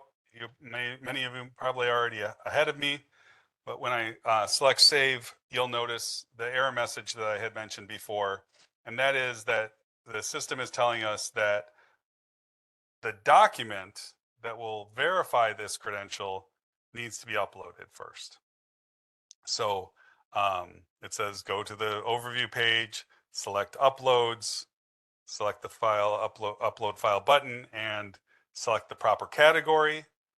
Please make sure you're entering, if you're uploading a first aid CPR document, don't select other certifications. Select first aid CPR, and then you'll upload that document, and then you'll be able to add the credential. So again, I can't add it now because we don't have that document uploaded, but I wanted you to see that error message and understand why you're seeing it, so that if that happens to you, you'll know that you need to go upload that document. All right, any questions about that? So we're going to return to this status default page. And all we've really done so far, we played around with credentials, but we've uploaded the post assessment. And so now we're going to update the attendance hours. So I'm going to go ahead and say this person had 7 attendance hours. And looking at the different statuses, I'm going to say successful completion. And this person did not attend a makeup session. So I'm just going to go ahead and scroll down to the bottom and click update customer service. And you will see that there's an error in addition to our friend, the provider field. It's also saying the attendance requirement was not met. Remember I said IWRS will check to verify that at least 80% of the attendance hours for each module have been achieved in order for a successful completion. So I'm going to go ahead and reselect this provider. Again, this will not happen on your in the production environment, that provider information. And I'm going to say, oh, wait, they did come back and they attended another 2 hours. That was due to their makeup session. So now when I select update customer service, on green, there we go. Success, customer service has been updated successfully. So I can go back to the training/services tab. And go back to my training services goal, show next steps. I can now see that that's been updated successfully. So for the sake of time, I'm not going to have everyone really walk through it, but I do want to show you. It is also possible to manage the training services through the add steps and services. Remember, this is where we added tutoring and the cost of the driver's license. So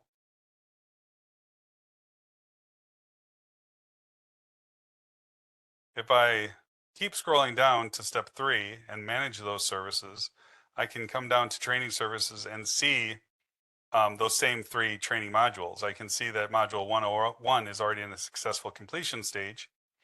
And if I want to change module 102, I click on the blue pencil and it takes me to that same status default screen that we saw that you could access through the overview page as well. So just 2 different ways of doing that. I do want to discuss here what the successful completion and unsuccessful completion actually do mean. Again, can't stress it enough to go by the grantee manual definitions for any service, but for training services, successful completion, again, hopefully it's pretty self-explanatory. It means that that participant fulfilled all the requirements. They attended 80% of the training hours. They achieved a 70% or higher post-assessment score. And actually referencing back to what Gia was saying, those are all unless the credentialing body has other requirements. OSHA 10 requires 10 hours, not 80% of 10 hours. So I know some of your organizations are running 12-hour OSHA 10 courses, right? So that you can ensure that, administrative announcements and helping people, get back on task, or if someone gets lost in part of the instruction, there's time to complete all 10 hours of that instruction. That happens so that they can, attend, 90% of those 12 hours and still meet that 10-hour rule. But just know that that's where that successful completion comes from. Unsuccessful completion for a training service essentially means that the person left, they dropped out, right? Your program was going to, they taught the course, but that person did not attend. They did not achieve a 70% post-assessment score, and they never came back for a makeup test, or any of those other reasons. Or maybe they left before this class even started, right? They dropped out after that first day, right? So they never got to module 102. So that's an unsuccessful completion.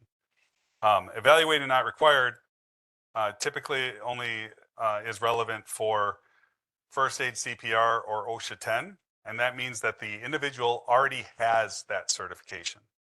Now, if it's OSHA 10, those don't expire. First aid CPR, that does expire after 2 years, right? So the requirement in order to waive this class for that individual is that their first aid CPR card needs to be valid for 1 year after completion of the cohort. Not completion of that training module, completion of the cohort. Again, it takes a while for us to transition our graduates to registered apprenticeship programs. So we need at least that 1 year to ensure that the individuals have their first aid CPR. Now, if they elect to do this, they can attend the class still. They would just want to sit in and hang out with their friends. They cannot receive a stipend for those hours, right? They've waived that class. If they feel like, well, it's actually been, a while since I took that OSHA 10 construction course, or OSHA 30, if they have their OSHA 30, I'm kind of segueing a moment. We will accept that as a waiver for our OSHA 10. We will not accept you to teach OSHA 30 in place of OSHA 10. But if they already have their OSHA 30 card, they can waive out of the OSHA 10 because it does include that training. So that's just a segue. But my point I was going back to was that if they do waive out of these classes as an evaluate not required, again, you have to have proof. You have to have their valid card that has to get uploaded. But also, they can't receive their stipend. So if they choose to renew, right, that maybe is a better option. They're here anyway. Have them renew. They get a new first aid CPR card. They get a new OSHA 10 card.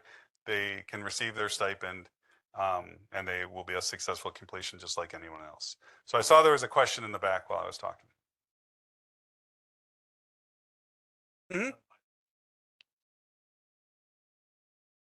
I'll repeat it.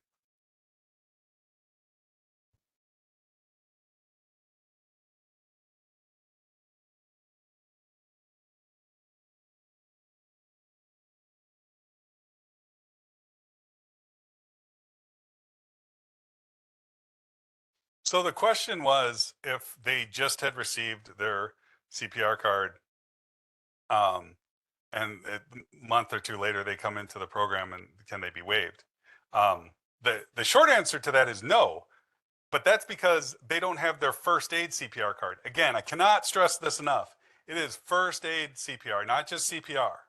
Right? We've had some organizations that literally had to call back students a month, 4 months, 6 months later and say, please come attend this class because we can't consider you complete. Our program can't receive funding. Imagine an entire cohort. That's like $60,000 to $80,000 because you forgot to do the 2 hours of first aid training that comes with that. So I know that probably wasn't really the question, but it's first aid CPR. But again, the real question is just when can they be listed as evaluated not required? The definitions are in the grantee manual, so I'll refer you to that. But I'll just quite simply say, as long as the first aid CPR card is valid for 1 year after completion of your cohort, the expected completion date of your cohort, then they can list it as evaluate not required and not attend because they have a valid first aid CPR card. Okay.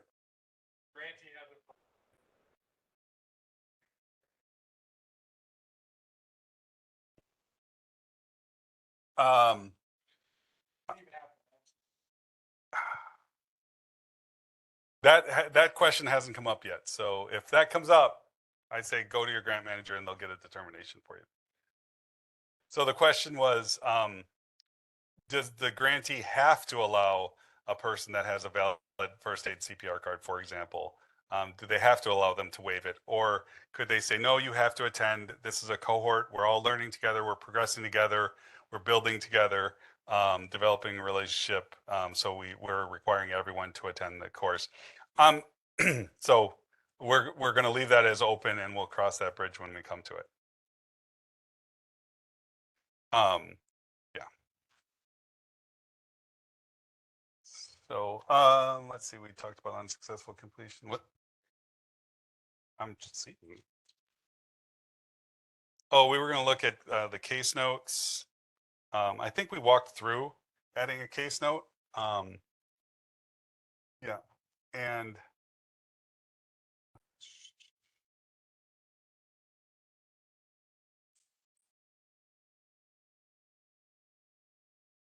so you guys, you're going to have to refresh my memory. Did everyone enter a case note?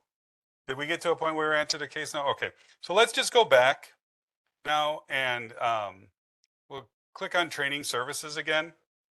Let's all do this together. And we're going to scroll down. On the left-hand side, we have the sidebar. We have case notes. So I want you to go ahead and click on that case notes. And you should be able to see the case note that you entered. Was everyone able to see your case note? If not, please raise your hand. All right, perfect. So the last thing, and this will be fairly quick because we're due for our break. We're going to go back to the navigation bar, and up on top, we have the provider information folder, that folder icon. Click on that. And we're going to go back to the grantee details. We talked about this a couple times in the past 10, 15 minutes. We're going to look at uploading an attendance roster. So select grantee details. You may have to select the project, which of course is Illinois Works, and then this would normally be your grantee name. Click select and go all the way to the bottom and select the cohort. And here we're going to practice uploading an attendance roster. So here we have the upload attendance roster button. So go ahead and click on that. And from this drop down for the service, again, yours will have 12, 14, 16 services. This just has the 3 examples we placed in here. And this is what I mean by you're going to file those attendance rosters. So you're going to select the attendance roster, choose a file. So you can use that practice PDF that we all downloaded, the intake instructions, right? I have a pretend Illinois Works orientation roster. I'm going to click upload and put a little description, click upload. And now you will see that it filed itself underneath the service. And this will happen, again, for all 12, 14, 16 services that you have. That's where those are uploaded. If you have a makeup roster, you can just go ahead and upload another one. So again, module 101. And now this time I'm going to grab a makeup attendance roster. I don't know that I have a fake one, so I'm just going to say this one. And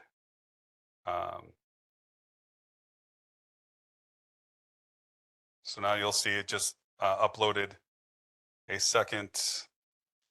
Did I hit cancel? I think I might have hit cancel. Oh, maybe I didn't. I think I just need to refresh.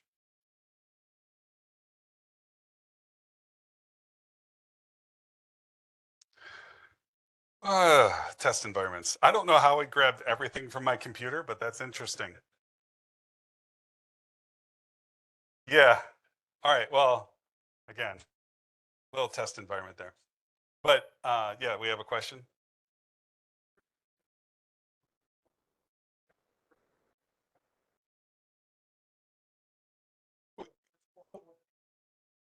Well, you can scan them together, right? You can scan, yeah, you can scan. So the question was, well, would I have to do an upload for every single roster, right? Maybe the class ran for 3 days or for 6 weeks. And so you have 6 different weekly attendance rosters. You can scan them all as 6 pages and just do a single upload. The same holds true for an attendance roster and a makeup, right? You have your attendance roster and you have your makeup roster. You can just scan that once and upload that, and that's the entire upload for your attendance rosters.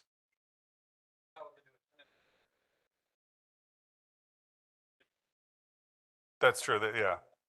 Yeah. But right. Yeah, there should be. I think they're up to 10. You can do 10 daily entries. Yep. Last question.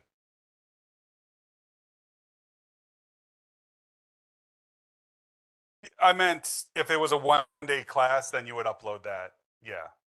Yeah, it's per attendance, per training module, you upload those rosters. So we're going to go ahead and take a break. I actually chewed into some of your break time a little bit. Let's come back in 10 minutes at 2:58 sharp. So that's like 9 minutes. 2:58, please.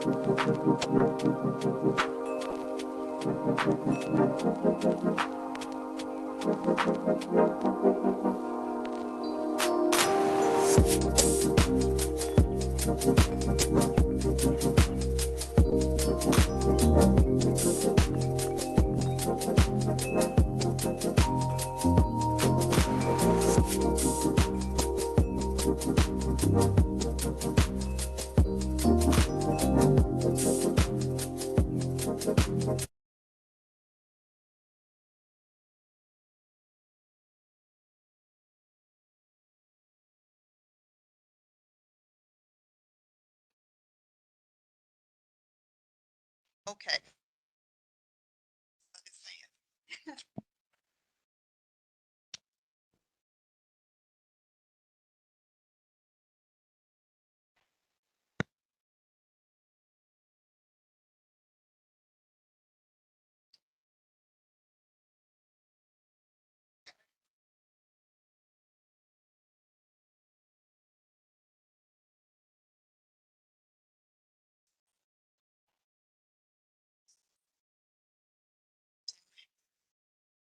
Terribly sorry. Okay, let me see.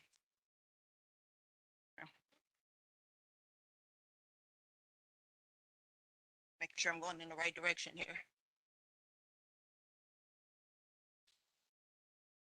Okay. Okay, is everybody back? We ready to get started again? Okay. And can everybody hear me okay? Okay. All right. Thank you to Dan who got us through the enrollment phase and the completion phase. We're going to talk some more about program completion, and then we're going to talk some about follow-up. So this is section 8, and by the end of this section, you will be able to update the status to program completion or the follow-up status. You'll be able to fulfill the active tracking follow-up requirements, add and update to completion and in transition status. You'll be able to upload appropriate transition verification documentation, which is primary, alternative, and secondary. You'll also be able to add an active tracking questionnaire, and you'll be able to support the longitudinal study that is being conducted of the Illinois Works program. So in this section, we will focus on program completion and follow-up. At this point, obviously, you've become very accustomed to the pre-apprentice life cycle, so we'll continue to discuss that. Once the cohort has ended and the services, goals, and documents have been updated, as we saw in the previous modular, it is time to update participant overall statuses from enrolled to a final status, such as complete, complete and in transition, or incomplete. During this session, we will walk through updating the overall status, uploading documentation to IWRS if the participant is in transition, and adding active tracking questionnaires to participant profiles to fulfill the active tracking follow-up requirement.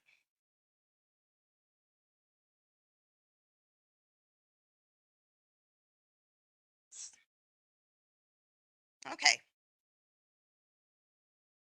So after you log in, IWRS automatically takes you to the Participant Recruitment and Engagement tab. For the name field, enter in the name of a test participant that you have previously used. And when we practice, that can be a test participant from this IWRS session, or it can be from a previous one. Your test participant should appear in that list. You will note the customer status will reflect the current overall status.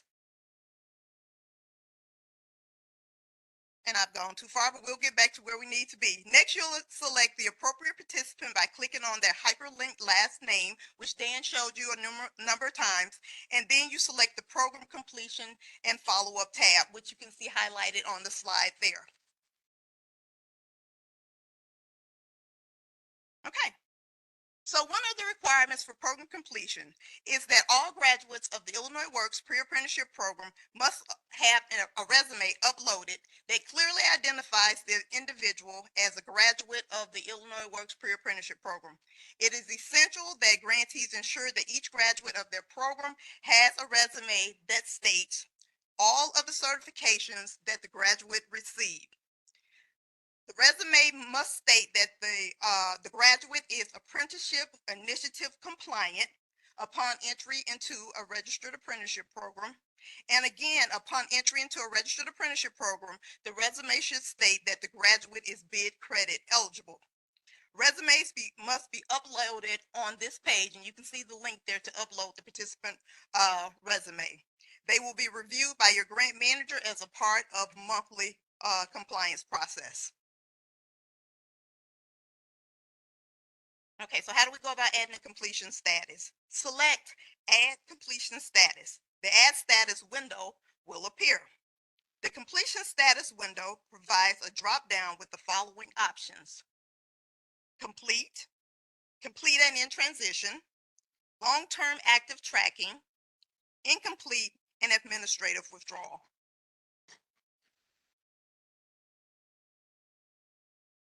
Okay. That's the slide we were talking of. Depending on the status that is chosen, IWRS will provide the user with varying questions. Let us review what each of these statuses means and the questions that IWRS will produce for each status. First, we have complete. This status is used when a participant has met all program requirements, including earning all required and program-specific certifications and credentials, and meeting or exceeding attendance and post-assessment score requirements. In other words, this status is for a participant who has successfully completed the program but has not yet received transition services. When this status is chosen, in IWRS, no additional questions will appear. The user should save this status. And you can see the save button there in the corner. Next, we have complete and in transition. This status is for a participant who has successfully completed the program and has received at least one transition service in their transition plan. If a participant is marked as complete and in transition, a questionnaire will appear and must be completed to save the participant's status. The questionnaire will ask if the participant is planning to attend a DOL registered apprenticeship program. If planning to attend a DOL registered apprenticeship program, the questionnaire will ask if that individual is planning to apply, has applied, is on a wait list, or has enrolled. Depending on the answer, the questionnaire will then gather more information about the RAP and employment information if the participant is employed. If not planning to attend a DOL registered apprenticeship program, the questionnaire will request information about the alternate outcome, including if they dropped from a registered apprenticeship program waitlist, if they are pursuing employment only, if they are attending an alternate training program, or if they have done something such as starting or opening a small business. Long-term active tracking. When this status is used, a participant has moved beyond their 1 year of active tracking and all 4 follow-up questionnaires have been completed, approximately 3 months apart. This status will be updated by your Illinois Works grant manager or career services staff, but it will not be updated by you, the grantees. We have incomplete. This is used when a participant has met all eligibility, offered enrollment into the program, accepted that offer, attends instruction, but then, amongst other things, one of these things happens. Did not meet attendance requirements for each training modular. They may have attended but did not pass their post assessments. Perhaps they did not earn their required certifications. They did not, they were dismissed from the program, or they may have voluntarily withdrawn from the program. If a participant is marked as incomplete, IWRS will request an explanation. An exit survey must be completed and uploaded into IWRS. And the exit survey is one of the items that can be found, one of the exhibits in the appendix of the grantee manual. And last, I think we have here administrative withdrawal, which Dan talked about a lot earlier, but administrative withdrawal. This status is used for a participant who has met eligibility criteria. They were offered enrollment into the program. They accepted that offer, but then they never showed up to any instruction. They did not show up to the orientation. This status was initially discussed in the 2025 IWRS Session 2 during the discussion on intake. This is a status that will be applied early in the program if a participant does not attend orientation or instruction. An important note to remember, if someone is entered as an administrative withdrawal, then an enrollment verification cannot be added. As a result, your data entry coordinator needs to be extremely careful that if someone did not attend any instruction, if they did not show up to the orientation, then they must be listed as incomplete and not administrative withdrawal. I said that wrong, didn't I, Dan? Yep. As soon as it came out, I said that wrong. So you need to be careful that if they did not attend any instruction, they are listed as incomplete and not an administrative withdrawal.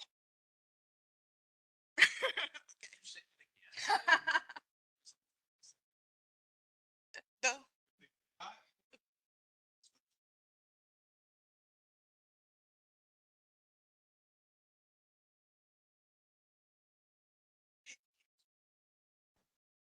If someone did attend instruction, if they did attend the administrative orientation, if you saw their face, they are then listed as incomplete and not an administrative withdrawal.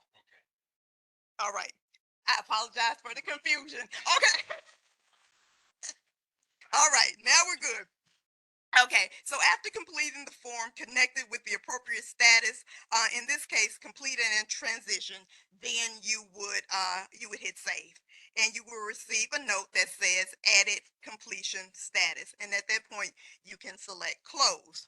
The add case note window will also appear,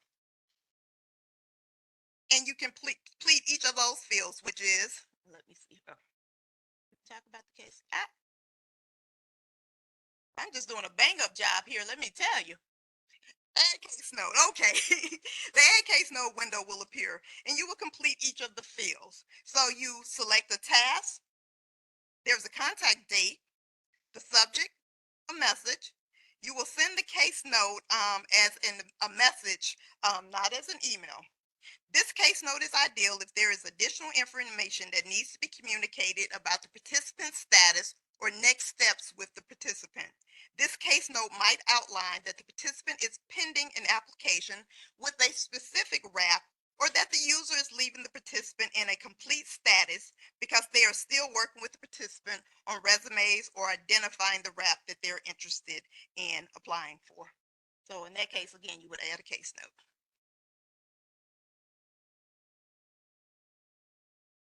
Okay. Here we're going to talk about adding the completion status.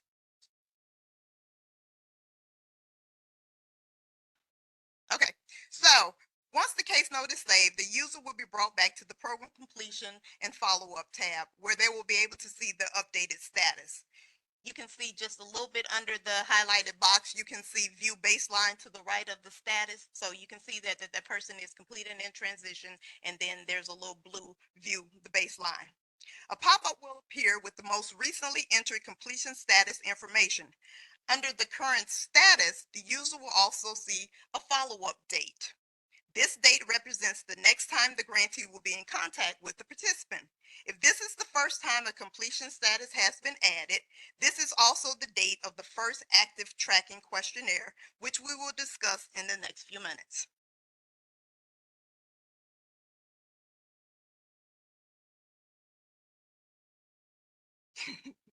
Okay. That's not what I want to do either. All right. Let's talk about transition verification documentation. The goal of all graduates is to transition to a primary, alternative construction, or secondary transition. To verify this transition, a third-party document must be uploaded to IWRS. As outlined in the granting manual, there are several different types of transitions. First, we're going to talk about the primary transition verification. There's a preliminary verification. A graduate of an Illinois Works pre-apprenticeship training program who has applied to a DOL registered apprenticeship program, or who has applied and has been placed on a wait list for a DOL registered apprenticeship program. That would be a primary verification. Examples of primary verification documents include RAP, application confirmation, a receipt for application fees paid from a RAP or the union, or a letter or email from the registered apprenticeship program confirming the participant applied. You also have a final verification. A graduate of an Illinois Works pre-apprenticeship training program who has enrolled or who has been sponsored into a DOL registered apprenticeship program is able to receive a final verification. Example verification documents include a sponsorship or agreement letter, an enrollment agreement, documentation from the RAP confirming enrollment, documentation from an employer confirming employment, and sponsorship. It should be noted that this is the ultimate goal of our graduates of the Illinois Works Pre-Apprenticeship Program. Next, we have alternative construction transition verification. A graduate of an Illinois Works Pre-Apprenticeship Program who does not enter a DOL registered apprenticeship program, but instead secures permanent employment in construction, in the utilities, or other construction related work is eligible for an alternate construction transition verification. Example verification documents may include a pay stub from a job in the utilities, an employment offer letter for a career position in construction or other sector job. And you will want to see Exhibit 18, which is an employment verification form that can be found in the appendix of the grantee manual. Generally, when a pay stub is used for verification, we ask that Exhibit 18, the employment verification form, also be included along with that pay stub. And then last, we have the secondary transition final verification. Okay, so a graduate of, and I think I'm gonna go one more, maybe not. Go with this. Okay, so a graduate of the Illinois Works Pre-Apprenticeship Training Program who chooses not to apply for a DOL registered apprenticeship program and instead is actively participating in an alternate outcome, and that could be registering in a college program or other education or training program. They could possibly have accepted a position with a non-construction employer, or they just got another job generally. We can provide a secondary transition verification, assuming that you upload a pay stub along with that Exhibit 18 employment verification form, other education or training program acceptance letters, for instance, maybe from a college or a community college, an acceptance letter or a transcript, or an employment offer letter. Any of those could be used for verification documentation. It's important to note that for secondary transitions, there's only one final verification. So simply applying is not sufficient. In that case, for the secondary transition, that person would actually need to be hired. Okay. So to upload a document, you're going to select upload, and a file window view will appear when you select the participant's documentation to verify their transition. And of course, Dan has walked you through that, and we will practice that again later as far as uploading those documents are concerned. Active tracking. Once the completion status has been set and documentation is uploaded, the next step is to complete an active tracking questionnaire. This will take place roughly 3 months after the participant graduates. Of course, if the contact is made prior to that 3-month threshold, the system will allow for questionnaires to be added outside of that 3-month window. These questionnaires are a part of the 1 year of active tracking follow-up that is contractually required of all grantees. These follow-up questionnaires provide critical information about the participant's career path and changes in their employment or RAP status. It is important to remember that active tracking is only required for those who successfully complete the program. To add an active tracking questionnaire, navigate to the bottom of the program completion and follow-up tab until you see a button labeled Add Active Tracking. There you'll select Add Active Tracking. Let's see here. Okay, so there you'll add active tracking. The Add Status window will appear with the completion status field pre-populated with post-program active tracking. Do not change this status. Again, based on the status that is selected, the system will request different information following the same structure as when the initial completion status was added. As with the original questionnaire, if you were to select complete and in transition, the question, what is your post-program transition plan, will appear with 2 options. Those 2 options are planning to enter a DOL registered apprenticeship program or not planning to enter a DOL registered apprenticeship program. So appropriate answer, you would select planning to enter DOL registered apprenticeship program. The question, transition plan status, will be next with the following options.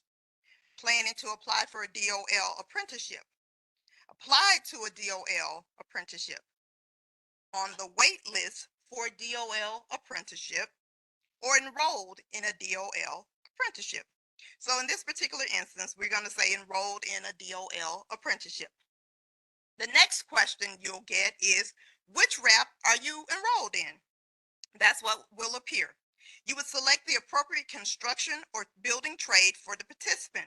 Users can select as many trades as applicable, and you can see that there's quite a long list there to choose from. And of course, you may select more than one trade. Add notes as appropriate. Case notes are forced. However, they are only needed to be added if additional information is needed to provide context to the answer that you selected from the drop-down menu. The next question, are you employed? If you select no, go straight to the next field and select save. If you select yes, the following additional questions will appear. Are you employed in construction? Do you receive fringe benefits? Are you a member of the union? If you answer yes, there's more questions. You will be asked to provide the union name. You'll be asked the employer name, the address, the city, the state, the zip code, and also a follow-up date. If you choose enrolled in a DOL apprenticeship, the following two additional fields will appear.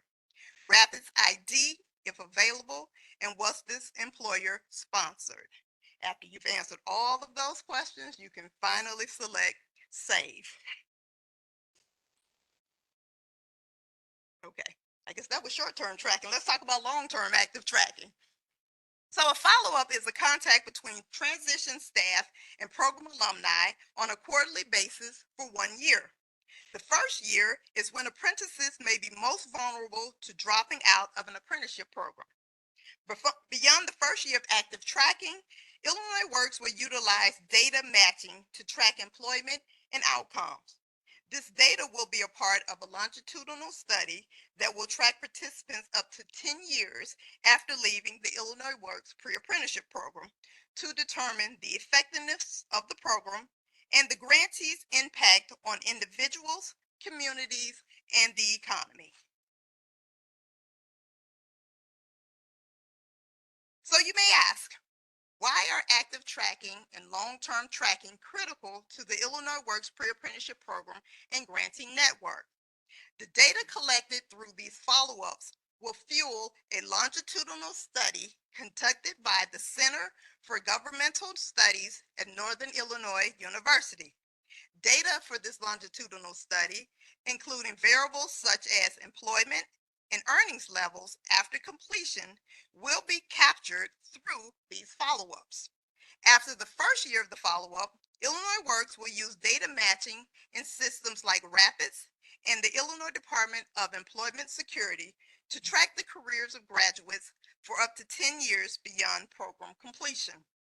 These studies will assess the effectiveness of pairing pre-apprentices for entry into construction and building trades, increasing the entry of women, people of color, and veterans into construction and building trades, DOL registered apprenticeship programs, and increasing the likelihood that women, people of color, and veteran apprentices will complete DOL registered apprenticeship programs in construction and the building trades.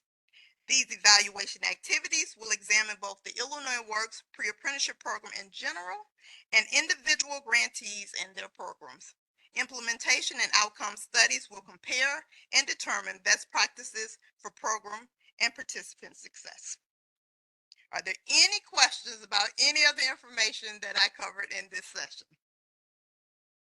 If there are not, Dan's going to come up, or maybe Dan's going to stay there, and we're going to go through a little bit of a practice session. Yeah, I'm going to stay here. It's nice and comfortable. Go for it. All right.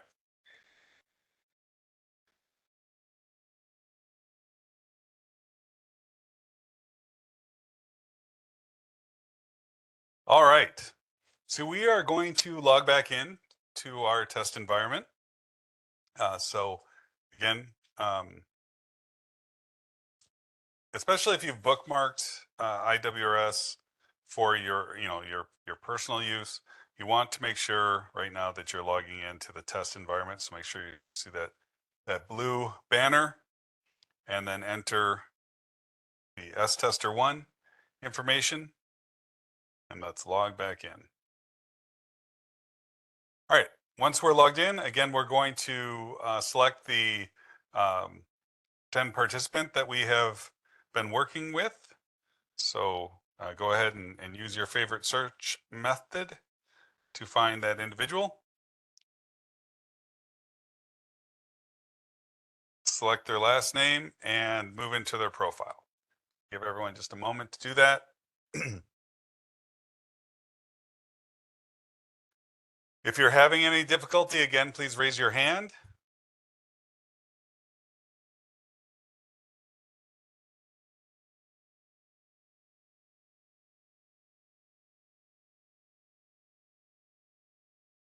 Okay, so again, we're going to run through the topics that Monica had just discussed, but keep in mind, even in this test environment, this hypothetical situation, we haven't fully completed this participant, right?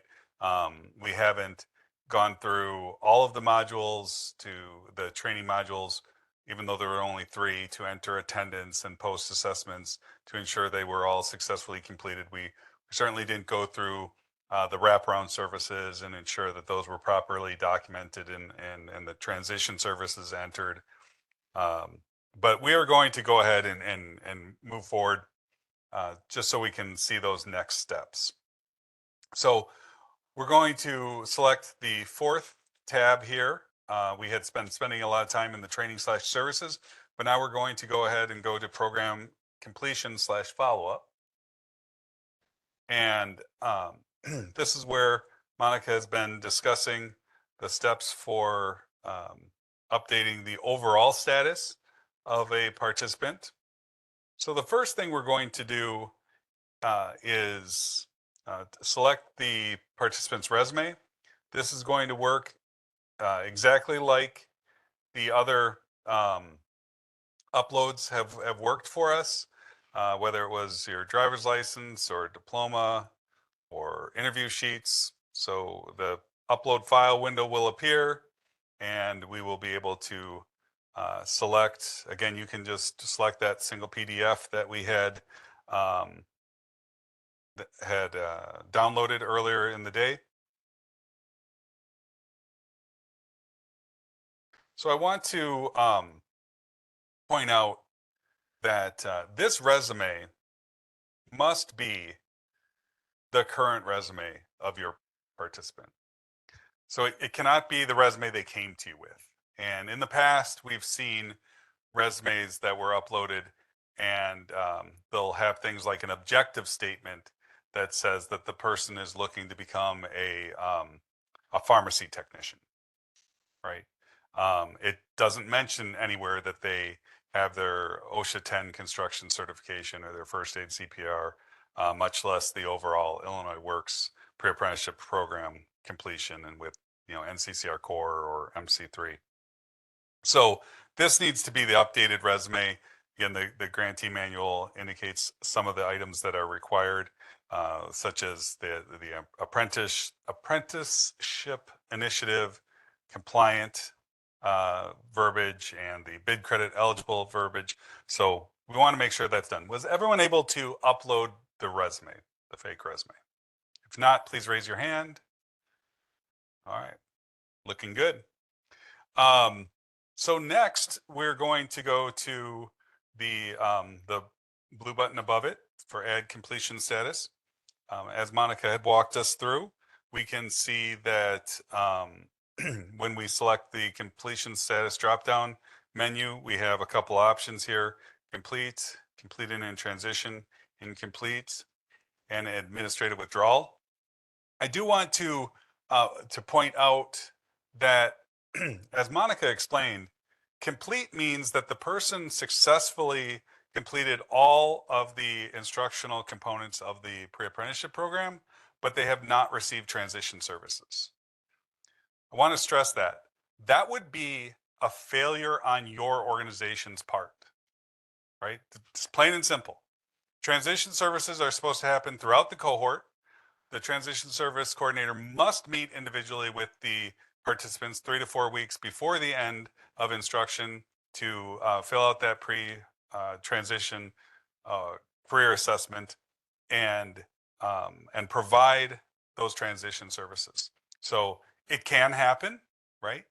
So we do allow for that option, but we should almost never see a person go into complete status because you should have been providing them with transition services all along. It does not, none of these indicate whether or not a transition document has been uploaded. Okay, so don't confuse those things. When we select complete and in transition, and I do want to highlight here what the next question is. When we select complete and in transition, it then asks what the post-program transition plan is. So I'd like you to do this along with me. We're going to go, just so everyone is aware, we're going to select options and then back up and select different options just so we can see how the menu changes, right? So in this case, I'm going to select not planning on entering a registered apprenticeship program. And you can see the next question now has changed to, well, why not? Right? What you got going on? So there are a couple options for them there. Maybe they've decided to just pursue employment only, whether that be in construction or non-construction. Maybe there's some other reason that they want to share, and then you can enter a case note and bring that up there. But if we select dropped off the waiting list, what trade were you dropped from?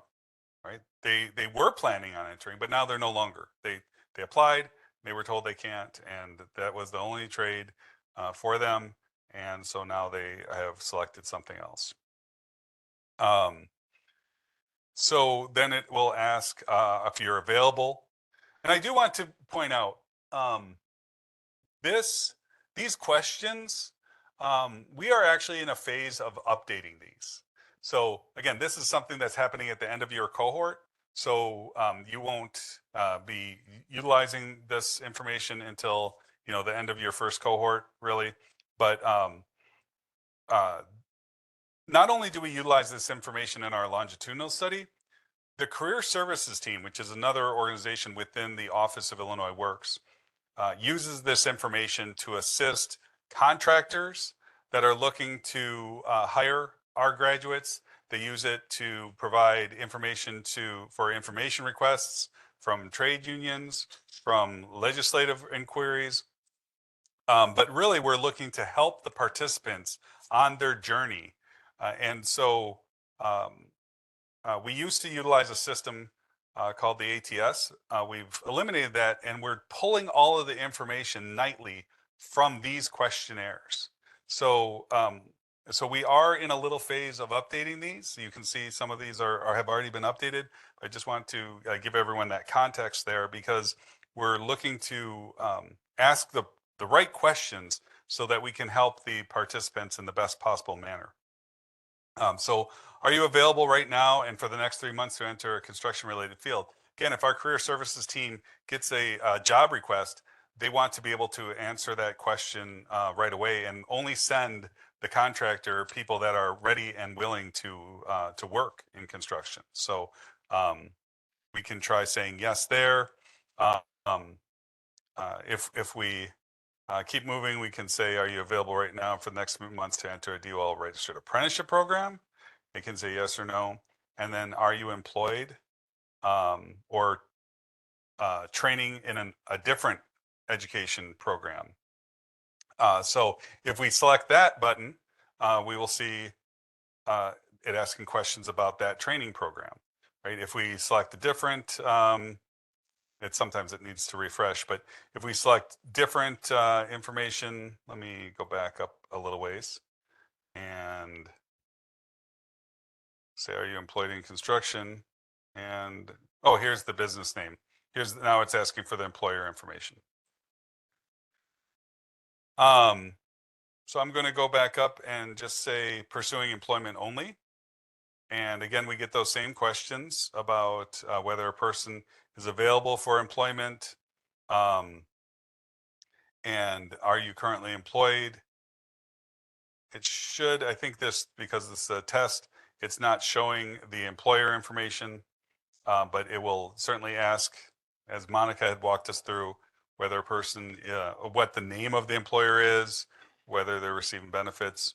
It asks if you're a member of the union, if you say no, it just moves you on to the final status date. If you say yes, it asks for the name of that union. So again, I'll give everyone a moment to try some different scenarios here and answer different questions. If you're planning on entering the registered apprenticeship program, and what information, what trades you're planning on applying to or still interested in. So I'll give everyone a moment to kind of walk through some of those. We're all on the same screen still, but I just want you to be aware of some of the different selections.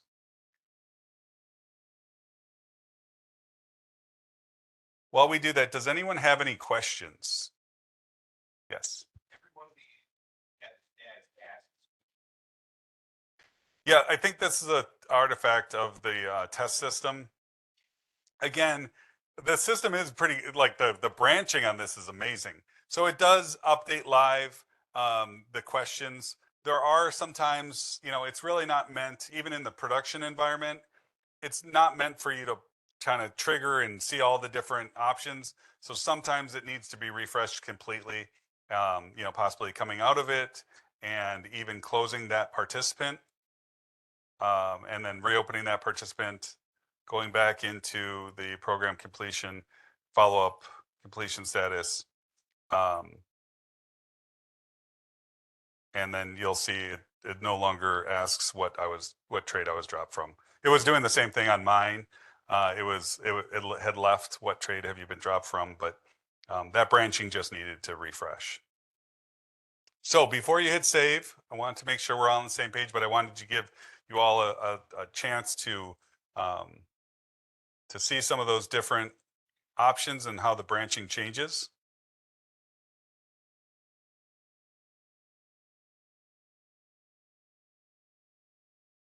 So hopefully you have gone through those options of not planning. So let's take a look at planning to enter a DOL registered apprenticeship program. Then, as I mentioned, the next step is to say, okay, now that you're planning to do that, where are you in that process?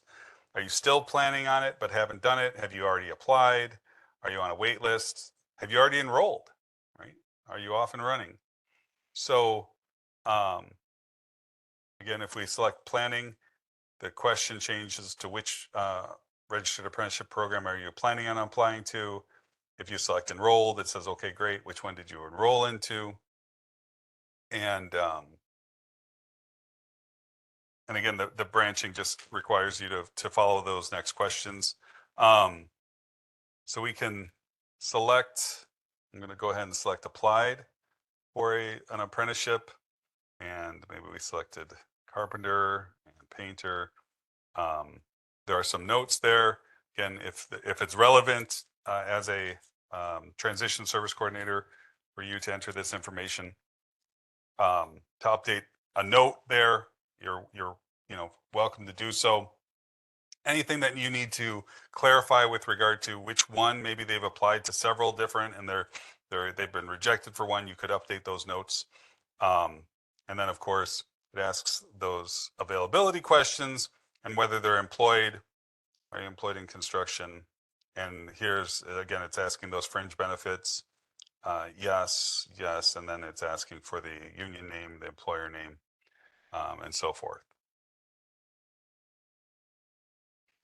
So once you've had a chance to look through those, we're actually going to go back up and go all the way back up to the completion status and select incomplete. So with this incomplete, which is really what the status of this fake participant needs to be, because again, we haven't completed all the training services. If we would try to save it in those other statuses, I don't think the system would let us, because it will check to see are all the training services in a successful completion or evaluate not required status. And so we can go ahead and select the date. This is the date that the person left the program, right? So if the last day they attended classes, kind of in a similar fashion, if I were to select complete and in transition, that final status date is the last day of instruction, you know. So again, I'm going back to incomplete, just select the last day they attended the classes, and I'm going to go ahead and hit save. And it says it's updated that completion status, and it triggers a case note, right? So we want to go ahead and enter this as a general case note explaining that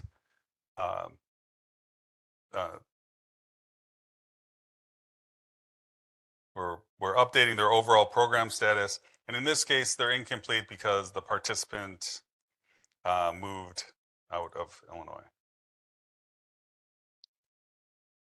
And then we save it as a case note. Save, it says the case note was successfully added. And then if we go back, I think, to intake, there's a table here that shows kind of a history of their status. Okay, so they enrolled in the program, but now they are incomplete. If I come back here, you will see now that their current completion status is incomplete. And Monica had mentioned before that there's that blue hyperlink data, so we can see the baseline transition questionnaire, which in this case again was just the incomplete. Does anyone have any questions about that? Has everyone been able to mark their participant overall as incomplete?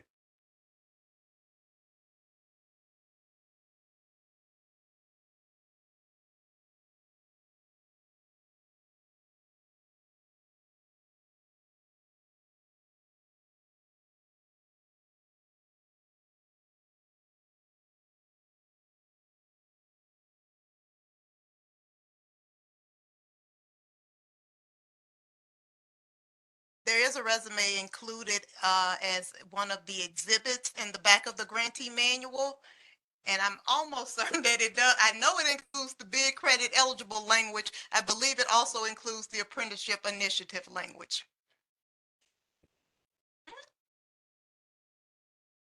Oh,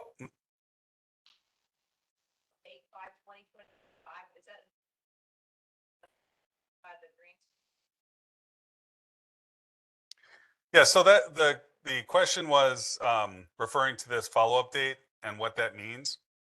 I think Monica had mentioned that when you complete a baseline questionnaire, the system is going to automatically set a follow-up date 90 days from that completion date. Now, incomplete participants, you're not required to follow up every 90 days for 1 year. And in fact, the next thing we're about to walk through is the active tracking here at the bottom.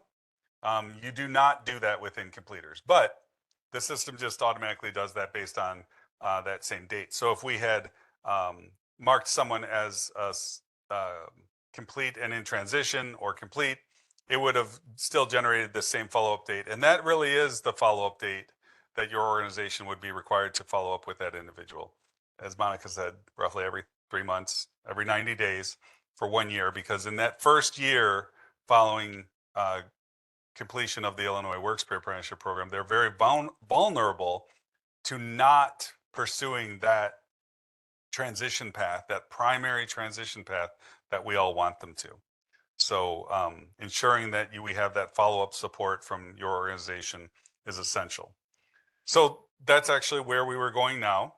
So the follow-up date, again, assuming this was a completed individual, you do not do this for incompletes. You can, in fact, follow up with individuals that are incomplete, right? If they dropped out for some other reason, maybe they had gotten a promotion at work and they were really excited about it and they needed the extra money in the short term, you could always follow up with them in 3 months and 6 months and say, hey, how you doing? Are you interested in coming back, completing the program? They certainly, we encourage that. We want that. Those would be entered as case notes, not active tracking follow-up. Active tracking follow-up is for people who have completed and graduated from the program. So that's where you would update this information. And the active tracking follow-up, I'm going to go ahead and first of all, there's a table below because it will begin to just file all of your follow-up questionnaires in that table. But right now we're going to take a look at this add active tracking, and it's the same questionnaire that you filled out when you were completing that individual. So you kind of wind up with the same branching of different questions. So they're either planning to enter the registered apprenticeship program or not planning to enter the registered apprenticeship program. And so we can go ahead and do this. Again, our participants are in an incomplete status. And we've actually been talking to David with SIU about removing the ability to even do this on a practice basis for incompletes because it's really not meant for that. But we can do that right now, and you could go ahead and walk through this, pretending that the person really was complete and in transition, and continue to share the same information, answer those questions, and place the next follow-up date.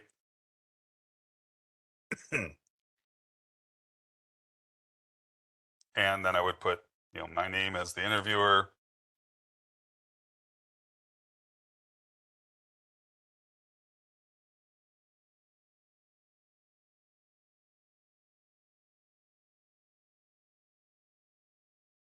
Some sort of notes that help me identify where their next thing is.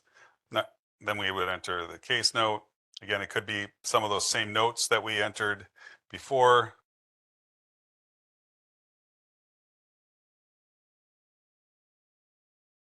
Just going to move through that real quick so that we can move on.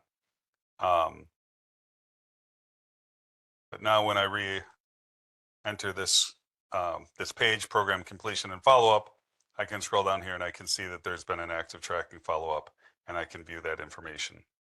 Again, the baseline is essentially an active tracking follow-up, where the active tracking follow-up is essentially a baseline. It's just the baseline refers to the one that occurred upon graduation, and the active tracking follow-ups are all the subsequent ones. So any questions about that? All right.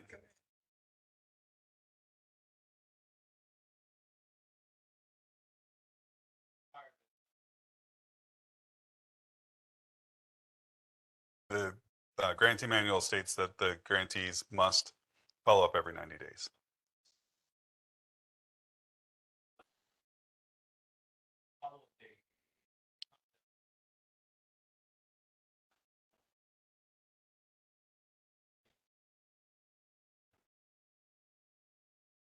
There is on the dashboard, actually. The dashboard, and we had talked about this in the navigation bar. There is a dashboard. I'm not sure if anything came up in this test environment, but if you view your dashboard, one of the sections are past due follow-up dates.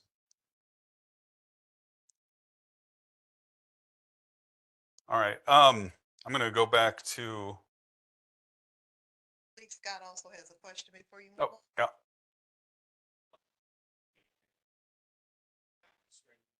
Mm-hmm.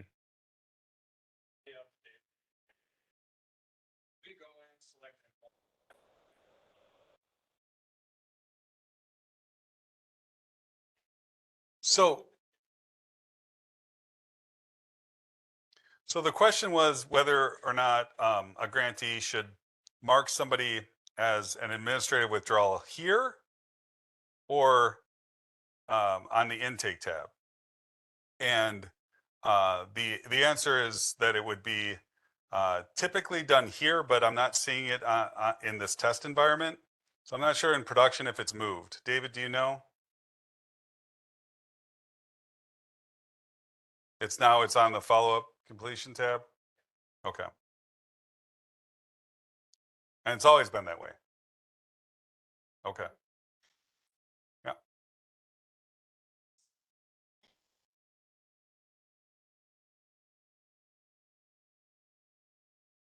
You do.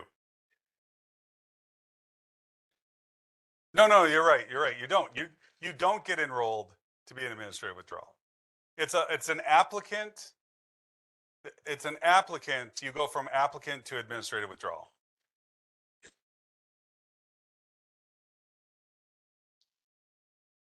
Then they're an incomplete. All right. We're starting to get a little bit behind. So let's go ahead and hand it back over to the presentation. We can go through section 9. All right. Section 9 is the last you all have to hear from me, so yay. So Roger, this section will focus on the Illinois Works closeout process and how to use compliance reports and the IWRS transcript progress reports to help ensure that to help ensure both data quality and completeness. For those who attended any of our previous sessions, you know that these reports are familiar, but today we will focus on how to use them to ensure a successful closeout.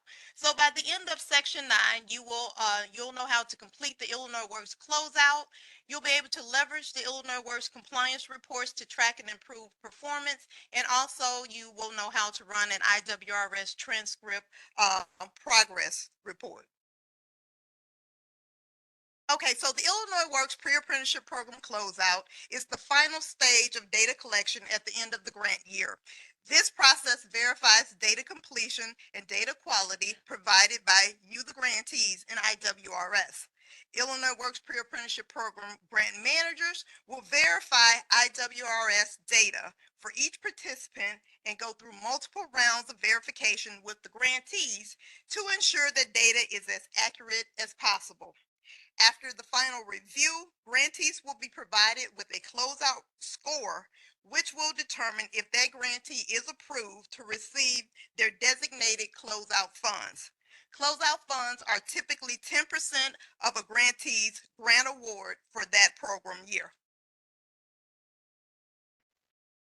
On a monthly basis, your team will receive 3 items from your programmatic grant manager. That's the monthly compliance progress report, the monthly compliance payment worksheet, and also the status verification worksheet.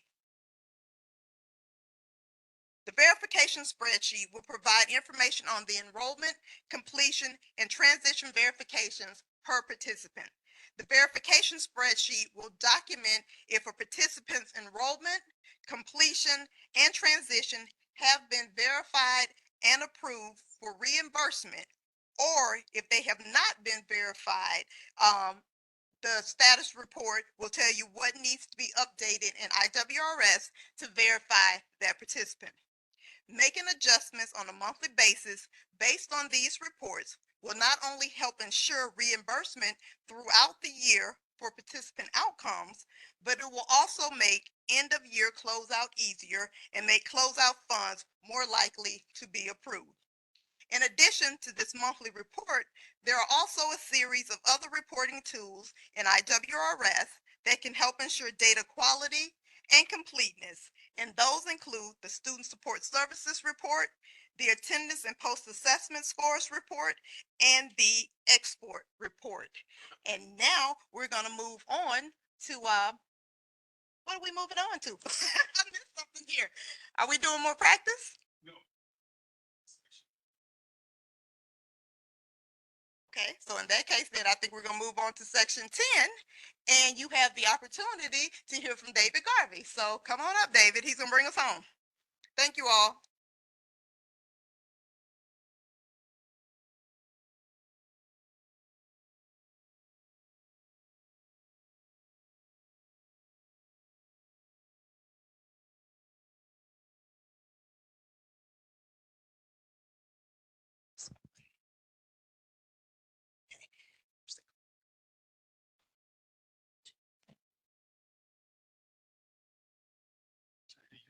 test environment or?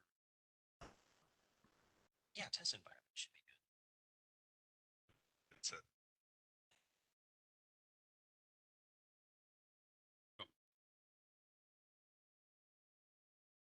Okay, it's still, it's in the test as the tester, but if we want. Okay. That should be good. Yeah. Stuff out the way.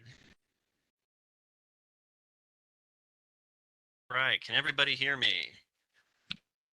The back, are we okay? We hear? No.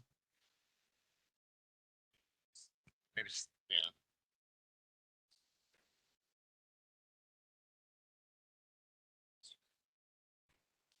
yeah. Okay, how about now? Everybody hear me? Back? All right. Okay, so next we're going to talk about reports in Illinois, Works. So by the end of this section, you'll be able to identify participant red flags and academic information through the Student Support Needs Report and the Attendance and Post-Assessment Report. And you'll also be able to describe how the work plan and report can help guide program performance. And we'll also utilize the export report for compliance and verification for participant information. Let's see. So the first couple reports that we'll get into, we'll get to the Student Support Needs Report. I can show you how to access it. At the moment, it's not really working. Yeah. All right, so when we're logged into the system and we have our participant list. Oh, that's right. One moment, everybody. It's this one. There we go. Okay. Excellent. So we have our landing page for the report system. And to access the Student Support Needs Report, we can access it right here, this button. And what you'll do is you'll select the project. And then if you have access to more than one grantee, you'll make that selection here. And there's additional filters here. And you can press the filter button to generate the report. However, at the moment, this is not working. So we won't be able to see anything. But what is in this report, though, is a table will be generated, or you can filter it by, let me back up here, customer enrollment status, a date range, service provider, and the names of services that you can enter in here. And there will be a table that will list out the customers, the flags for the services that need to be updated. So during the process of entering attendance and post-assessment scores, if a participant falls below the attendance or they're not meeting the post-assessment thresholds, the system will flag the participant's profile. And this report is a good way to view all of those flags, but not currently. But we'll get a fix in for that. And this is also helpful for our program administrators when they're trying to gain a bird's eye view of the red flags in the system, which can help direct student support or data entry staff. To go back to it. Thank you. And so the next report that we'll talk about is the work planning report, which we saw a little bit of earlier. From the Illinois Works landing report page, you can select that work plan and report tab.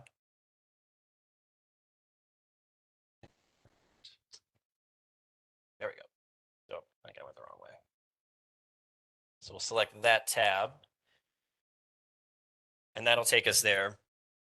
And once you click this, this will take you to see cohort-specific information regarding the timeline and outcome metric, goals of each cohort, although at the moment, I think in a test environment, we won't really see much of anything. And let's see, so at least we can see on the screen here in the PowerPoint that the first column shows the key outcome metrics. And the next one, we have the goal outcome metrics, and then the numbers which are populated from the Illinois Works system. Those numbers are live. followed by the start and end date of each of those metrics. An important item to note here is that the transition metrics will only be updated when third-party documentation is added and verified by your grant manager. See, and the cohort dates and metrics for the 2025 grant year will be updated after the final approval of work plans and curricula. Let's see, and the next report we're going to talk about is the attendance and post-assessment report. And this is in the top right corner. I don't know if we have a screenshot of it in the previous slide. Just to the left of the, so in the upper right corner, there's the username. And then to the left of that icon, there's the bar graphs. If we select that, that'll take us to this reports tab. And if you scroll down, you'll see attendance and post-assessment scores. That's where this report is. And this allows you to access attendance and assessment information for participants, while the student support needs report is useful to see information per training module per participant. And this allows program administrators to verify that the attendance and post-assessment scores are not only entered, but entered accurately.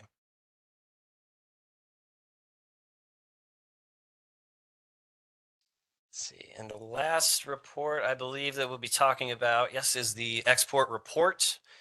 And this is accessible from the landing page of the Illinois Work System.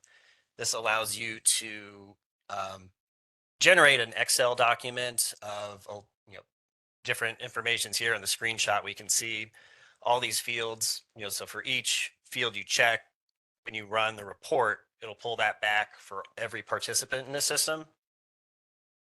And the screen gets cut off here, but we have over 30 different fields that include demographic information, training information, red flags, transition information, and much more. And so once you've made those selections, you'll click the, switch over to screen here. We pull this up over here. Let's see, go back. Okay, so this is our page here. So to run this export, we'll click this export button and we can make our selections here. We can select or deselect all the fields here. There are some that are kind of permanently highlighted that are always going to be included in the report. That includes the participant's workNet ID, their first name, last name, and username. So we'll make that selection here. And then at the very bottom, we can click export, and that'll generate an Excel document. And since I selected everything, that might take a while, but it will appear as a download. And something else I want to note with this is if you're only looking at customers who are in a certain fiscal year or a certain cohort, you can refine the table of entries to that and run the report that way. So you don't have to pull everybody back. You can filter accordingly and generate the report that way.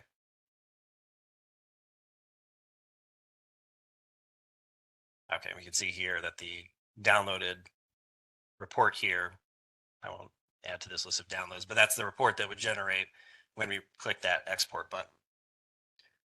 And this is a report that your grant managers are going to be using during compliance checks. So downloading this before a monthly compliance check and ensuring it's accurate can help keep your program in compliance. And that is all that I had to cover for reports. Do we have any questions? Nope. Okay. Then our next section here is how to submit a help request ticket. And I'm actually going to switch over to a production account. Oh, yeah.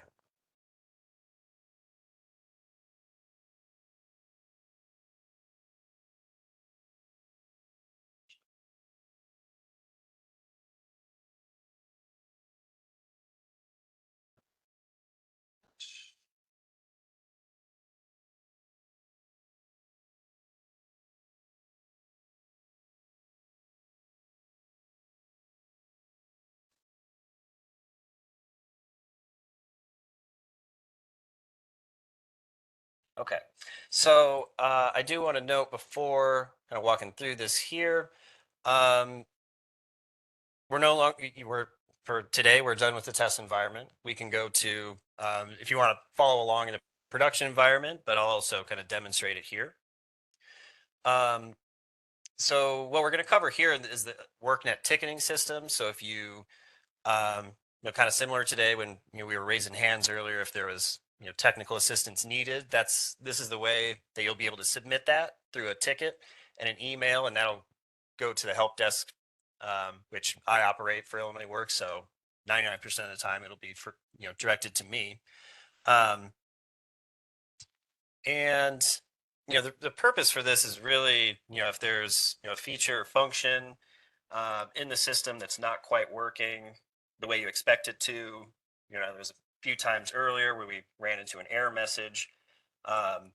If you run into an error message or something's just not working, the way you think it should, or you need assistance, you can submit a help request ticket. And the way to do that is at any point when you're logged into Illinois Works, or even really the customer support center, which includes the previous page. In the upper right corner, you can click your username and then this icon for help request. And so this will take you to the help request system here.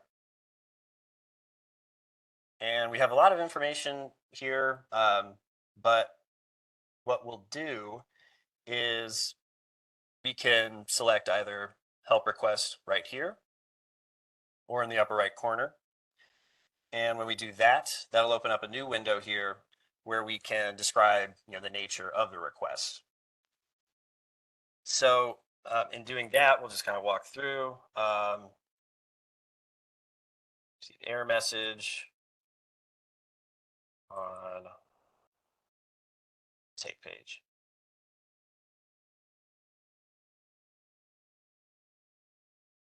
And here you can, just so we have the subject line, then we have the description where you can, add more information for participants, D number, let's make up a number there.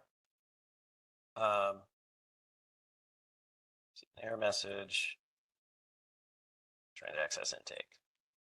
And something you can also include screenshots. You can attach files to the help request.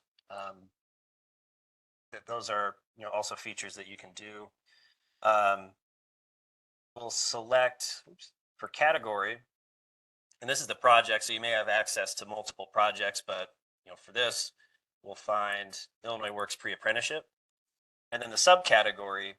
This just breaks down the nature of different types of issues that may come up. So when you're trying to add a participant, if there's an issue with the attendance or post-assessment scores that you're trying to add, or reports, data correction, maybe the member of your staff accidentally uploaded a file intended for another participant profile, you can make that selection here.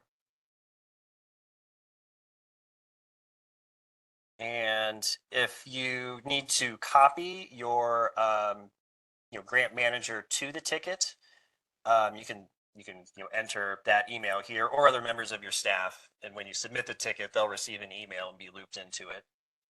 But then other fields you'll fill out. So we have our name, our email address.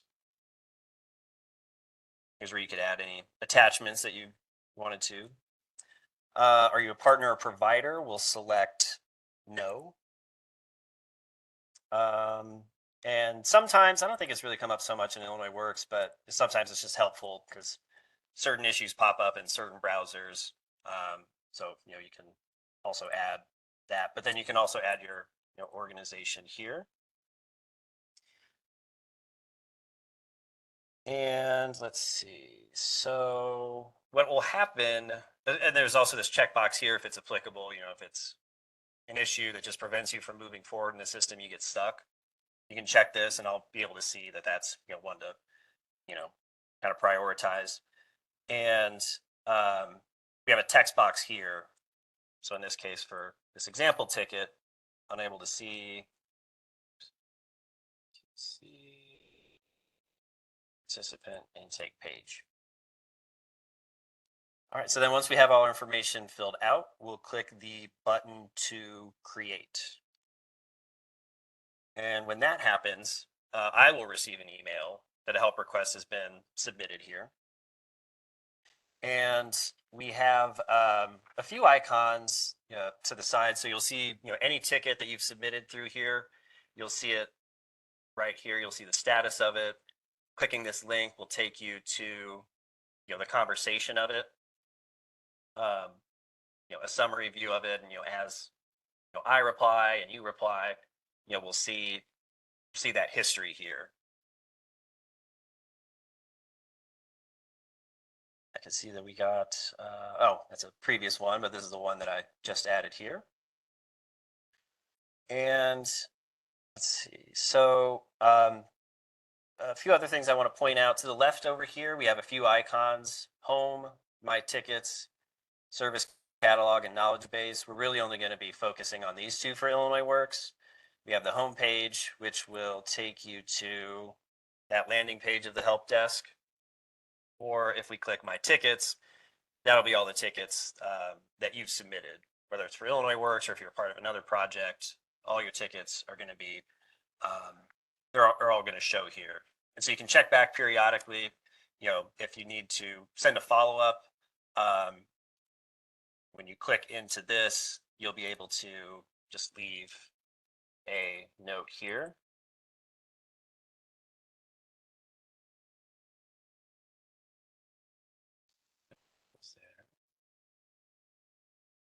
Yeah. And so when comments are added through the help desk, it'll be an email exchange between me and you and everyone else who's copied to the ticket. Let's see.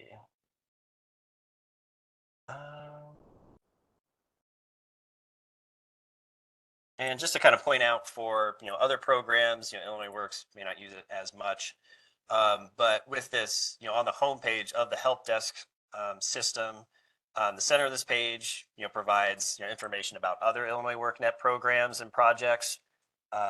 Illinois Works is generally not listed here, so we're not really going to cover the rest of this part of the help desk system.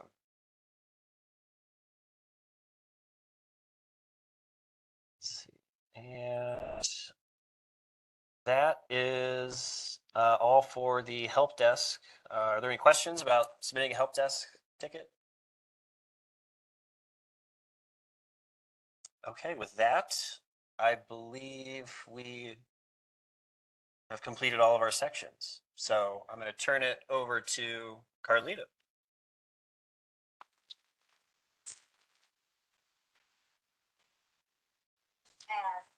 Clap of appreciation, we're done. Good job.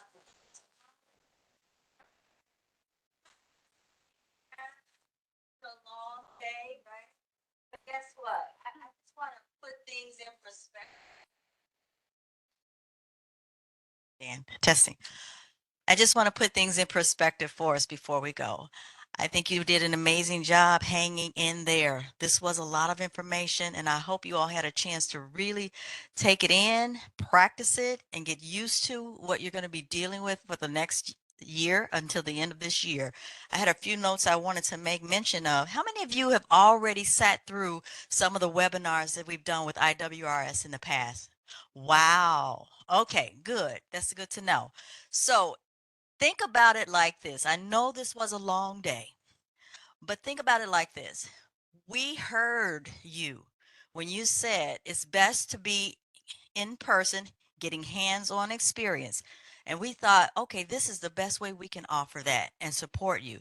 So what we needed to do was make sure we covered all the required content, because as you know, we said at the beginning, we are recording it. And so we needed to have that content for future people watching the video.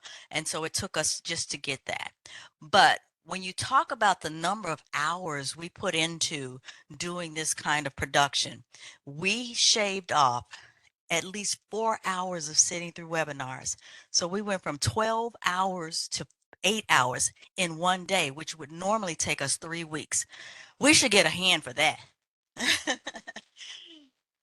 So we saved you guys a lot of time. You don't have to come back out here tomorrow, but you will have this in perpetuity in the partner guide. So what I want to do now is ask if you could just share your feedback for how we can continue to improve the programming that we provide for you. And if you could scan the QR code, it'll take you directly into Mentimeter, and Jeff will go ahead and process. Okay, I will go ahead and process. Gotcha.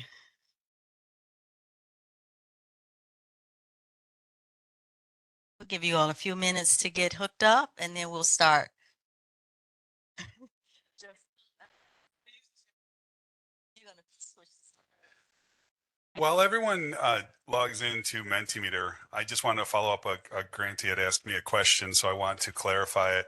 And that was regarding the eligibility documents on the intake tab. After we saw, the pre-screening assessment, we saw the application, we saw uploading a high school diploma, GED, or HiSET, and then we saw eligibility document.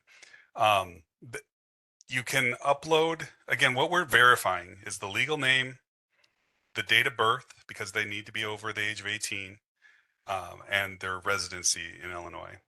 And so a driver's license, a state ID, they both do that. So the question that the grantee had asked me was, well, does it have to be a single document? Can you do more than one? And you can do more than one. So if they don't have a driver's license or state ID, you can upload their birth certificate and a utility bill, right? So the birth certificate will give us their legal name and their date of birth, and the utility bill will provide that proof of Illinois residency. So those are the things that we're looking for there. So I just wanted to follow up on that. Yes.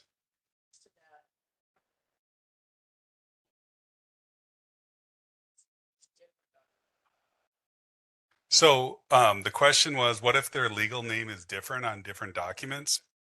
So there are very rare circumstances where a person has changed their legal name unofficially. And for whatever reason, the Secretary of State's office allowed one thing, the Social Security office allowed another, and it gets very complicated. But in general, and we'll deal with those on case by case basis. But in general, usually what we're seeing is that someone's high school diploma, the name is different than their current legal name, right? Maybe they changed it for personal reasons. Maybe they got married. Maybe they got divorced. Whatever the case is, we need to see that document, right? So if their legal name on their birth certificate is one thing, but now their legal name is different because they got married. We need to have you upload the copy of that marriage certificate so that we can see that name change. Okay, thank you. And I just want to add one other thing. I'm not sure if the test environment will be available after today. So if you didn't have a chance to really experience it, it might not be available once you get the video later on. All right, so we're going to get ready for our Mentimeter. Oh, they already started. Okay, the physical space, the breakfast and the lunch. Yeah, sorry. We have to just laugh at that one. I saw all those eggs and I thought, oh boy, we're in an egg crisis right now. I would recommend this venue for future. Okay. Any other participants? I know it's plenty of us in the room. To what extent did it meet your expectations? How likely are you to attend a similar event in the future? And how likely are you to recommend this training to others? All right. Got some variation there. All right. We got a B average so far. Thank you so much. Next, we have the course was relevant to what we wanted to learn about this subject matter. Strongly agree to strongly disagree. All right. Good, good. Okay. That's okay. Strongly disagree, somewhat disagree. Fair enough. Very good. Anybody else? I think I see about 23, 24 people in there. 25 is going up. All right, next question. I plan to apply what I learned.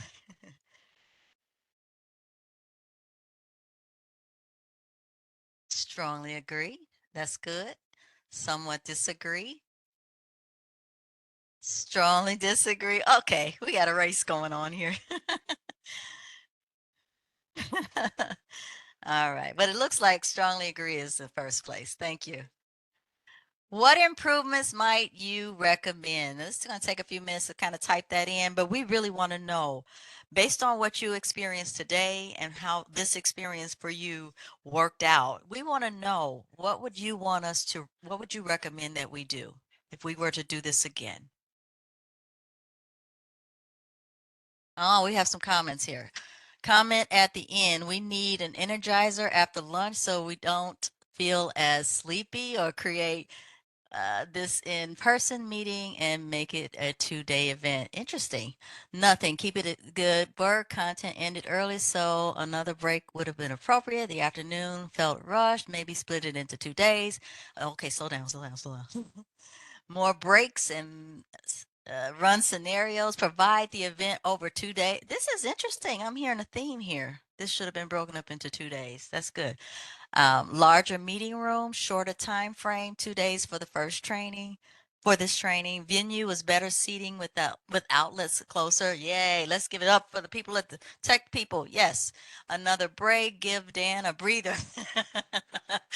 Stretch exercise. I agree. We probably will need to do that. More questions, slides might be appropriate. More projection. Great training. Need more breaks. Example, every 45 minutes. Site needs electrical chargers for electrical vehicles. Oh, you mean out in the parking lot? Interesting. We don't have control over it, but that's a good point. Thank you. This was a lot to squeeze in one setting, maybe approach. Okay, I think we hit them all. Training closer to Chicago. Thank you all. Did I miss any? Last one? This is the last one? What did you find effective? If we make changes, what would you recommend we keep? Index sections of webinars so it's easier to find specific subjects. Okay. The test environment is helpful. Good. The test environment helped. All right. Apply what we learned in real time. That was good. Hands-on, the interactive activities allow us to use the test website outside of training. Okay. Practice this that is what was interactive, walk you through it. Information was great. Keep the test site. All things tests helped great. The test environment was amazing. Test step by step. I love this. This is good. Live demo was helpful, and to do some real life case scenarios. Have required documents and updated manual available to reference. Keep the demo sessions. Agree with indexing the webinar. 2, it's daunting for new hires when it's not segmented into references later. More interaction between participants. Test environment was very helpful. Love the test site. Following along and using the test site was great. The depth of the material was really good. Information was very helpful. Keep the test active to practice outside of training. Ooh, they're coming in like a flood. Keep the test site up for training purposes. Overall, great training. I love it. Thank you all. And the last question, is there anything else about this course you think we should know? What do you think we should know that we may have missed this time around? NA, not applicable? That's fine. If you don't have anything, that's fine.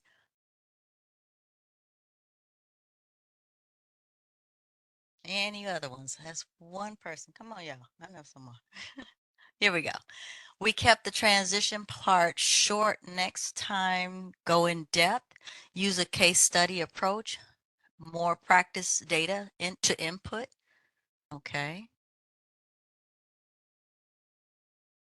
Any other comments? Okay, here's one. Consider new staff who are new to the language. That's a really good point. I don't know who put that there, but that is a really good point. Performance reports, examples, and best practices. Any others? Okay, maybe emphasizing best practices might be good. More examples. I think there's some more. It's a lot of information in a short time, maybe more breaks, some quizzes to test comprehension. Ooh, I like that. Slow down on the presentation. All right. No quiz. Somebody responded. No quiz. That's good. Thank you all.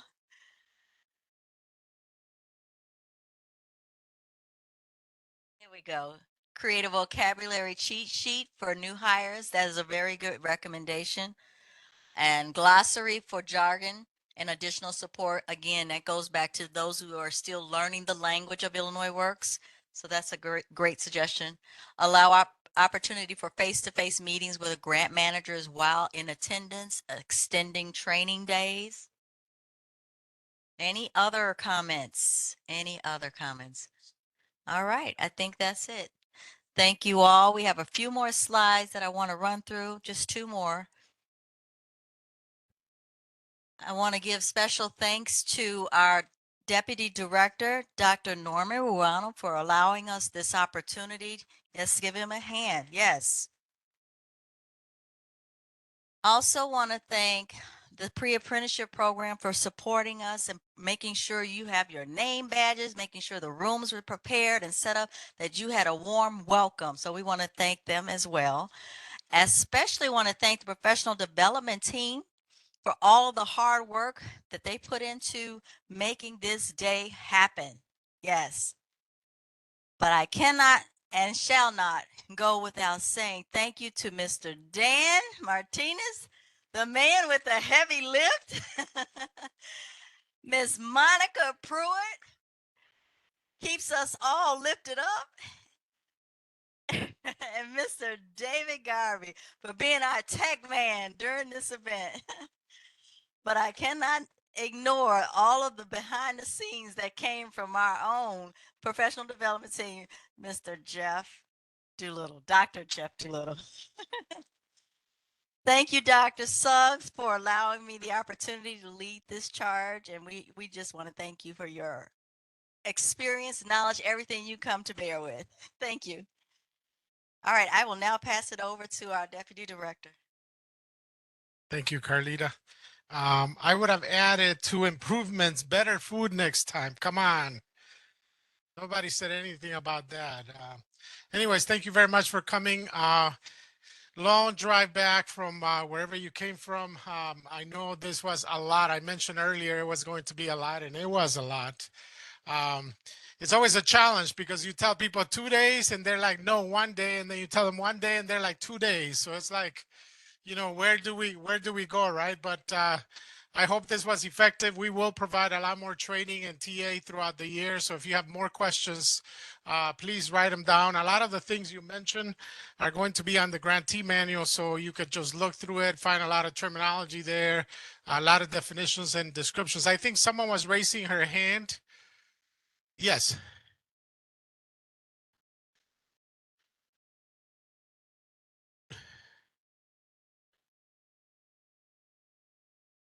Test site available for training purposes. Okay.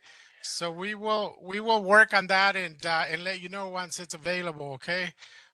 You know, certainly it seems like it was a hit. So it's just a matter of coordinating and making sure that it's technically able to do that for test purposes. Okay. So in training purposes. So someone else. Yes.